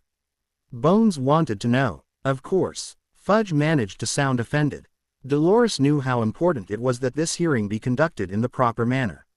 I trusted her to take care of the matter appropriately. Madam Bones turned her attention to Umbridge, who was seated in a chair several feet away from Snape. Miss Umbridge, what was your understanding of how the letters, notifying the participants about the change in time for Lord Potter's underage magic hearing, should be delivered? Umbridge stared at Fudge through narrowed eyes, not really surprised that he would try and place the blame wholly on her shoulders. Politics was a cutthroat business after all, but she wasn't going to let him get away with that. While she couldn't read the High Counselors that well, she was fairly certain just from the charges that had already been confirmed that Fudge was likely to lose his office, if not wind up spending time in Azkaban, so why not help add to his punishment, since he was indirectly responsible for her have to spend the rest of her life there. Trying to sound like she was innocent of any wrongdoing, Umbridge told them, the minister instructed me to make sure all participants were notified in a timely manner. He also stressed how disastrous it would be if Mr. Potter and Dumbledore failed to make it to the hearing in time, because then the Wizengamot would have no choice but to rule on the facts they had, which was that he had indeed done magic in a Muggle area. And how did you interpret that rather peculiar emphasis that Fudge had placed on Lord Potter and Albus Dumbledore possibly missing the hearing? Lord Longgrim inquired. Umbridge paused for several moments as if in thought, then replied, I took it to mean that their letters shouldn't be sent out until the last possible minute, so that we could claim they had been sent in time. I had someone on the security desk notify me the minute Mr. Potter arrived at the ministry, and then arranged for the post-owls to be sent out to them both. So you took it upon yourself to delay the letters to Lord Potter and Headmaster Dumbledore? Bones wanted confirmation. I did as I was instructed by the minister. Umbridge countered loftily. He wanted them delayed so they couldn't make it in time, and Mr. Potter was dealt with once and for all, so I did as he instructed me. But Fudge never told you to delay the letters, now did he? Bones continued with the persistence of a terrier after a rat. He couldn't, Umbridge countered. There were several other people in the office when he gave me the letter to have copied and sent out. I knew what he wanted to happen by the emphasis he placed on their names and the fact he mentioned how bad it would be for Mr. Potter if they failed to make it to the hearing. But yet someone else would take those instructions as meaning send these letters out fast as possible, Bones pointed out. They might have, Umbridge conceded, if they hadn't known how determined the minister was to find some way to have Mr. Potter expelled from Hogwarts so that he would be unable to practice magic again and would be consigned to the Muggle world forever. And how did you know Fudge wanted Potter expelled from Hogwarts? Did he say he wanted that at any time? Bones couldn't believe what she was hearing. It was the truth. The spells on the High Council chambers ensured that. Trying to sound as if she had been in the minister's personal confidence, Umbridge stated, "We had had many discussions over the summer about trying to find a way to deal with the Potter situation and his claims that the Dark Lord was back. The minister wanted him dealt with so he wouldn't destabilize the magical world with what at the time we thought were phony claims of he who must not be named's return. Those conversations did include trying to find some way to remove him, without killing him." But at any time did Fudge say that he wanted Harry Potter expelled? Bones persisted. "He said he wanted him removed from Hogwarts," Umbridge repeated. "And short of Mr. Potter voluntarily removing himself and going to another magic school, the only other way was expulsion, given the minister didn't want a hero of the wizarding world killed, because he was currently a misguided tool of Albus Dumbledore's. So Fudge wanted Potter removed from Hogwarts perhaps for his own protection considering the dangers the school seemed to have recently been experiencing. Or perhaps Fudge wished to place the young lord somewhere far away from what he viewed as the headmaster's dangerous influence." Bones knew she was reaching now. Umbridge shook her head. "He never said anything like that. He just kept repeating Potter needed to be dealt with. And that was why you sent Dementors after him, wasn't it?" Bones reminded her, interpreting the minister's comments as orders again. "But it was what he wanted," Umbridge countered. "The minister wanted Potter dealt with but not dead. Someone who was Ed is still alive." Bones stared at the woman, stunned into disbelief at her reasoning. There was nothing she could say. Clearly the woman was deluded. The question was, would her delusions be enough of an extenuating circumstance to get the charge of abuse of power slightly reduced? "Miss Umbridge, did Minister Fudge tell you why he suddenly decided to change the time of the hearing?" Dantes asked. "From what I understand, a hearing time is set up several weeks beforehand, and usually if it has to be changed all the main participants are consulted to set up the new hearing time. Once that is done, then the remaining participants are notified as well. That means everyone should have been notified at least several days before, not less than 24 hours before. Didn't it strike you as rather unusual to change a hearing time at what is essentially the last minute like that?" "It has been known to happen before," Umbridge then explained. "That a hearing time was changed at the last minute, I mean. All the minister told me regarding the sudden change was that a sudden emergency had come up and he didn't want to have to rush Mr. Potter's hearing. I believe we have heard all that we need to on this charge," Longrim announced. When none of the other counselors disagreed, the silencing ward again went up, but this time the discussion didn't take so long. "Fudge, we find you guilty on the charge of failing to notify all the participants of Lord Potter's underage magic trial in a timely manner," Dantes announced. Before Fudge could protest that he had, Paravor held up his hand, silencing the protest. "While you stated that you had given the notification letters to Undersecretary Umbridge, it was your duty to make sure all the letters had been sent out and received, given you sent them on such short notice. Less than 24 hours is not adequate notice, Minister. I received my notice at 6 in the morning, not the day before, and as a result, I failed to make it to the hearing as well. You changed the time without due thought, therefore you and you alone have the responsibility to make sure everyone gets there on time. It is now time to move on to the most serious charges, those of aiding the Dark Lord intentionally or not, on his second rise to power, by denying his return, slandering Lord Potter and Headmaster Dumbledore who knew the truth, abusing your power once the truth was out because of Lord Potter to ensure he didn't get a fair trial and was condemned to Azkaban." The expression on Dante's face was very grim. Amelia Bones sat staring at her table for several minutes, not really sure how to go about trying to defend the minister from this charge. He had after all spent over a year pretending the Dark Lord wasn't back and trashing Harry Potter and Headmaster Dumbledore's reputations in the process. "Minister Fudge, when you were told by Lord Potter of he who must not be named's return after the third task of the Triwizard Tournament, why didn't you believe him?" "There was no proof," Fudge told her. "The boy was a well-known troublemaker at the school and according to sources a Parselmouth as well. It is a well-known fact that Parselmouths are dark, and so his claim that Lord Thingy was back wasn't even worth consideration. He was just trying to disrupt the peace that we in the magical world had been enjoying for the last 13 years, by spreading vicious rumors to get more attention for himself." Bones couldn't believe it. You honestly thought a 14-year-old boy could lie well enough to fool Albus Dumbledore? Dumbledore has been claiming for years that the Dark Lord would be back. Of course he wouldn't look too deeply into the story since it was what he wanted to hear. Fudge sounded confident. Fudge, Lord Altrin couldn't help sounding disgusted as he said the man's name. Did it cross your tiny little mind at any time after you were told that the Dark Lord was back that Lord Potter might be telling the truth? Yes, Fudge admitted, but after discussing the matter with someone in the Department of Mysteries, I was certain it wasn't possible. Madam Bones, when you have time, would you speak to Mr. Croker, who heads the Department of Mysteries, and find out who the person Minister Fudge spoke with was? Lord Altrin requested. Tell him a High Counselor wishes to know, and if he won't tell you, have him send this individual to me please, of course that they are still alive. Fudge, I will say this much for you, while you are an idiot, you are undoubtedly a very lucky idiot, given that you managed to stay in power after the Dark Lord's return was revealed.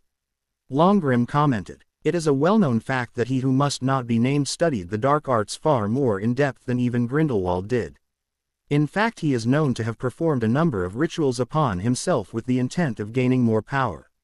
It doesn't require a great leap of imagination to suppose that he might have performed a ritual on himself in attempt to gain immortality.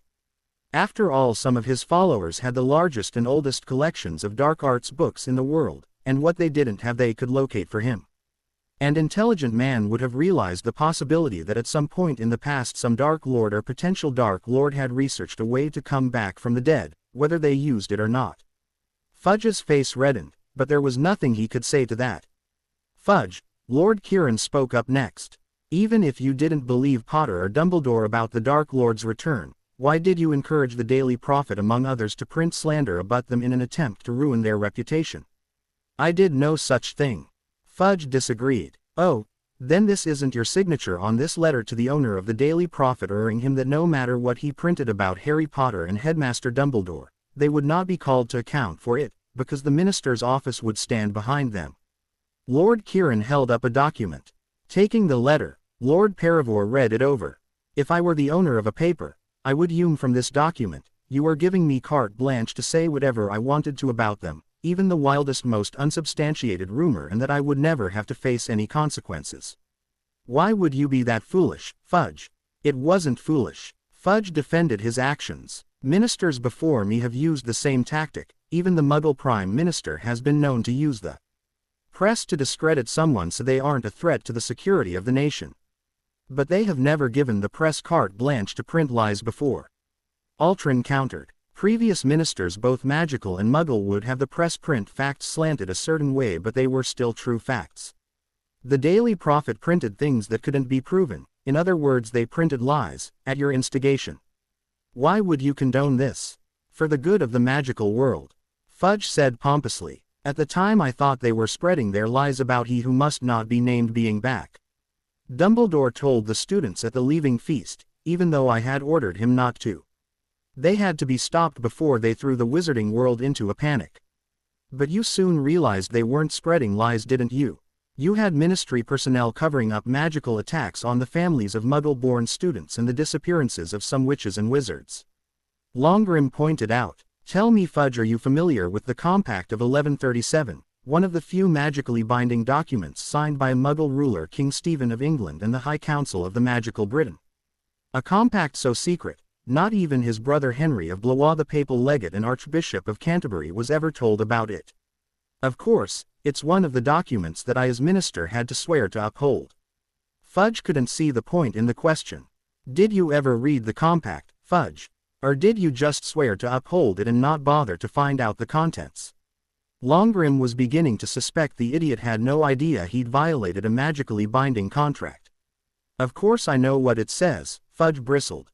King Stephen, in return for the neutrality of the magical community of Britain in the civil war between him and his cousin the Empress Maud, ceded permanent control over certain areas of Britain where the magical community was living to us to govern over and rule. You were only partially right, Longrim corrected him, looking as grim as his name.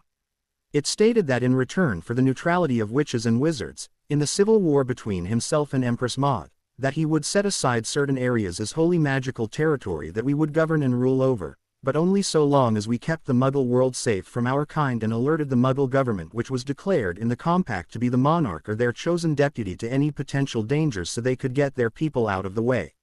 You failed to alert the Muggle government. I know for a fact through my sources in the Muggle government that neither Queen Elizabeth or Prime Minister Tony Blair, who would have been considered her deputy according to the compact, were notified by the Ministry of Magic as to the threat the Dark Lord posed to the Muggle world, even after you finally admitted he was back. You as minister broke the magically binding contract you swore to uphold. Fudge's face went ash white as he realized what Lord Longrim was implying. If the Queen of Muggle Britain or the Prime Minister became aware that the compact had been broken, then they could demand all the areas that now belong to magical citizens be returned to them, and the ministry would have no choice but to comply. He would be lucky if he could make it out of Britain alive, and he would definitely have a price on his head. Finally he asked, do they know about the compact? And that it's been breached? Don't you mean broken, Fudge? Longrim countered icily. It is unknown if the current Muggle monarch or Prime Minister are aware of the compact or the fact that it has been broken. Blair and the Queen certainly know about the magical world, since up until you took office, they had regular briefings from the Minister of Magic. But that was during the war with he who must not be named. Fudge protested. They needed to know then. Once he was gone, there was no need for them to be apprised of the goings-on in the magical world. During the reign of the Muggle Queen, Victoria, the Minister of Magic provided the Queen with regular briefings on the state of magical Britain. Altrin told him, the Queen wished to be kept apprised of every corner of her kingdom, even those parts she would never see. The Minister of Magic at that time agreed with her reasoning and in turn had asked that information on the state of Muggle Britain be provided to the Ministry of Magic as well. The exchange of information was so useful it was maintained through your predecessor's term in office. At least it was until he turned the task over to you, since he was trying to deal with the situation the Dark Lord was creating. After a moment's pause where everyone could see he was trying to get himself back under control, Altrin continued. Thanks to your arrogance, not to mention your willful blindness, we have no way of knowing what the Muggle world is now capable of doing to us. We have lost the opportunity to learn about and possibly stop any potential threats to the magical world. The silencing ward went up again, but came back down fairly quickly. It has been decided by unanimous vote that the Queen and Prime Minister must be notified of the breach in the compact. Dantes stated, if the people of magical Britain are lucky, they will not wish to declare the compact null and void. We the Lords of the High Council have decided to let them decide your fate, Fudge, regarding the breaching of the compact. If you are lucky, they may let us impose sentence on you. If not, and they wish to impose their own, your magic will be bound before you are turned over to them. Once this hearing is over, you will be held at Azkaban until they decide. Now there are 2 more charges to get through, before this hearing is over. Fudge stared at them aghast. They were going to turn him over to Muggle justice. Everyone stared in astonishment as Fudge's eyes rolled up in his head and he fainted with only a squeak of sound like a mouse that had been accidentally stepped on. The ones closest to Fudge and the High Counselors heard Dantes say aloud, "Drama Queen," before he gestured with his wand, causing a bucket to appear and dump a large amount of icy cold water on the minister. Fudge sputtered awake and then jumped as a harsh voice ordered, "Get back in your seat, Fudge. We don't have time for your theatrics. I for one would like to conclude this matter today, if that is possible." Fudge reluctantly returned to the chair he had fallen out of. "Madam Bones, you may continue," Dantes told her. "Since the court has concluded that Umbridge was in no way qualified to teach children, let alone teach a CL as important as defense against the dark arts, what made you think she was qualified to, Fudge?" Madam Bones had given up trying to get Fudge off. He'd already been found guilty on too many charges. She was just trying to mitigate the circumstances now. Fudge's mouth opened and closed several times before saying, "Well, she was certainly as qualified as some of Dumbledore's choices over the past 7 years. And I knew she would teach the ministry-approved curriculum, not go off on the tangents Dumbledore allowed. I mean, he hired a werewolf to teach at the school. If you were referring to Lockhart," Kieran spoke up, "then I agree with you, she was certainly as qualified to teach as Gilderoy Lockhart. However, Remus Lupin, whether he had teaching credentials or not, was far more qualified to teach defense against the dark arts. We had a look at the curriculum that you had approved to be taught. Do you realize that she was teaching first-year material to 5th and 7th year students with no practical spellwork? How were they supposed to pee their owls and newts? But they did pee, and with the highest scores ever recorded. Fudge pointed out, puffing himself up slightly, while forgetting to mention that it was all due to Potter's illegal club.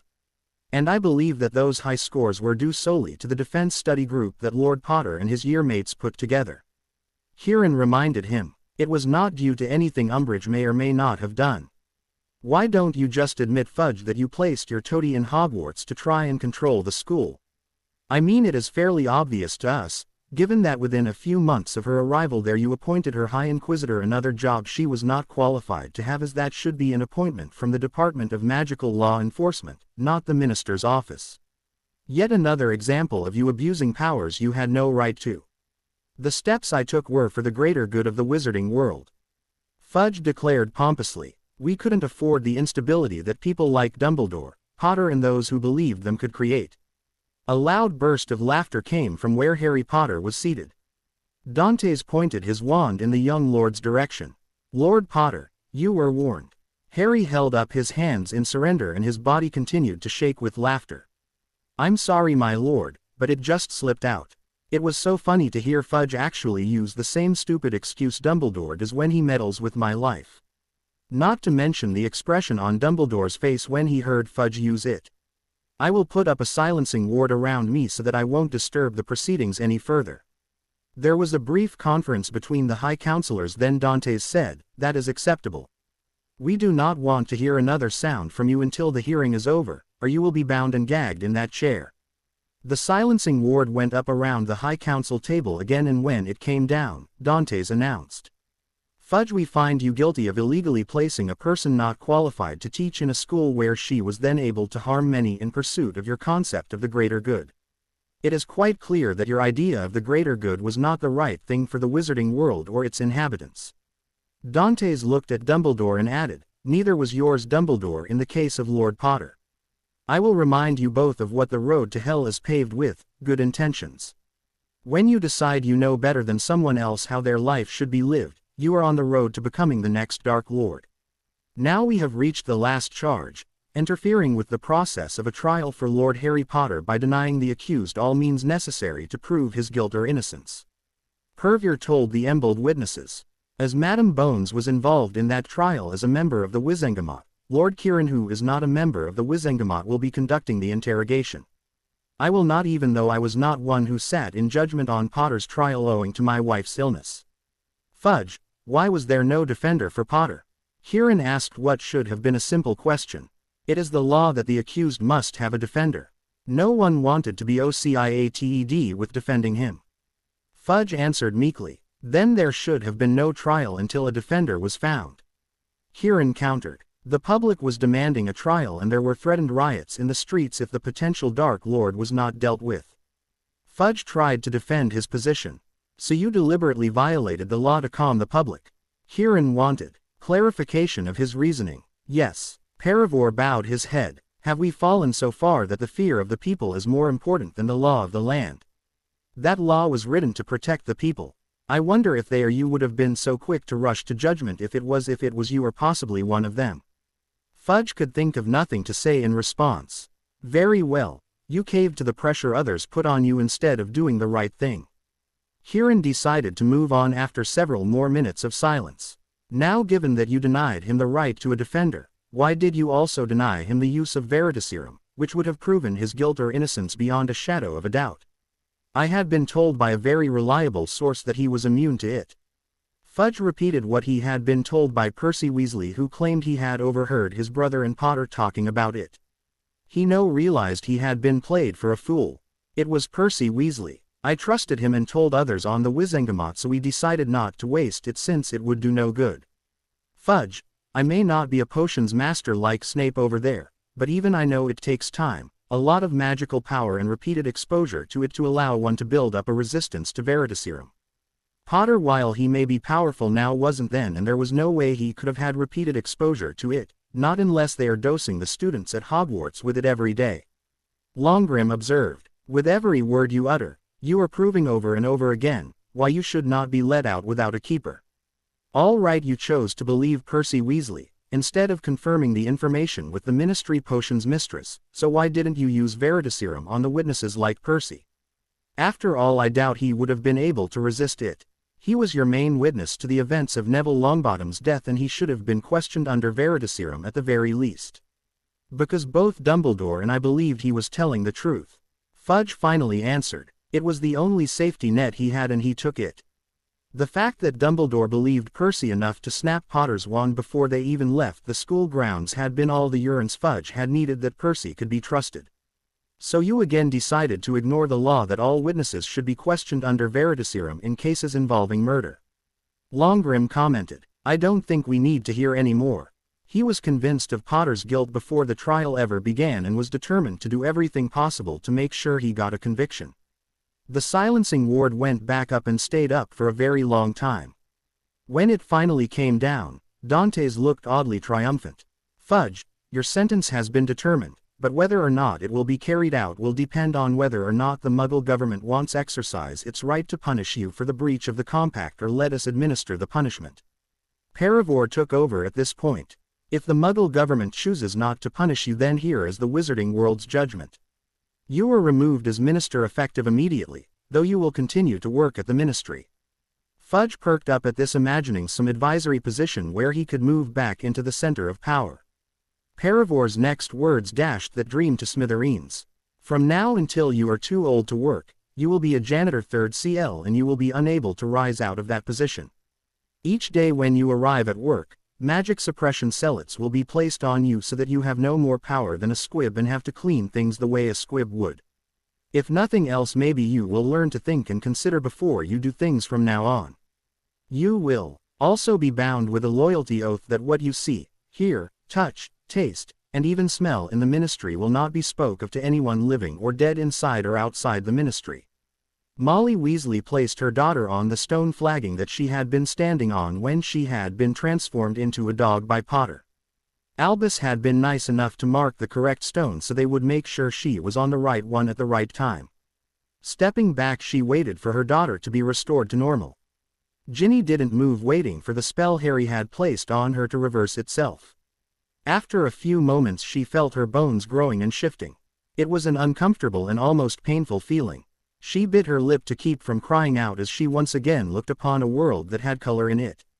Once she was fully human again, Ginny ignored the older witches and wizards coming toward her and looked around for Harry.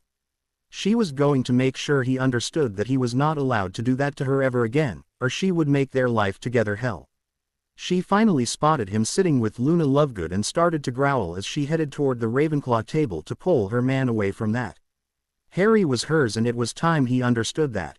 Miss Weasley, one of the witches, got between her and the Ravenclaw table. You need to come with us, please. Not recognizing her as a teacher, Ginny tried to push past the woman. I've got to talk with Harry first. Actually, Miss Weasley, you need to speak with the headmaster and your head of house first. A man that Ginny vaguely remembered seeing before the Christmas break took hold of her arm and proceeded to drag her from the Great Hall.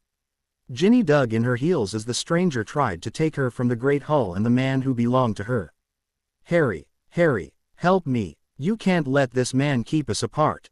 Molly opened her mouth to berate Jessup, but Arthur quickly told her.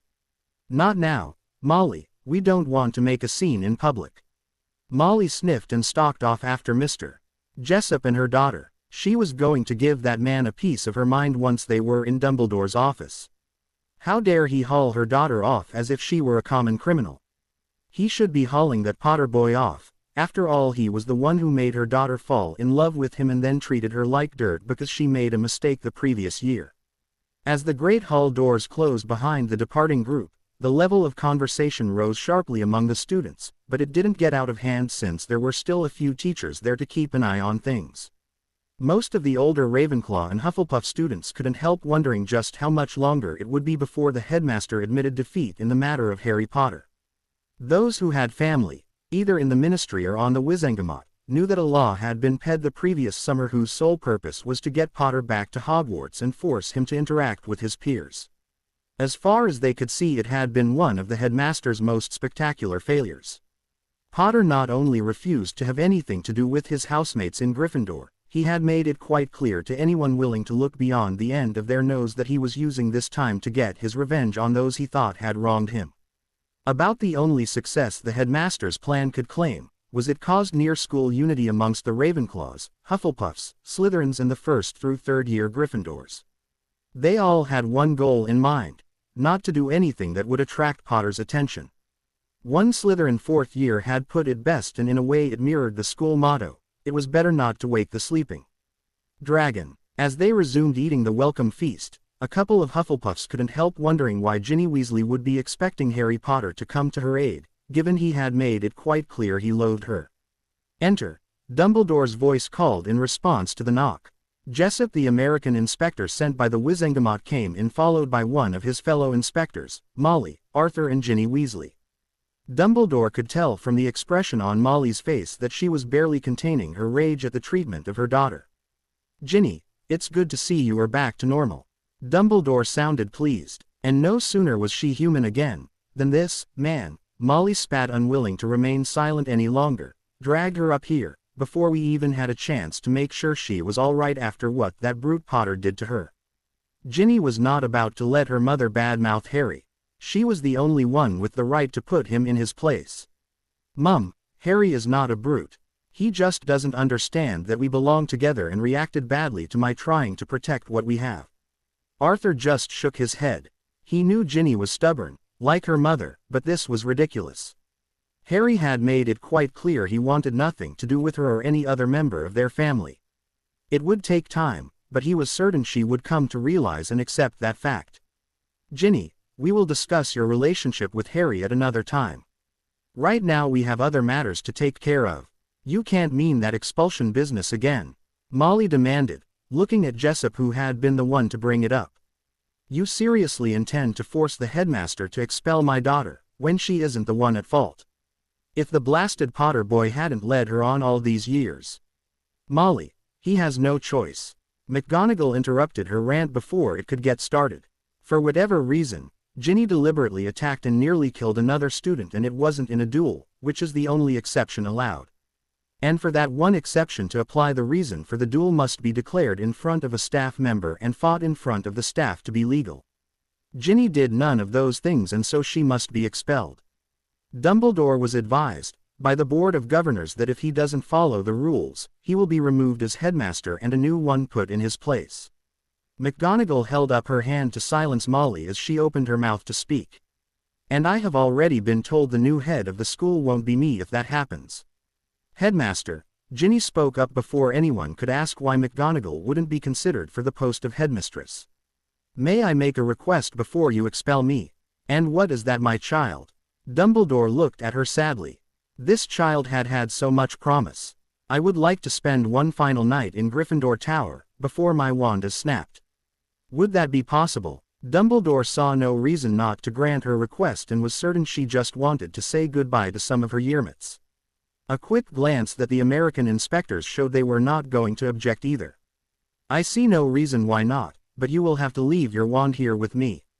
"Albus, how can you think of leaving Ginny without the means to defend herself?" Molly protested. "What if that brute Potter decides to attack her again? She wouldn't be able to stop him." "Molly, Harry has made it clear that he wants little if any contact with Ginny. I think she will be safe enough this one night in Gryffindor Tower." Albus sounded tired. "Like you've been right about anything concerning that boy since the school year began." Molly crossed her arms and glared at Dumbledore. "You listen to me, Dumbledore, and listen well. If anything happens to Ginny up in Gryffindor Tower tonight and Potter is found to be the cause, you have my word that you are going to pay for it. I don't care how important you seem to think he is to the wizarding world, he is destroying my family. First it was the twins refusing to have anything more to do with us, claiming we turned our backs on a family member, which he most definitely was not. Then Percy is found to be a Death Eater because of him. Ron has lost his prefect status because of that tea, and now Ginny is to be expelled. All because of bloody Potter." Ginny sat in her bed in her dorm with the curtains drawn, waiting for her roommates to fall asleep. She felt a little sad that this would be the last time she would be in this dorm or see these girls. They had already started pulling away from her because they knew she was to be expelled and acted as if coming in contact with her would lead to them being expelled too. Ginny smiled to herself. She would have the last laugh though. Thanks to the potion in her hand she would be Mrs. Harry Potter by the summer. She was certain of it. Harry wouldn't want his child to grow up without a mother or a father. He would do the right thing and marry her, and then Ginny would be able to show him just how much she loved him. Once he was hers, she would make sure he never looked at another female. There would be no more Luna Lovegoods to trouble their life, because once she and Harry were together, he would realize just how happy he was to be with her and how happy she could make him. The girls in the Gryffindor 6th year dorm woke early. They wanted to be out of the dorm before Ginny Weasley woke. While they liked her, they didn't want to be around when she was expelled. Seeing a witch's wand snapped was not a pleasant experience, and it was one they didn't want to see. They were surprised when they got down to the common room to find Ginny asleep, her nightclothes messed up and a silly smile on her sleeping face. "Who's gonna wake her?" Jessie Maguire, a Muggle-born witch, asked. "She has to be in the headmaster's office before breakfast." The girls looked back and forth at each other, none of them willing to veil Ginny's well-known temper, until Marian Ackland huffed and grabbed hold of Ginny's shoulder and shook it hard. "You need to wake up, Ginny," Marian called. "You have to see the headmaster, remember?" Ginny yawned and stretched like a cat, her face never losing its smile. "Why did you go to sleep down here when you could have slept in your bed?"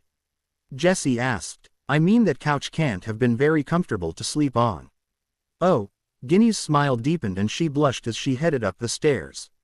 "Considering what happened to me last night on that couch, it felt like I was floating on air." "Skank." Jessie Maguire sniffed once Ginny was out of hearing range. The other girls just shrugged. "I wonder who she screwed," Marian Ackland commented as they headed for the portrait hole. "Clearly someone with no taste," Andrea Mitchell told them. "She's been had by nearly every boy she could get at. I still can't believe her parents and brother think she's a yay." Jessie agreed, and that started when Potter was sent to Azkaban. "Didn't think she was up to her old tricks anymore though, given she wanted to get him back." "Well, given Potter made it very clear he wanted nothing to do with her, maybe she decided to get one last time, before she's kicked out of school," Andrea suggested. "I wonder who the unfortunate wizard was," Marian put in. The girls fell silent as they joined others heading for the Great Hall for breakfast. Jessup watched Ginny Weasley and her parents very carefully as her wand was snapped by Headmaster Dumbledore. His instincts were telling him that something was wrong. She was far too calm for someone who was being expelled from one of the biggest European schools. "I wonder if they gave Miss Weasley a calming draft before bringing her up here," Jessup whispered to Angela Belmont, one of his fellow inspectors. "Why?" she whispered back. "Her reaction to being expelled is all wrong," Jessup told her. "I've seen kids expelled at some of the magical schools in the U.S. Confederation, and the student being expelled is very emotional about having their wand snapped since it is their primary means of doing magic. Unless they are capable of doing magic without a wand, such as Wiccan, voodoo, shamanistic magic such as practiced by the Native Americans, and let us not forget techno-pagans who are proving quite successful at mixing technology with magic," Angela reminded him. "If an expelled student was capable of working that kind of magic before, then they still should be able to, given it doesn't require a wand. I don't recall ever hearing of any of the magic users in the European magical world using that style of magic though."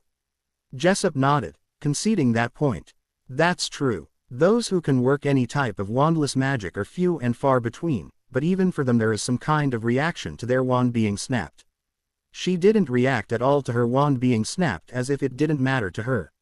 "So, unless Miss Weasley was given a calming potion prior to being brought up here to keep her from getting hysterical, I think she is planning something." Angela Belmont studied the girl intently.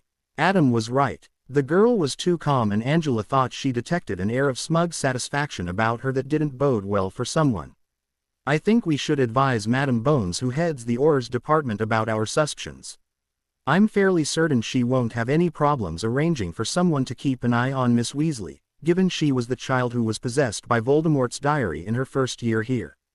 There is no telling how much of what he knew she retained, and I am certain that Madame Bones is no more eager than we are to have a Dark Lady make a bid for power, given they just got rid of their most recent Dark Lord." "Agreed. We'll let her know during our meeting at the end of the week. Jessup turned his attention back to the room and saw the Weasleys were leaving.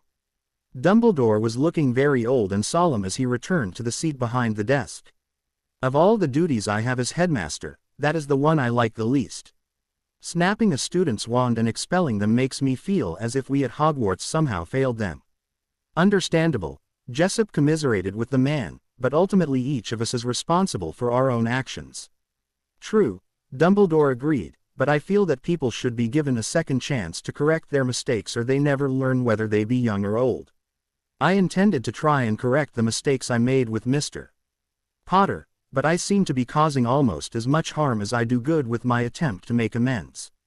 Headmaster, our inspection is completed and we will be turning our report into the Department of Magical Education before the end of the day. Jessup told him. Might I ask what you intend to tell them? Dumbledore was hoping for some clue as to what they had found. He was fairly certain they were going to recommend that bins be replaced, but he was not sure about any of the others. I'm sorry, Headmaster, but that report is confidential until it is presented to the head of the Department of Magical Education. Jessup told him. Dumbledore had to strongly resist the temptation to use legilimency to try and get some advance information. He needed to know what they were going to be doing to his school. He knew, from his conversations with Jessup and his fellow inspectors, that they were very capable of resisting any attempts to get an idea of what they were up to, and it irritated him no end. It has been a pleasure to meet you, Headmaster. Jessup called as he and his companion headed for the door. The head of the Department of Magical Education, Alan Gear, eyed the very thick report that had been placed on his desk by the head of the American inspection team with a sigh. Could you give me the highlights so I know what I am going to be facing with Dumbledore? He is going to fight tooth and nail over this report. The school itself is sound, though a number of the courses being taught could use some major updating. European magical schools are way behind the rest of the world in certain types of magic that are being taught, and I'm not just comparing them to the schools in the US Confederation either. Even the Asian and South American schools are more up to date than their European counterparts. Jessup said from his seat on the other side of the desk. We have recommended the replacement of the history of magic teacher because the only history being taught by him is the Goblin Rebellions, and the students at Hogwarts need to learn the true history of the magical world, the whole magical world. We also recommend the replacement of the divination teacher since she is not correctly teaching the aspects that make up divination. She seems far more content with making doom and gloom prophecies, and the only students who seem to receive good grades are the ones who follow her mantra of, "My world is going to be a complete and unmitigated disaster." We also would like to suggest that the care of magical creatures CL be broken up into 2 levels. Why 2 levels? Mr. Gwr asked. He would have thought that they would have recommended replacing Hagrid completely. Professor Hagrid is a very competent teacher when it comes to the large and dangerous creatures, but he is not teaching to the level of his students.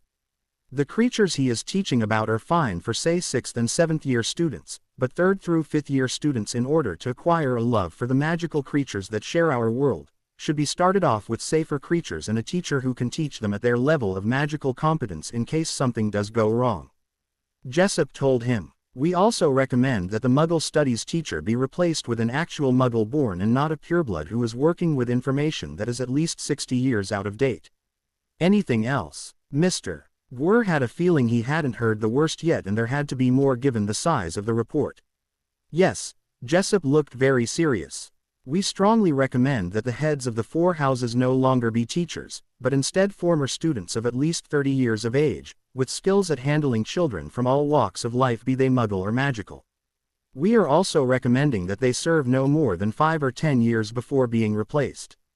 Also, we recommend that the houses be mixed together more in the Clees, and that the Clees themselves be broken up based on level of skill or knowledge at each year level. Why? The current system has worked just fine.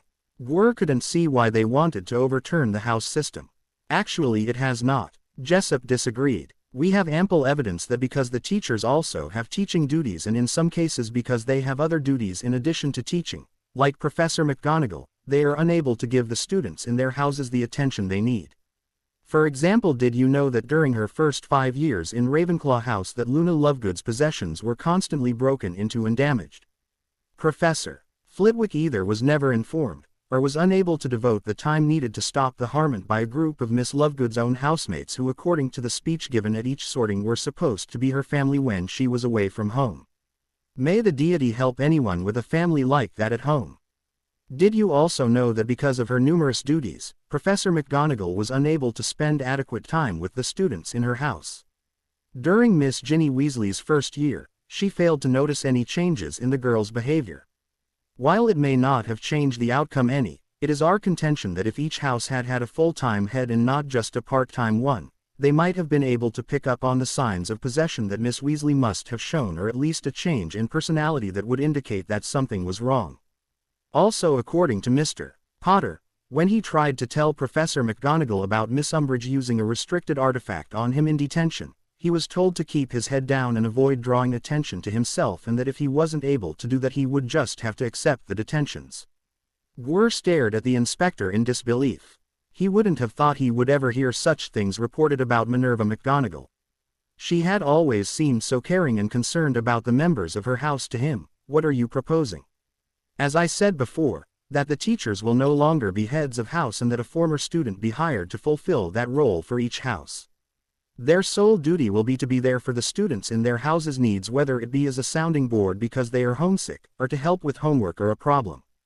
Jessup told him, as for the recommendation about the Clees, we think it would be better if all 4 houses have Clees together at each year level rather than just the current system of placing 2 houses together.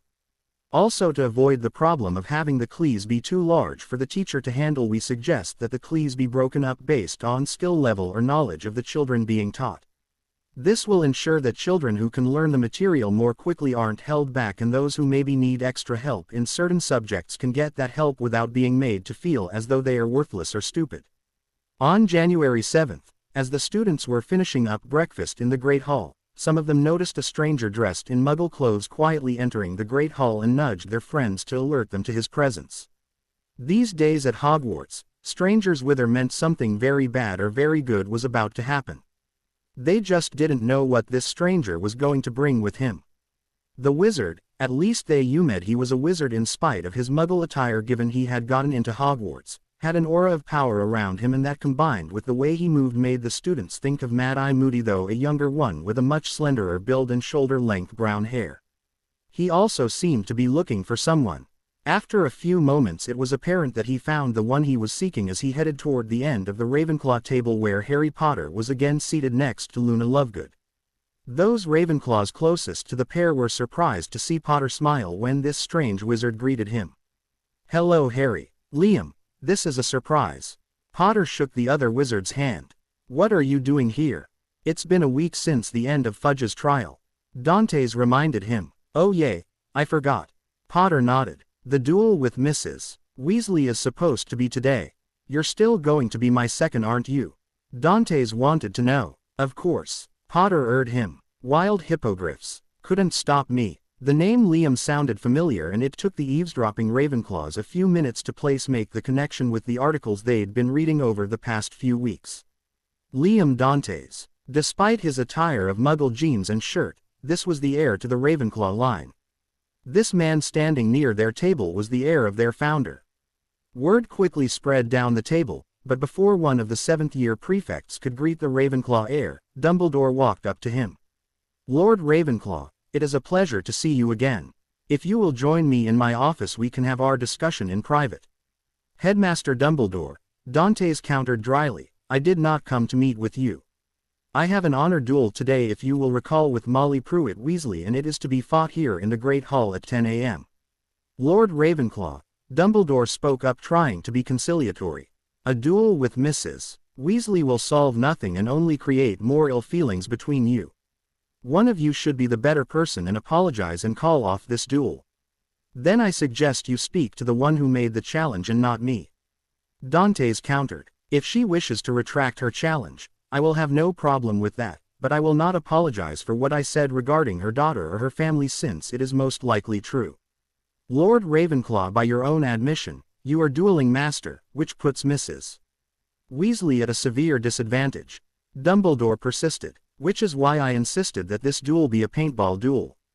Dantes reminded him. Aware of the eavesdropping students and not wanting to give them any more ammunition, Dumbledore used the only power he had as headmaster over a founder's heir, and even then it wasn't absolute.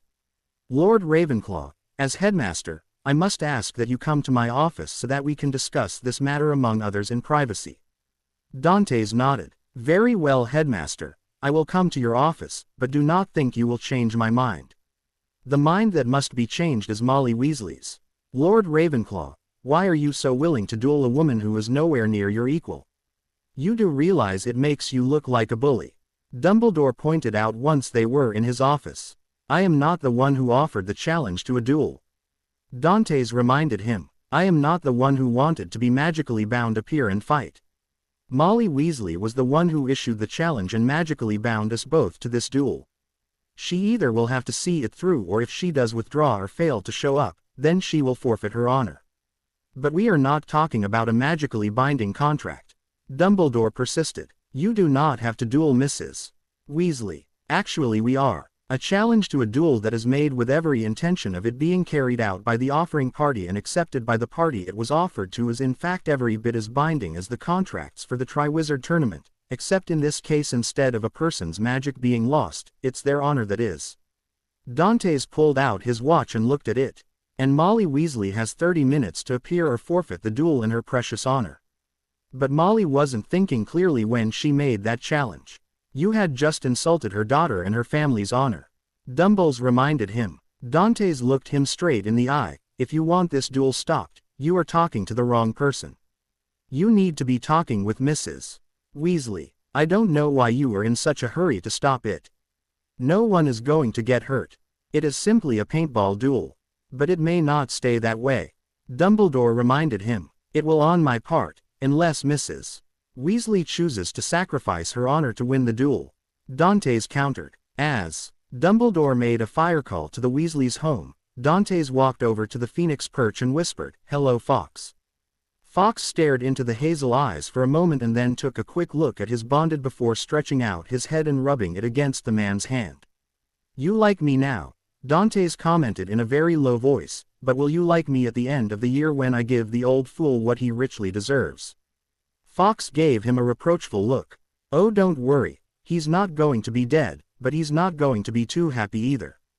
Dantes warned him. He is going to pay for all the crimes he's committed in his quest for the so-called greater good.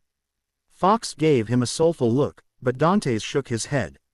Not even you can change my mind, Fawkes. He has been meddling too long and destroyed too many lives. It ends now, before he can cause more harm. Now I have a question for you. Why do you stay with him, Fawkes? You know he is no longer light, so why stay? Fawkes whistled a mournful note. So you care about the meddling old coot, Dantes concluded, and you think you can turn him back toward the light. Fawkes nodded. Hate to tell you this, Fawkes, but I think it's too late for him. Dantes told the Phoenix softly. All you are doing with your presence at his side is fooling people into thinking he's still on the side of light. They don't realize he is gray, and a dark gray at that. If he'd done half the things he's done to me, to Neville, or say even Malfoy, someone would be screaming their bloody heads off, if not burning him at the stake. But because I have no one to speak up for me, he gets away with everything he's ever done to me, because you are still here. You may not want to believe me, but just think about it. Dumbledore pulled his head out of the fire and looked around for Dantes, only to seeing him standing near Fawkes petting the Phoenix. Dumbledore was glad to see that. It meant that the man was a good person.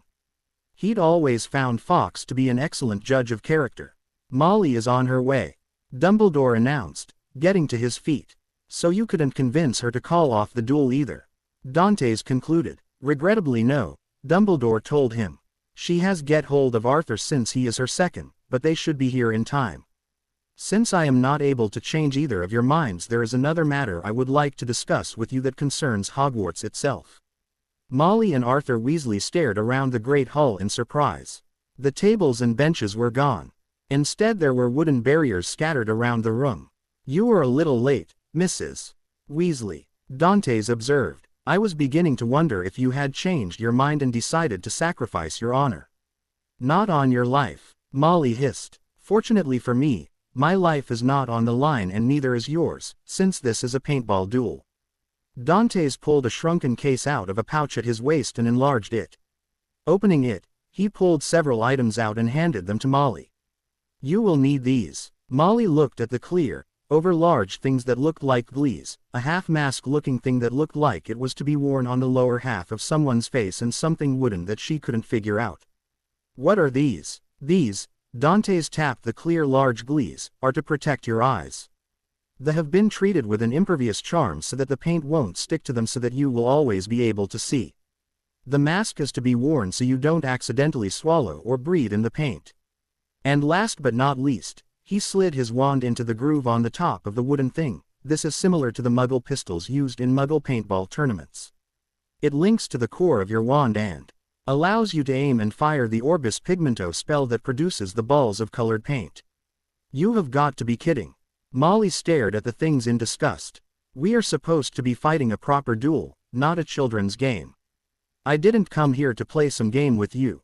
I came here for a duel to defend my family's honor. Actually, madam, children in the Muggle world and even in the parts of the magical world where this is paintball is used as a form of training and entertainment do not take part in the tournaments, because the paintballs themselves can cause bruising when they make contact. It is primarily adults and older teens that engage in this sport. And as I also told you, madam, unless you want to wind up severely injured or dead, you will stop disputing the original terms agreed to by your second. I have no problem fighting a real duel, but be warned, I will fight to win if that is the case, and to me winning will be you dead or permanently incapacitated. I haven't lost a duel yet, and you won't be my first. Dante's expressionless face convinced Molly that he was deadly serious. How we know which of us won the duel if we simply use paintballs? Molly wanted to know. In a normal duel, the winner is clear because one of the duelists is down and unable to continue dueling. That is quite simple, madam, Dantes urged her. In Muggle paintball tournaments and some of the magical ones I have seen and participated in, they have a time limit usually of about 30 minutes to an hour. The ones covered with the most paint are the losers, and that is the method we will use.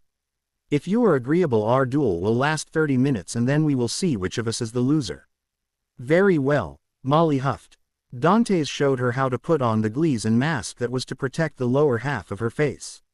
He also showed her how to make sure her wand was properly slotted in the strange pistol-shaped handle so that it would still fire spells.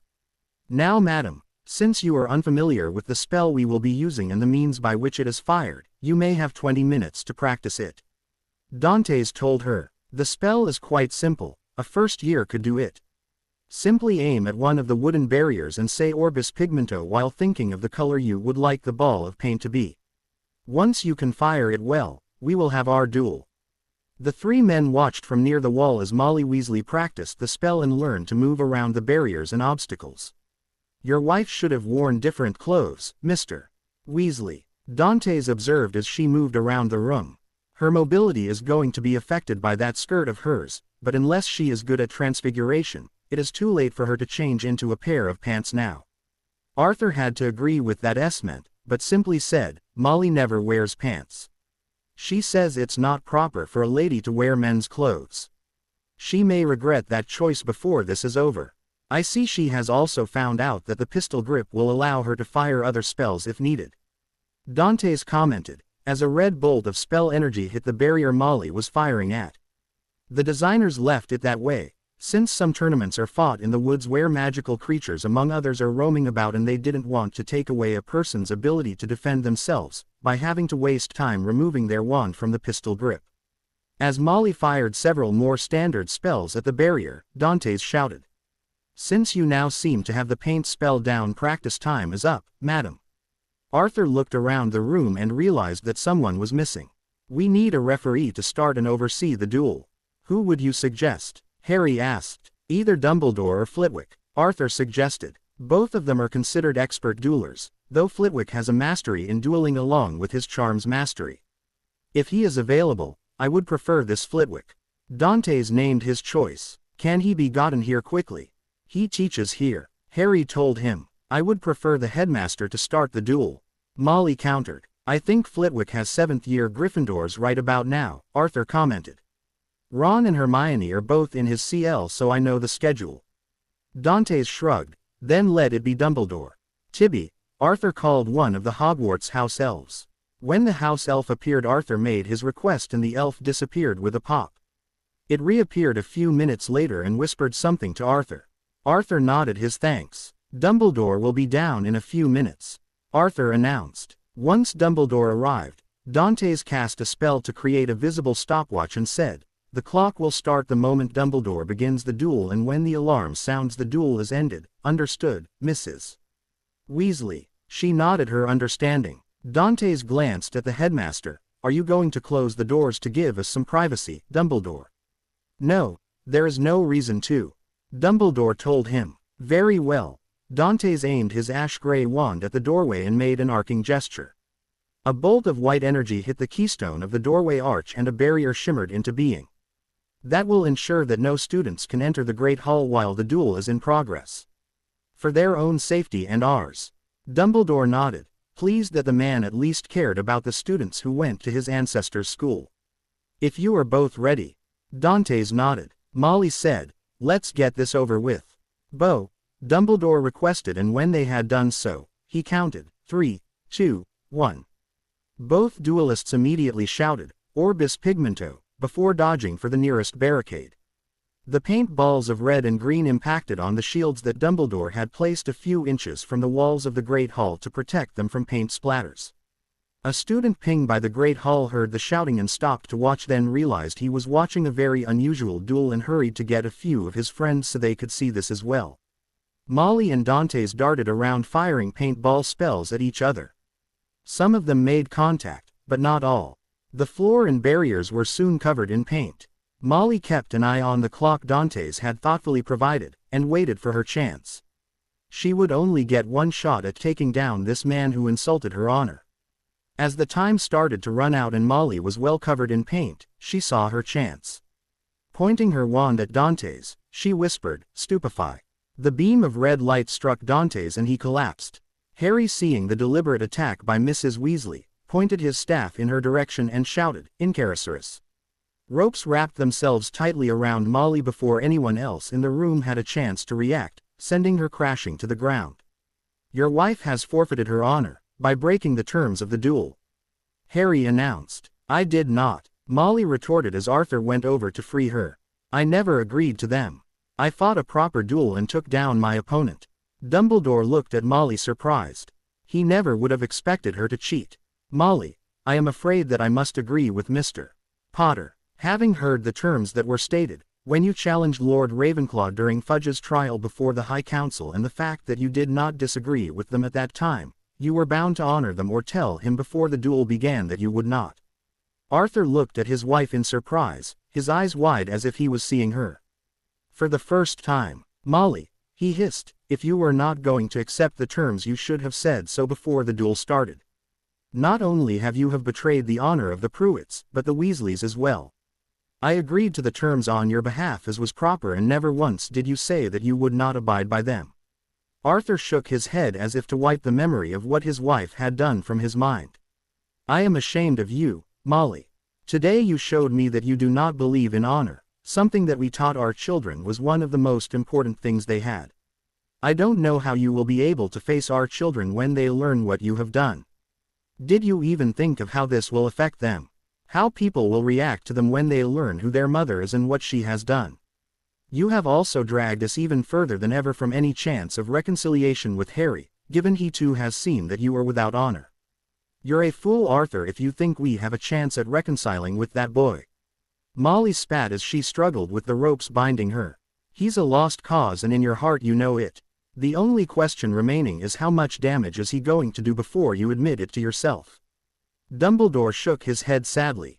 He never thought he would see Molly Weasley sink so low as to violate the terms of a duel. He went over and pointed his wand at Dantes, "Enervate." Dantes looked up in confusion. "What happened?" With a thoughtful look on his face, Dumbledore opened his mouth to reply, but before he could say anything Harry chimed in, "Mrs. Weasley cheated. She used a stupefy spell on you to knock you out." Sitting up, Dantes looked over at Molly Weasley, not with a hateful or angry expression but with an expression that proclaimed louder than words that he knew she was a woman with no honor and that her actions had just confirmed it. Getting to his feet, Dantes walked over to where Molly had been brought to her feet by her husband, still bound by the ropes Harry had placed there. Removing his wand from the pistol grip, he pointed it at her. Be grateful, madam, Dantes said in calm almost deadly tone of voice, that I do not attack those unable to retaliate. You have proven you and your family are without honor. By violating the terms of the duel, you have forfeited what little honor you ever held. From this day forward, your dishonor will be plain for all to see when they look at you. A bolt of gray light left Dante's wand and hit Molly. The ropes binding her vanished, but as both Arthur and Dumbledore watched the word, dishonored was written across her forehead in red letters. In the silence that had fallen on the great hall after Dante's spell hit Molly, they all heard the sound of voices near the doorway, and that was quickly followed by scurrying feet. Dumbledore looked up to see children disappearing from the great hall entryway. Told you, you should have closed the doors, Dantes commented to Dumbledore as he gestured at the keystone to remove the barrier. Word of Molly Weasley's dishonor will spread far and wide before you can stop it. And unfortunately added to what Ginny has already done by attacking Luna, Harry put in. The Weasley name may be only a little higher on the scale than the Malfoy name, by the time this makes the rounds. They were just finishing up the final steps on their potions when there was a knock on the lab door. When it opened, Terry Boot stuck his head inside and said quietly, Professor Wilmot, the headmaster would like to see Harry Potter as soon as possible. Wilmot nodded. Then she told Harry, Mr. Potter, since CL is almost over, I will grade your potion on what has been done up to this point. If you would like to try and get the grade for the completed potion, you can come back to redo the potion after class today. Yes, Professor. Harry turned off the fire under his cauldron and then gathered up his equipment and went to join Boot, who was waiting by the door. What did you do to upset Dumbledore now, Harry? Boot inquired. It was well known that these days the only time the headmaster asked to see Harry was when he had done something to annoy him. Harry shrugged. I have no idea. I haven't done anything that could even remotely be considered a problem since the duel between Mrs. Weasley and Lord Ravenclaw, and that was several months ago. And that would only be a problem if you were a Weasley. Boot nodded in agreement with that last statement. Ron Weasley had been avoiding Harry like he had the plague since the duel where his mother dishonored herself in Gryffindor House by breaking the agreed-upon rules of a duel. What no one had been able to figure out was why she had done it. That was a tactic the Slytherins would have used, not someone from Gryffindor. Surely beating Dantes wasn't worth the loss of someone's personal honor. When they arrived at the gargoyle guarding the headmaster's office, Boot said, Pepper Imps. The gargoyle slid aside and Terry told Harry, Go on up, he's waiting for you. Harry shrugged and headed up the stairs, wondering what the meddling old coot had in mind now. As soon as Harry had entered the office, he was knocked into the nearest wall by a strong slap to the side of his face. How dare you take advantage of my daughter like that? Harry heard a voice he recognized as Molly Weasley's yelling at him. Haven't you done enough damage to my family? Percy is in Azkaban because of you. The twins won't speak to or even see us, because of you. And now you have to take my baby girl's innocence and get her pregnant. We should have left you in Azkaban. Harry managed to get out of the way of the woman's flailing arm, long enough to cast Petrificus Totalis.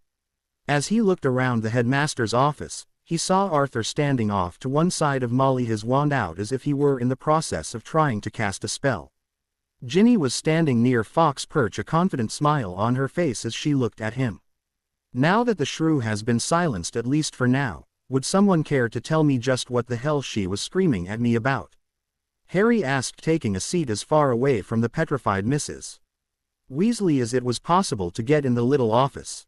Unable to contain the news she had for one moment longer, Ginny said, I'm going to have your baby.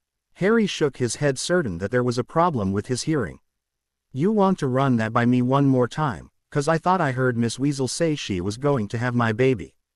That is indeed what Miss Weasley did say, Mr. Potter. The look Dumbledore gave Harry made it clear that he was disappointed in Harry's actions. Save that look for someone who cares, Dumbledore. Harry told him dryly. Once again I am judged and found guilty of something I didn't do, solely on the word of a Weasley. Given her previous actions, I'm surprised you are willing to believe her. I wouldn't believe her if she said it was raining and it really was. Madame Pomfrey had confirmed it this morning. Arthur Weasley told him stiffly, as if Harry had just insulted his honor. Ginny is about 4 months pregnant, and while she named you as the father, I wanted to be certain, given what you said previously regarding your feelings for her. At my request, Madame Pomfrey performed a magical paternity test and it confirmed you are the father. Ginny smiled smugly at Harry. I told you on our last night together at Hogwarts that nothing would keep us apart. I'm carrying your child. What further proof do you need of my love for you? It's time you accept that we were meant to be a family. You are my soulmate, Harry. Harry gave Ginny a long considering look before turning his attention back to Arthur. While I have a good idea of the mechanics involved in getting a woman pregnant thanks to a few talks with Sirius over the Christmas break during my 5th year, I am forced to admit I have never had a chance to practice the techniques he recommended. Given that rather embering fact, I can't help but wonder how your daughter is pregnant by me. I can only think of one case in the whole of human history where a woman got pregnant without a man being directly involved, but I wouldn't have thought Jin would fit the required criteria for immaculate conception. I know I certainly don't. Harry, you should be overjoyed by the fact that you are going to be a father. Ginny said as if she was talking to a slow child. You will see once we are married, you will finally have the family you have always wanted. I know you will be a good father to our child. Ginny looked down at her slightly swollen belly and gently rubbed it. Yes, your daddy will be very good daddy. I'd go back to Azkaban first, with the Dementors. Harry muttered. Mr. Potter, there is no call to insult Miss Weasley. Dumbledore, having spent more time interacting with the Muggle world than most wizards, understood the reference to Immaculate Conception from one of their major religions and figured out that Harry apparently was not going to do the right thing by the girl he got pregnant. He never would have thought that a Potter would shirk his responsibilities. He could also see that Arthur hadn't understood the implied reference and was grateful for that. The last thing he needed or wanted was another formal duel at Hogwarts. I don't consider the truth to be an insult, Harry countered. Ginny was not pleased to hear this. Why was her Harry still trying to fight against fate? He was hers and nothing would take him away from her. She had known that even before he saved her from the basilisk. Harry was hers and no one took what was hers, not even Harry. After his third attempt to unfreeze his wife, Arthur spoke up before Ginny could say anything in response. Mr. Potter, would you please release my wife? Only if you keep her under control, Mr. Weasley, Harry told him. If she tries to attack me again, I will tie her up and hang her from the battlements of the school. Arthur nodded in agreement with those terms. As soon as Molly was free, she looked around for Harry and finding him, started to charge toward him, until Arthur barked out an order. Molly, sit down. Arthur, this boy has humiliated and defiled our daughter and he has to pay. Molly retorted. We need answers, Molly, before we take any action. Arthur countered firmly. Attacking Potter will not get us those answers. So tell me, boy, after everything my family did for you, all the pain and suffering we went through for and because of you, why did you steal my baby's her innocence? Molly sneered in a manner that would do Snape proud as she sat down next to Arthur. Harry couldn't help noticing that her fists were tightly wrapped around the arm rests of her chair as if she were strangling them, since she couldn't touch her intended target, him, yet. Is it your intention to destroy the entire Weasley family? You claimed over and over again that you didn't want anything to do with her and then she winds up pregnant and carrying your spawn. What spell did you use on her to get her into your bed, so you could her without her fighting you? I know my daughter, if she'd been in her right mind, she would have fought like a wildcat rather than give herself to someone who held her in such contempt. Molly, you don't know that that's what happened. Arthur was shocked at the venom in his wife's voice. Ginny told us that she went to him willingly. How do we know that, Arthur? Molly countered angrily. He is a powerful wizard, more powerful even than Dumbledore. How do we know he didn't do something to her? Glaring at the woman he had once considered his second mother, Harry growled, Mrs.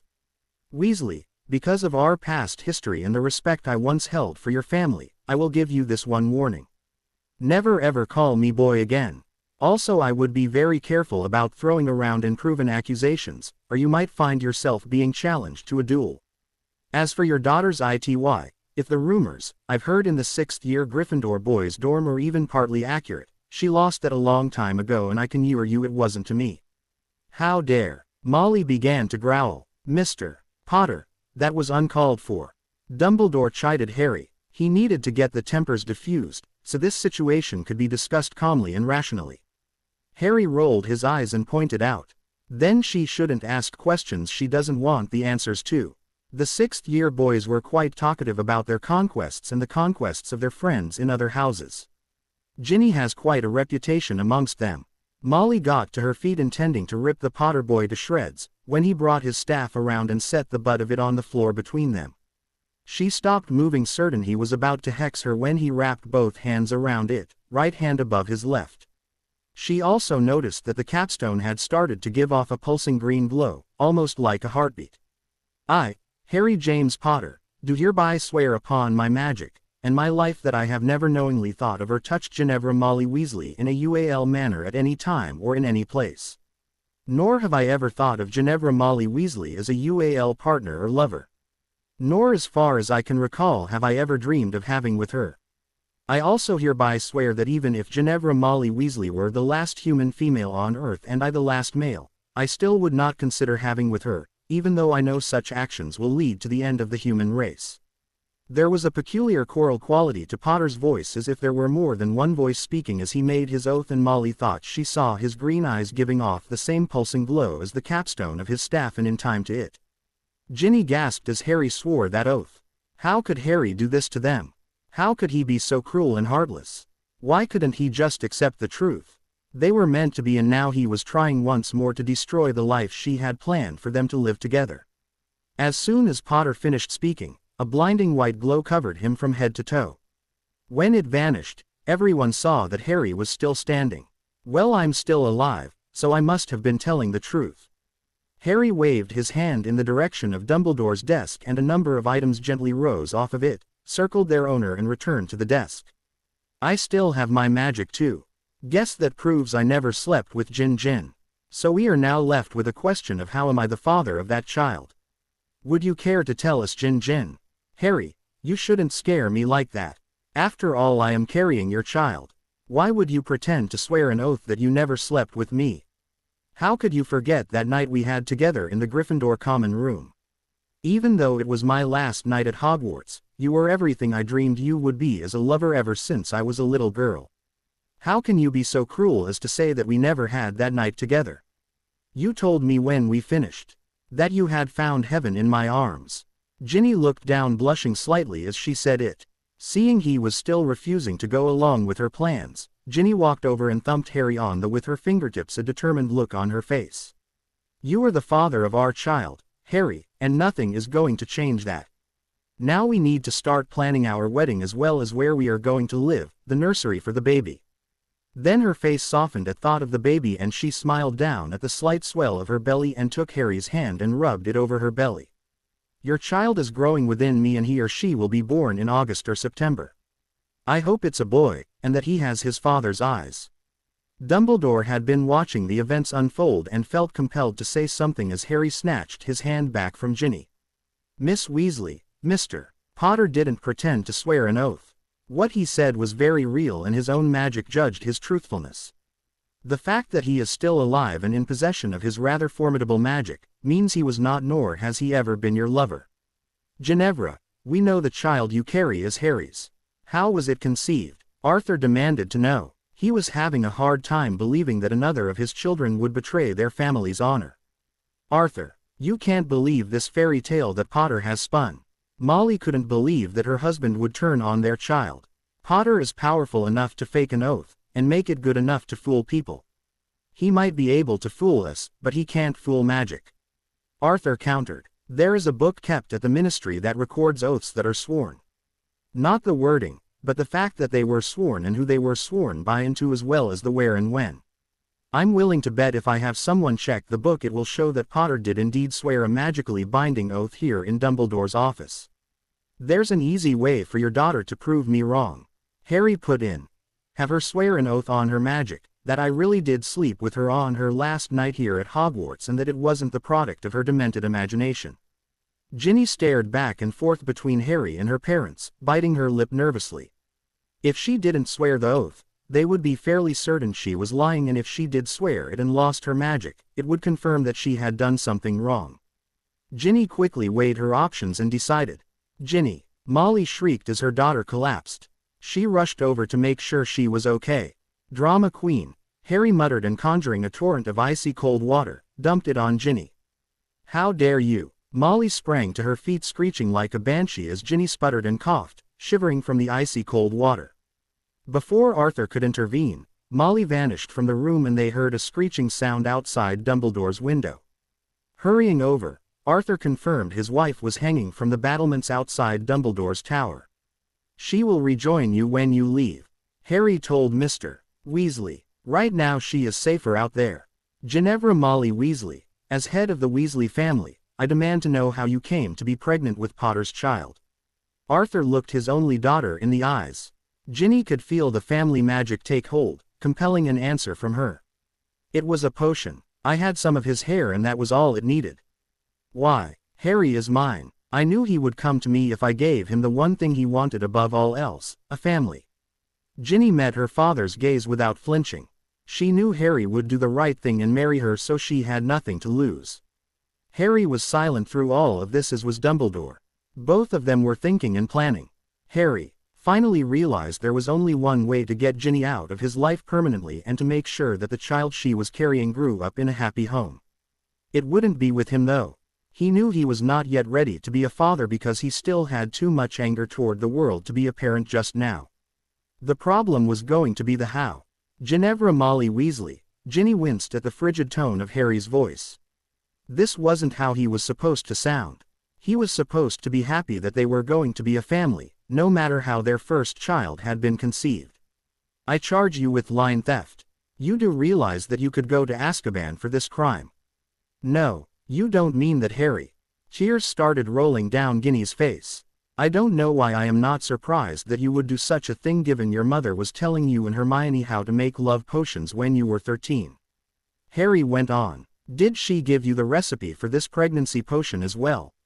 I wonder if maybe she might have used the love potion on someone herself and that's why she was telling you about it, so you would know how to use it when the time came. No, Harry, I got the information from Tom in my first year. Dung got me the potion from Nocturne Alley last year. Ginny protested, really crying now as she saw the shocked look on her father's face. Getting help from Voldemort. Not real smart, Jin. The only reason I am not calling the Aurors right now is because of the respect I hold for your father. Harry continued. However, I am invoking the life debt you owe me for saving your life from Riddle during your first year. The child you are carrying is mine, but by theft, in violation of the debt you owe me, so I am calling it due. Surprising, isn't it? Given I told you that I would never call that debt in, well, you have forced my hand by your actions. The price I am demanding from you is my child that you are now carrying. You will carry the child until full term or until a healer determines the baby must be born. You will take care of yourself so that the child will have the best chance at life, and in no way, shape or form will you try to harm the child in any fashion. Once it is born, it will be turned over to me without a whimper or any attempts to use it to bind me to you as you were attempting to do here today. Also, Ginevra Molly Weasley, you will have no further contact of any kind with me, and you will give to your father anything that you may have that makes you think of me, including anything that used to belong to me, so that he can destroy them. You will keep nothing that even remotely reminds you of me. And in case you haven't understood anything about the oath I swore here today, Ginevra Molly Weasley, once that child is born and delivered to me, you will be dead to me. Do you understand what I have told you? Ginny gasped, unwilling to believe that Harry would go that far. It had been centuries since that spell had been cast. It was usually only done for the greatest of family crimes, where there was no possible hope of the family member ever being brought back into the family because the crime they had committed was so unspeakable. When Ginny continued to remain silent, Harry barked out, "Do you understand what I have said?" Ginny flinched at the icy tone of his voice and nodded. Out loud, Ginevra, Harry reminded her. Say it out loud. I understand. Ginny stammered as her dreams went up in flames. I understand. Who? Harry persisted. I understand, Lord Potter, and I will comply. Ginny completed the ritual response. It was rare that life debt ritual was used, but a life debt was like a magically binding contract, and the terms had to be acknowledged by both payer and payee. Harry, Dumbledore gasped, surprised that young Potter even knew of the outcasting ritual. While it wasn't that complicated, the ritual was very old magic that hadn't been used in Britain in centuries because it was a complete and utter severance that could not be reversed by any means. Even the inheritance rituals that the goblins used to trace bloodlines wouldn't recognize you or your heirs as belonging to a family line once an outcasting was done. About the only place the ritual was still used as far as he knew was in portions of magical as well as Muggle Japan. It was usually only used by the head of the family and then only when the head felt that whatever the family member had done was totally unforgivable. Stating that someone was dead to you meant that even if you were in the same room with them, you would not see or hear them and magic would keep them from coming anywhere near you. Do you realize what you have done? Yes, I have made sure this psycho stalker understands that she has no more hope of getting me, since normal magical methods of trying to get through that thick skull of hers weren't working. Harry didn't even bother looking at Dumbledore. Now she will no longer harbor even the faint hope that I might change my mind, cause it can't be changed. Once that baby is born I will complete the ritual. Harry looked at Arthur too. Mr. Weasley, I am calling your life debt due as well. When the child is born it will be given to me, without a fight. That child is mine. Ginevra stole what she needed to create it. Once the child has been turned over to me, no member of the Weasley or Pruitt families currently living or in the future, with the exception of the twins, since they were the only ones to believe me innocent when I was sent to Azkaban, will make any attempt to locate the child or I swear that the child will not come to harm at my hands, but your family will have no part in raising it. It will be as if my child does not exist for you. Also Mr. Weasley, you will explain things to your wife and warn her that if she tries to interfere or harm me, that I will invoke my rights under the law with regards to your daughter.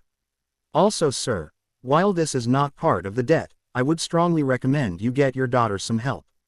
Surely even you can see she has some major problems. I understand and will comply, Lord Potter. Arthur didn't even wait to be asked, knowing that Harry was letting Ginny off easily, when he could have sent her to Azkaban for life. Line theft was a very serious crime in the wizarding world. A few weeks after learning that he was to be a father, Harry got a letter by owl from Myra Armstead, his solicitor in London. She had had someone monitoring Dudley's trial and she had written to tell him that barring any last-minute surprises today was to be the last day of testimony and that a verdict was expected before the end of the day. Harry decided to skip Cleese for the day and go see what the judgment was for Dudikins. By the time he slid into a seat near the back of the courtroom, the closing arguments were being made. While not real experienced in legal matters, Harry thought the Crown prosecutor did a better job at restating the facts of his case than did Dudley's solicitor, but then again, he knew Dudley was guilty. When the jury retired to deliberate his cousin's fate, Harry took out his notebook and began making some notes about what he needed to do regarding the child that Ginny was carrying. He wanted to make sure it grew up safe and happy, without any possible hint that it was his child. He'd found a few things in the Leary at Hogwarts that might help, but he would need the help of at least one other to carry it off. He was trying to work out the best approach to use, when a voice interrupted his plotting. What are you doing here? Did you come here to gloat? Petunia hissed. You swore to stay away from us. Aren't you afraid of losing that freakishness of yours? Harry looked up at her and wasn't really surprised by the changes. She was no longer so immaculately dressed or made up the way she used to be. According to Myra, Inland Revenue had taken a lot of their money for back taxes and Vernon had lost his job as general manager at Grunnings because of the scandal of him stealing from his wife's nephew. He couldn't help wondering just how long it would be before they had to move away from Privet Drive, if they hadn't already to get away from the gossips. If you will remember Aunt Petunia, I swore not to come to your home unless asked by you and that I would never voluntarily approach or speak with you. I also told you it was possible you would see me since I was going to be living in Britain and this is a small island country. As for gloating, yes, you might say I came to gloat, just a little. I'm entitled to gloat after all the pain and suffering I was put through by you and your family when I was growing up. After taking a quick look around to make sure there was no one nearby, Petunia hissed like an angry goose. We didn't want you, but we took you in anyway. We put a roof over your head, clothes on your back and food in your mouth. And you were well paid for doing that. Harry interrupted her attempt at self-justification, though you never spent any of that money on me, the one it was intended for. Instead you treated me like a. Don't talk to me about taking me in out of the goodness of your hearts. It was greed for you, pure and simple. The money you were being paid in safety for your family as long as I lived there and called that place home. You want to know something, Aunt Petunia? I'm willing to bet the protections that were supposed to be in place collapsed a long time ago, because as soon as I was able to understand what a home really was, I never thought of Privet Drive as home. Which means if my kind could have been bothered to really look, they probably could have found your home without any trouble whatsoever. Just more proof that you and your kind can't be trusted. Petunia retorted. Harry spoke up before she had a chance to get away. The wards might have worked correctly if you were capable of loving someone other than yourself, Petunia. I don't think you even loved Dudley or Vernon. You indulged your son, yes, and you acted the part of a loving wife and mother, but I think it was more pride and your fierce determination to be seen as normal than it was real love. I think you knew deep down that what you were doing to me was wrong.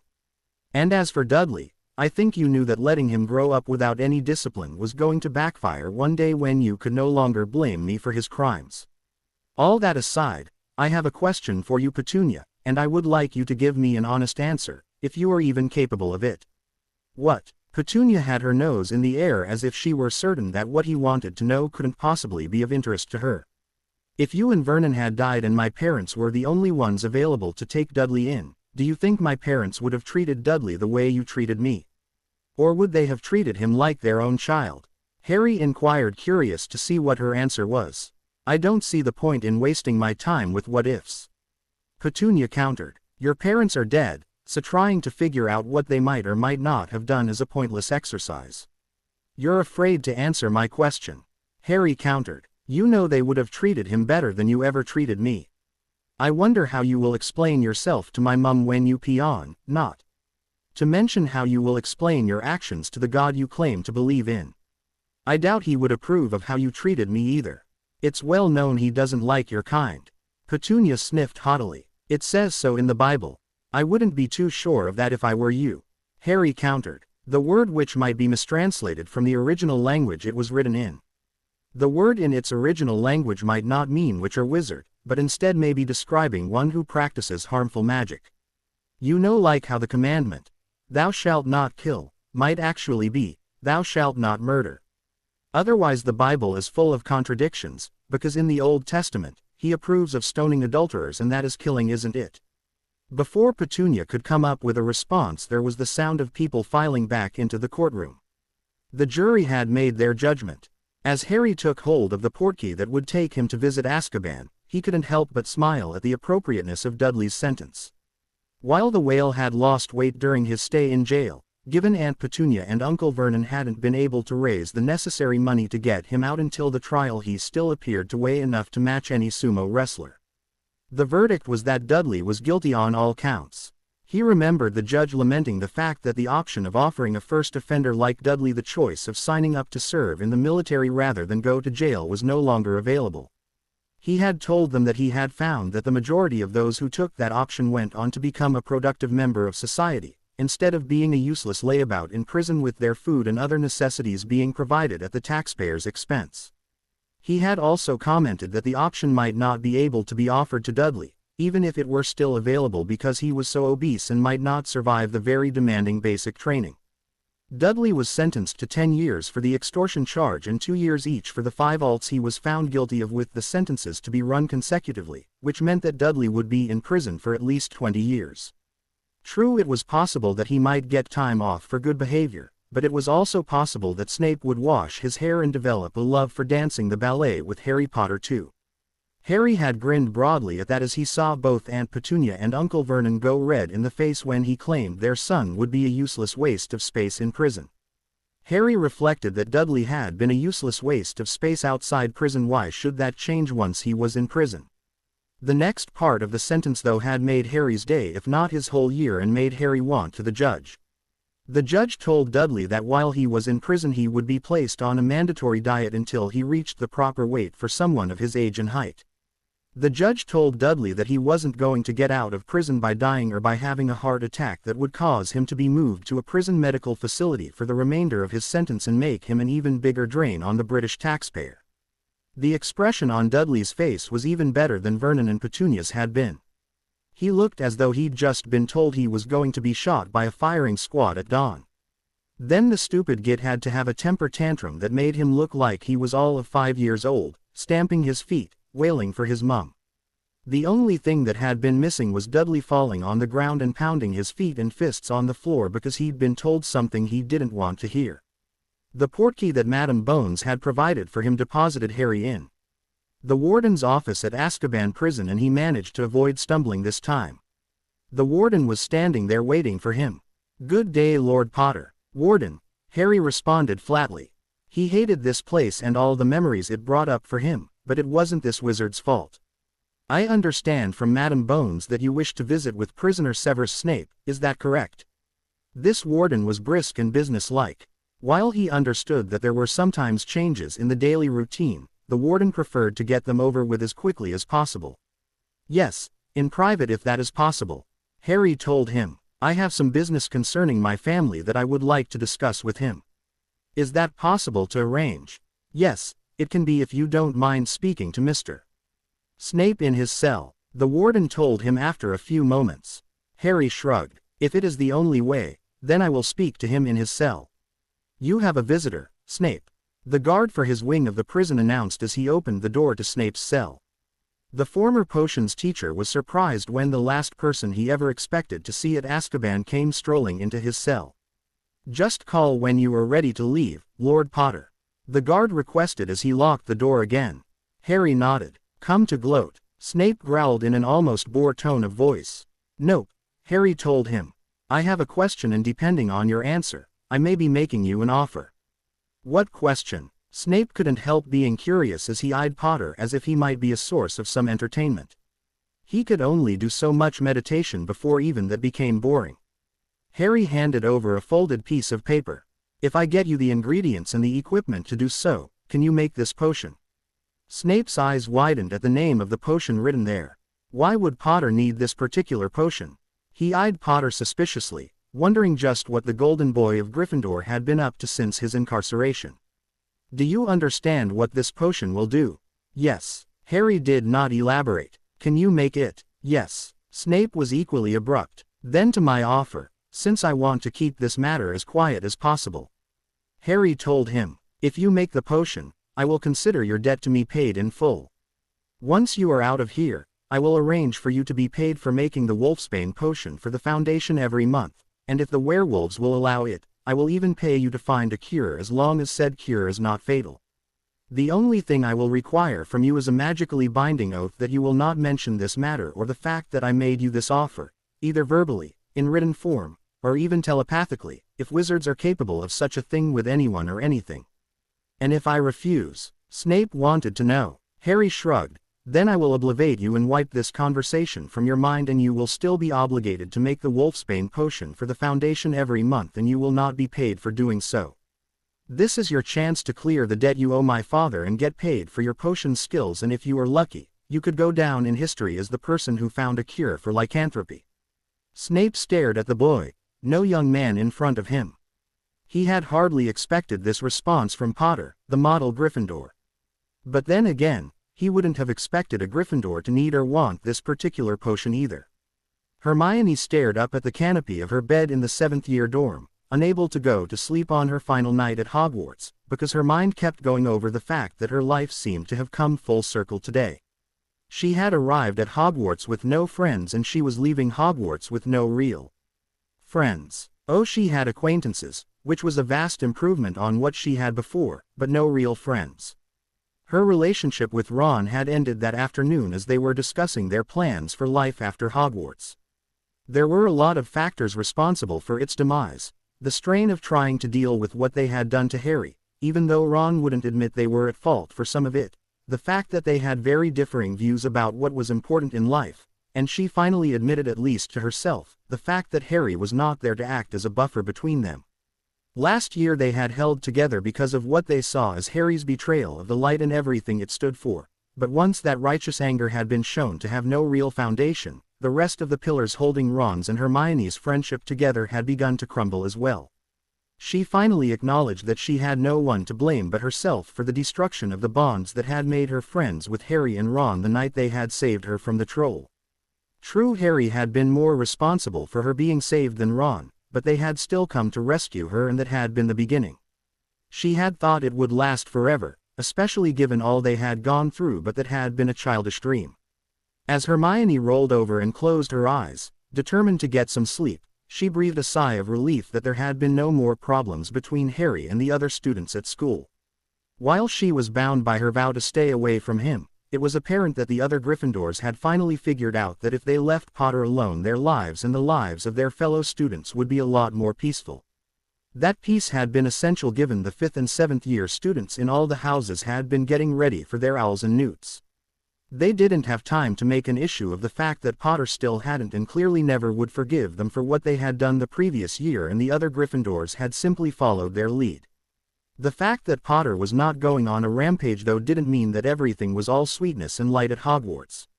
Rumor had it that Malfoy was still a ferret and would probably remain so for quite some time to come, even though Potter had made it quite clear in April what he would have to do to regain human form, when he had been confronted by an angry Pansy Parkinson, who was furious that her future husband was still a ferret. Opinion on whether or not Malfoy deserved to be condemned to live life as a ferret was mixed.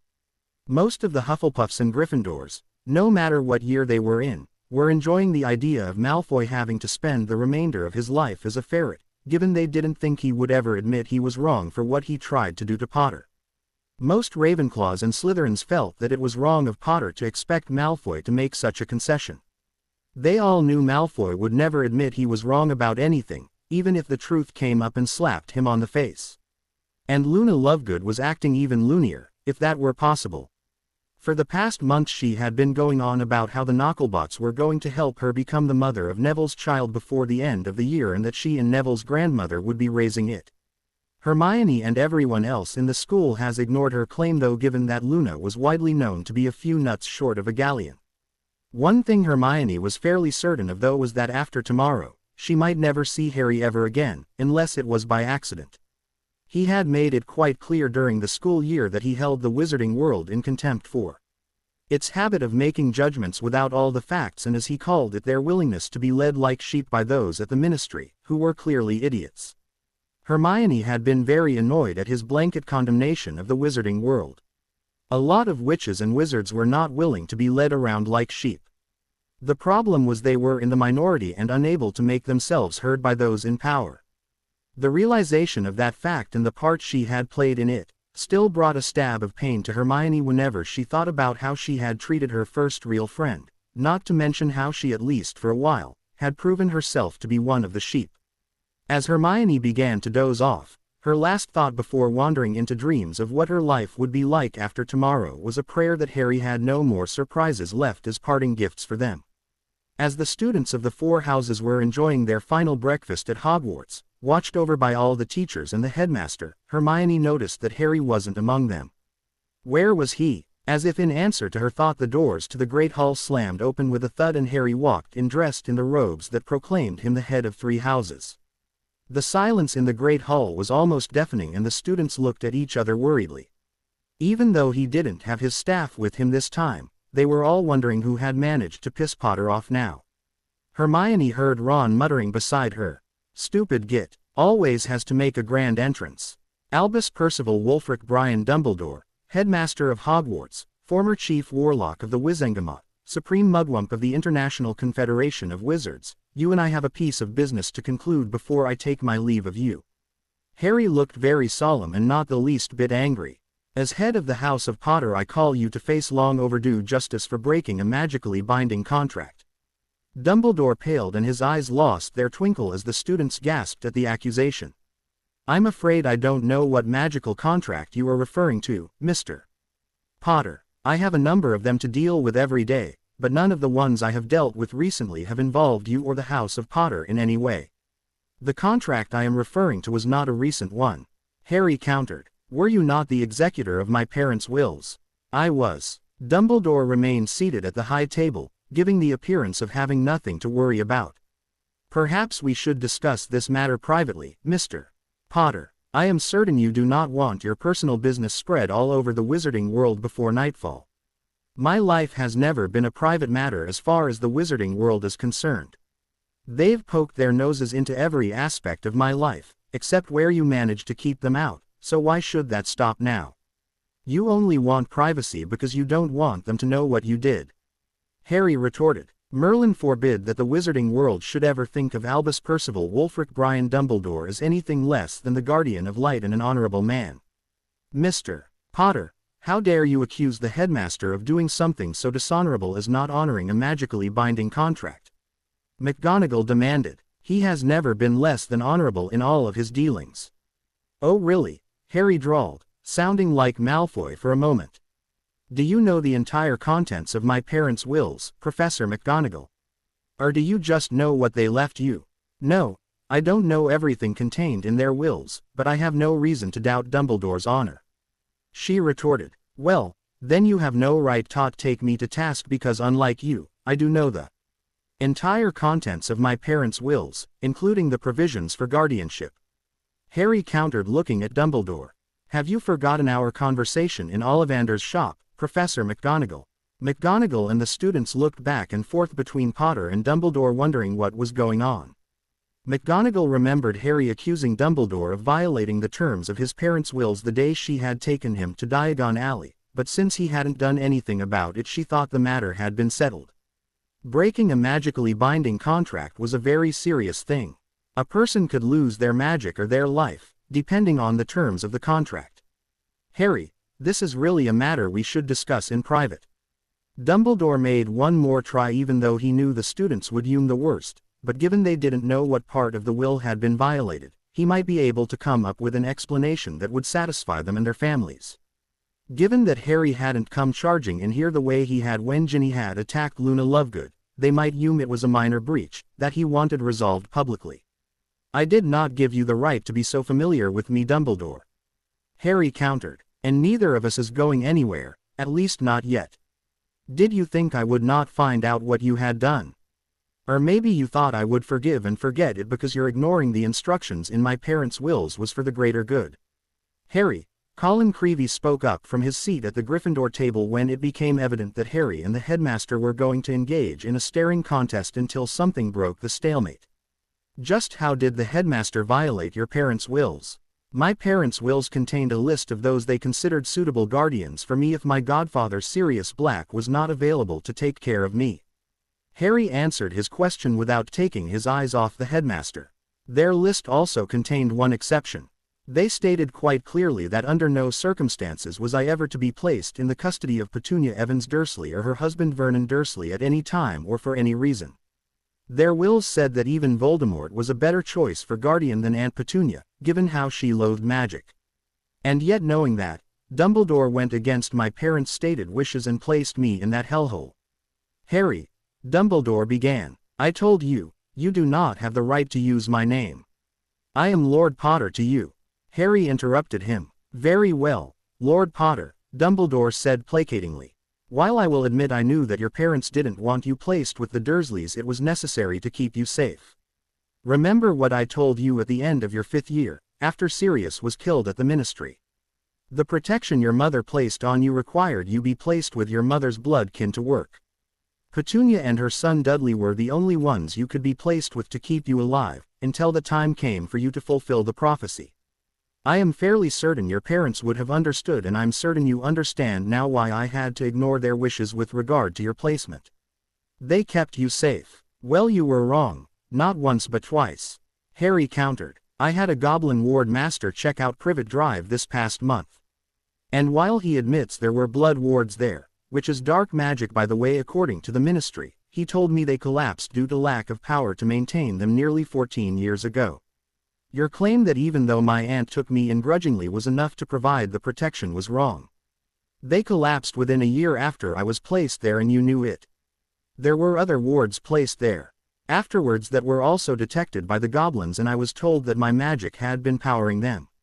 No wonder I sometimes had problems making spells work right, given that you tied my magic into the wards that were protecting those wastes of space I laughingly call my family. Do you remember what else you told me that night? About when I arrived at Hogwarts that first night. Yes, Dumbledore didn't elaborate. He could see the looks of shock and disgust on some of the faces in the Great Hall. He knew was going to have a lot of explaining to do later on. You didn't place me with the Dursleys for my protection. You placed me there so you could mold your weapon to defeat Voldemort without getting your own hands dirty. Harry told the room at large. According to your own words, which I remember very well thanks to the Dementors, 5 years ago you arrived at Hogwarts, neither as happy or as well nourished as I would have liked, but you were alive. You were not a pampered prince but as normal a little boy as I could have hoped for under the circumstances. Thus far my plan was working well. I was not a normal little boy, unless it is considered normal in the wizarding world for a child to be treated as a from the time they are 4 years of age. Forced to watch as my cousin is showered with love and all the things that go along with it, while I am called a freak, starved, worked nearly to death, beaten for things that were not my fault, and not even knowing my own name until I went to school, and that only happened because they couldn't hide the fact I lived there. If they could have, I don't think I would have gone to school either. You were safe there, Dumbledore insisted. That was the most important thing. I tried to make up for the rest while you were here. It had to be done that way. You had to understand suffering to be able to overcome it. And you are overcoming it. You will be a great aid to the wizarding world because of all you have gone through. I hate to tell you this, Dumbledore, but today is the last anyone in the wizarding world will see of me, except for a few that I have unfinished business with. Your plan to make me the savior of the wizarding world because of its own stupidity has failed as well. I know you hoped that I would forgive all those who wronged me last year, but that won't happen until the sun is a burnt-out cinder in the sky and we all are dead, and maybe not even then. Harry disagreed. You were condemned out of your own mouth. You have admitted to knowingly breaking the contract. Your parents would have understood why I did what I did. Dumbledore insisted. But they aren't the ones you have to answer to, I am. Harry reminded him. I am the one who suffered the most because you felt you had the right to play God with my life.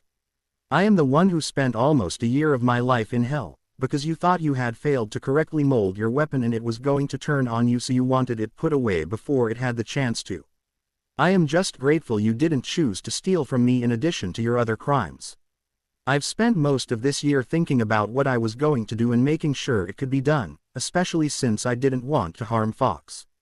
I don't hold him responsible for your actions, though I do have to wonder why he never left you, once you started committing acts that meant you were no longer on the side of light.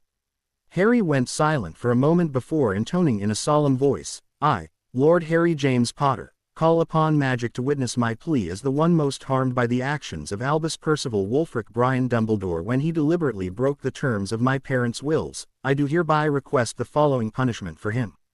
That he have no more magic than a squib, or enough to ensure that Fawkes is not harmed, but no matter how much magic you leave him with, that he no longer have the power, influence, or ability to harm another as he has harmed me.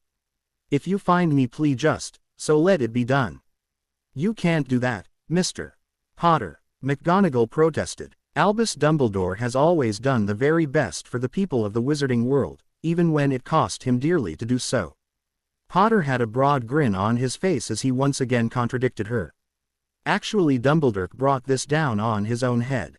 If he hadn't felt compelled to meddle last June in a vain effort to try and get me to forgive those in the wizarding world who wronged me, none of the events of this past year would have happened.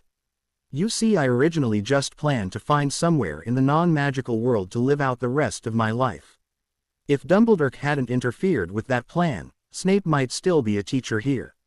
Umbridge would probably still be scheming right alongside Fudge in the very corrupt ministry. Ron would still be a prefect and his sister the Psycho Stalker would still be walking the halls of Hogwarts, jumping anything that was wearing pants. And last but not least, Draco Malfoy would not have become a ferret when I returned his spell to him. Harry glanced around the great hall that was still as silent as a tomb as the students and teachers listened intently.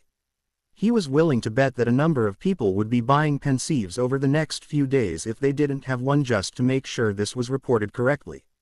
I know for a fact that if Dumbledore were to retain his magic, and I were stupid enough to ever trust him again, then I would quickly find myself once again as the puppet dancing on his strings, for the greater good of course. You're wrong. Everyone heard Ron Weasley shout from his position at the Gryffindor table. You are too ungrateful a git to realize when someone is trying to help you and let them. All we hear from the sole remaining weasel at the school, thought not for much longer. I'm not surprised you would speak up for your master, given he paid you to befriend me during my first year and to make sure I chose Gryffindor, instead of Slytherin when I was being sorted. As the students in the hall gasped at the news that Potter might have been in Slytherin and that Ron Weasley had been paid to make sure he chose Gryffindor, Harry continued, I do hope you were well paid for your actions, because I think you are going to have trouble getting a job, now that you are out of school given you did so poorly in your classes, even with Hermione's help. There were some snickers from around the room as he said this, because many knew that for all his bluster, Ron Weasley really was little more than muscle. He might be lucky enough to be a low-level Auror, but they doubted that he had the skill for his true desire to play Quidditch for the Chudley Cannons. My business within this school is completed, and Dumbledore, your final attempt at manipulating me has failed. I do not intend to be the savior of the wizarding world once again, because the purebloods don't realize that they have condemned the British magical people to a slow but certain death, because of bigoted policies designed to keep the purebloods in power and the muggle-borns on the outside and inbreeding. The wizarding world can go hang for all I care. With that, Harry Potter vanished from the Great Hall. As the Great Hall exploded with noise, McGonagall felt the link for the wards surrounding Hogwarts settle into her magical core, declaring her the headmistress. Dumbledore was now without the majority of his magic. It was a sad day for the magical world. Dantes walked into a very noisy Great Hall, and headed for the head table where the teachers and headmaster were seated. From the expression on the ancient wizard's face, Dumbledore had apparently received a shock a short time ago and hadn't had a chance to recover. Well, Dantes thought to himself, I hope he can take another one, because I would hate to go down in history as the wizard who gave Dumbledore a heart attack. As the students realized there was a stranger at the head table, silence again fell over the room like a wave. Those closest to the head table wanted to hear what was being said by this stranger, given that it was rare to have visitors in the morning on the last day at Hogwarts. Good morning, headmaster. Dantes greeted the elder wizard. Dumbledore looked at him a moment before replying. Greetings, Lord Dantes, but unfortunately as of this morning, I am no longer the headmaster. If you need to discuss school matters, I believe you will need to speak to Headmistress McGonagall. I am sorry to hear that. Dantes sounded as if he really meant it. My visit here today is to inform you that as of the end of this school year there will be a change in the governance of this school. I, as the heir of Rowena Ravenclaw, am taking Hogwarts back from the people of Wizarding Britain. You can't do that, Hermione shouted from her position near the head of the Gryffindor table. Dantes turned to face the Gryffindor table and the person who had interrupted him. And why can't I, Miss Hermione Granger? She got to her feet determined to challenge him. And you can't take Hogwarts away from the control of the people of magical Britain, because of the charter one of your ancestors signed, along with the other founders' heirs that ceded control to the people of Wizarding Britain in perpetuity. Ah yes, that charter. Dante's smile if anything grew even wider. You are very knowledgeable. Why are you not in Ravenclaw House? Because the Sorting Hat felt I was a better fit for Gryffindor. Hermione told him and then demanded. Don't change the subject. You have no right to take control of the school according to the charter. It says so in Hogwarts A History. Ah yes, that biased and inaccurate book. Dantes nodded. Actually, it is the charter mentioned in that book that gives me the right to take control of the school back.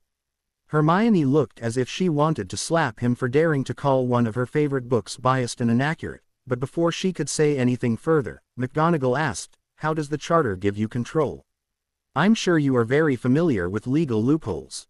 At McGonagall's nod, Dantes continued, well, the founders' heirs were fairly intelligent and put a well-disguised one in the charter, hoping it would never be needed.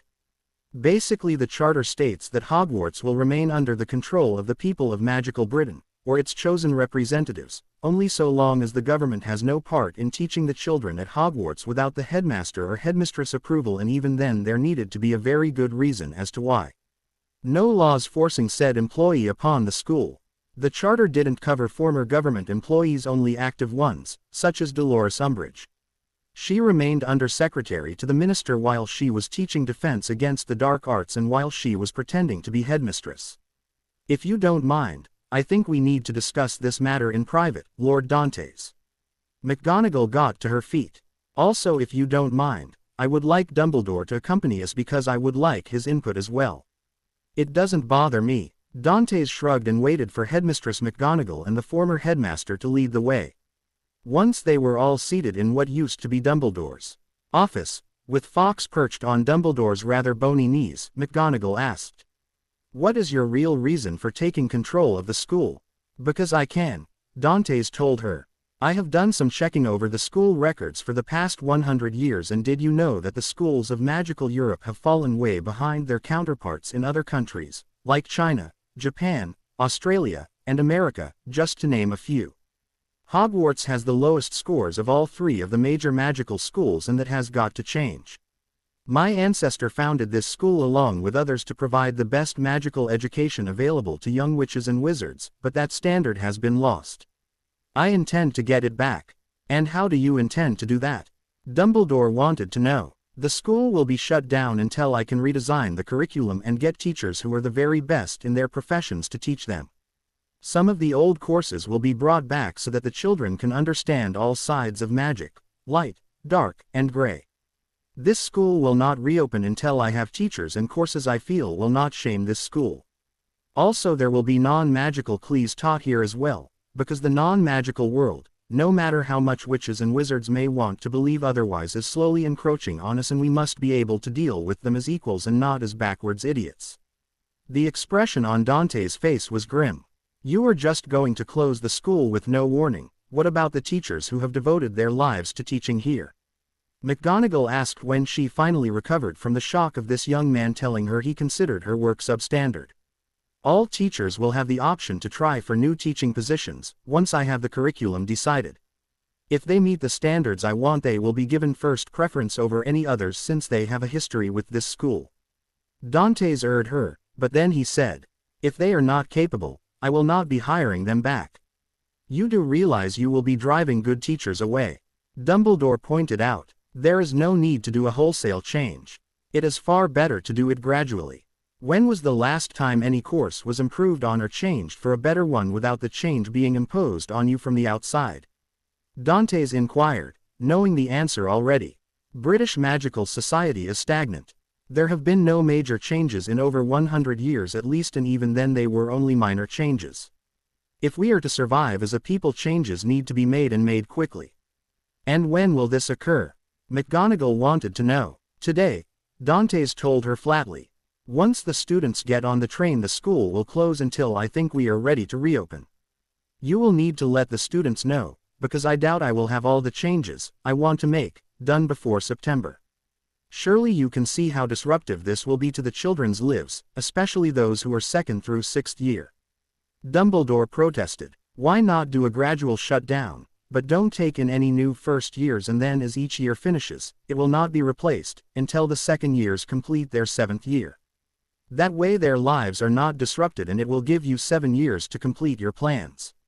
No, Dantes disagreed. I have thought this over, and it would be far better in the long run for them to be with other children their own age, rather than realizing that with each year they are getting fewer and fewer in number. Not to mention the stigma they will feel at knowing they were the last. You have your orders, headmistress. Let the students know today before they leave. I have already made arrangements for the parents to be notified. By owl post tomorrow. What about the house elves, the paintings, and the ghosts? McGonagall wanted to know. The house elves will be staying on. Hagrid will also be asked to stay on and help with the modifications as well as the current maintenance along with Mr. Filch. There is a lot of work that needs to be done to upgrade this castle to get it ready for future students, and I hope they will help with that. As for the paintings and the ghosts, I have no doubt they are being told right now. Dantes gestured with his thumb toward one of the empty portraits of one of the former headmasters. You do realize that some may choose not to come to this new school of yours. Dumbledore pointed out. That's possible, Dantes shrugged. But if purebloods and half-bloods won't attend the new Hogwarts, Muggle-borns certainly will. And who knows, we might even get students from other countries as well. Is there any way we can convince you not to go through with this plan? Dumbledore was willing to beg if that was what it would take. No, Dantes told him. I am the master of Hogwarts, and after today, it will only listen to me. On July 31st, a large portion of Wizarding Britain received a shock when they opened their morning paper. In big bold type the headline read, Hogwarts closed. And then underneath it in slightly smaller print, founder Rowena Ravenclaw's heir Lord Liam Dantes states that Hogwarts will be closed for the foreseeable future. The article took up the whole front page. It outlined Dantes' reasons for closing the school, at least for now, and how he was able to take control of the school back, given Fudge had violated the terms of the charter ceding control of the school to the people of magical Britain by placing Dolores Umbridge into Hogwarts as the defense against the dark arts teacher while she also remained an active ministry employee. A ministry legal expert had confirmed that Lord Dantes did indeed have the right to do so because of Fudge's actions, though he lamented the fact that Dantes had chosen to do so. The parents who had children who would have been first years at Hogwarts this year and former students who had no students currently attending were furious at both the ministry for creating the situation that allowed him to take control of the school back and Dantes for doing it. At the ministry, it was discovered that Fudge had not shown up for work that morning, but a quick check of his home showed he was still alive. He was apparently unwilling to step beyond the wards of his house until the furore died down. The Aurors were just glad he had chosen to do so. That meant they weren't wasting manpower trying to protect the idiot. What ped almost unnoticed that day in the Daily Prophet because of the chaos caused by the news of Hogwarts closing was a small article listing the death of Albus Dumbledore, the former headmaster of Hogwarts and defeater of Grindelwald. The article had listed his accomplishments and also it listed the fact that the previous month he had been reduced to little better than a squib for violating the terms of the Potters' wills by placing their son with Lily Potter's sister. The article also claimed that the reason for Dumbledore's rapid decline was he had lost the will to live after all the losses he had suffered through the previous year, from the loss of his seat on the Wizengamot to losing his position as headmaster, as well as his spectacular failure at trying to keep Lord Harry Potter in magical Britain. On that same July 31st morning, Ginny Weasley suddenly went into labor, and at 1 minute after midnight on August 1st, she gave birth to a son at the Burrow.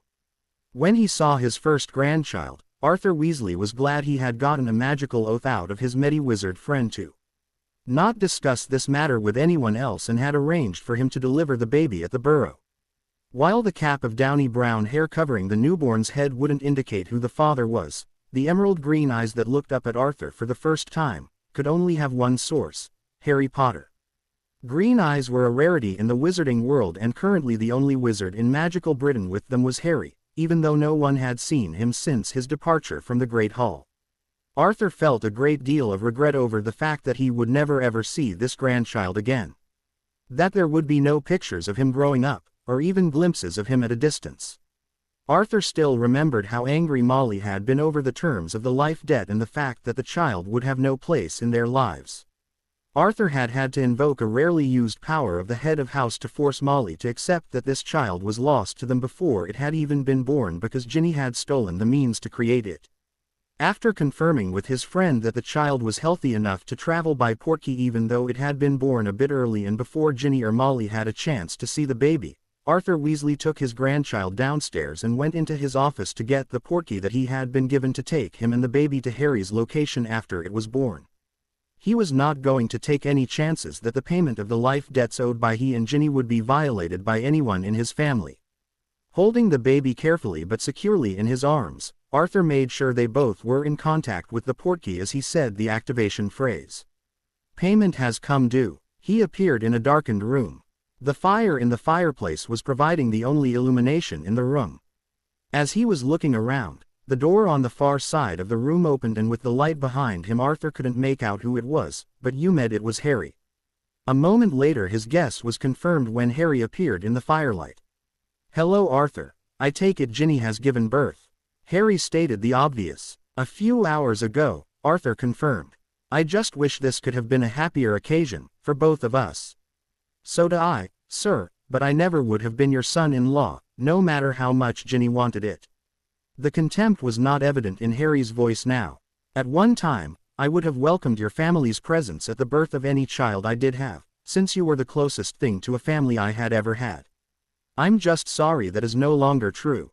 "So am I, Harry. I want you to know that I will always think of you as a son, in spite of what happened." Placing on the downy brown head of his blanket-wrapped barely a few hours old grandson, Arthur handed the newborn baby over to his father. "Here is your son, Harry." "Thank you Arthur." Taking his son in his arms, Harry turned and walked out of the room without another word. Arthur took hold of the portkey once more, and with tears running down his face, he said, "Home." Once he was back in his office, Arthur did as he had been instructed by Harry and threw the portkey in the fireplace. He watched it carefully to make sure it was completely destroyed so that no one could backtrack the location he had been transported to. At midday on August 1st, Luna Lovegood walked into Longbottom Manor, a child in her arms, only to be greeted by a house elf. "How can Nippy help you?" the house elf asked. "Would you please tell Lady Longbottom I am here with her great-grandchild?" Luna requested. For once she was acting in a practical, matter-of-fact manner. The house elf nodded and vanished with a pop. Lady Augusta Longbottom appeared a few minutes later and walked over to Luna, a large smile on her face. "You have Neville's child. He has a fine son to carry on the Longbottom and Lovegood lines." Luna uncovered the sleeping child's face. The child's head was covered with a cap of fine silvery blonde down, and the child's eyes opened at the sound of the strange voice. Augusta Longbottom gasped at the beautiful aquamarine eyes her great-grandchild had. "Everything has been properly done to make sure he is legally recognized as my child and Neville's. Even an inheritance ritual won't show any different. Welcome to the family, my dear." Augusta said Luna and the baby. "This day has been a long time coming." The end. I hope you enjoyed this story. Also remember to subscribe and like this video. See you in the next video.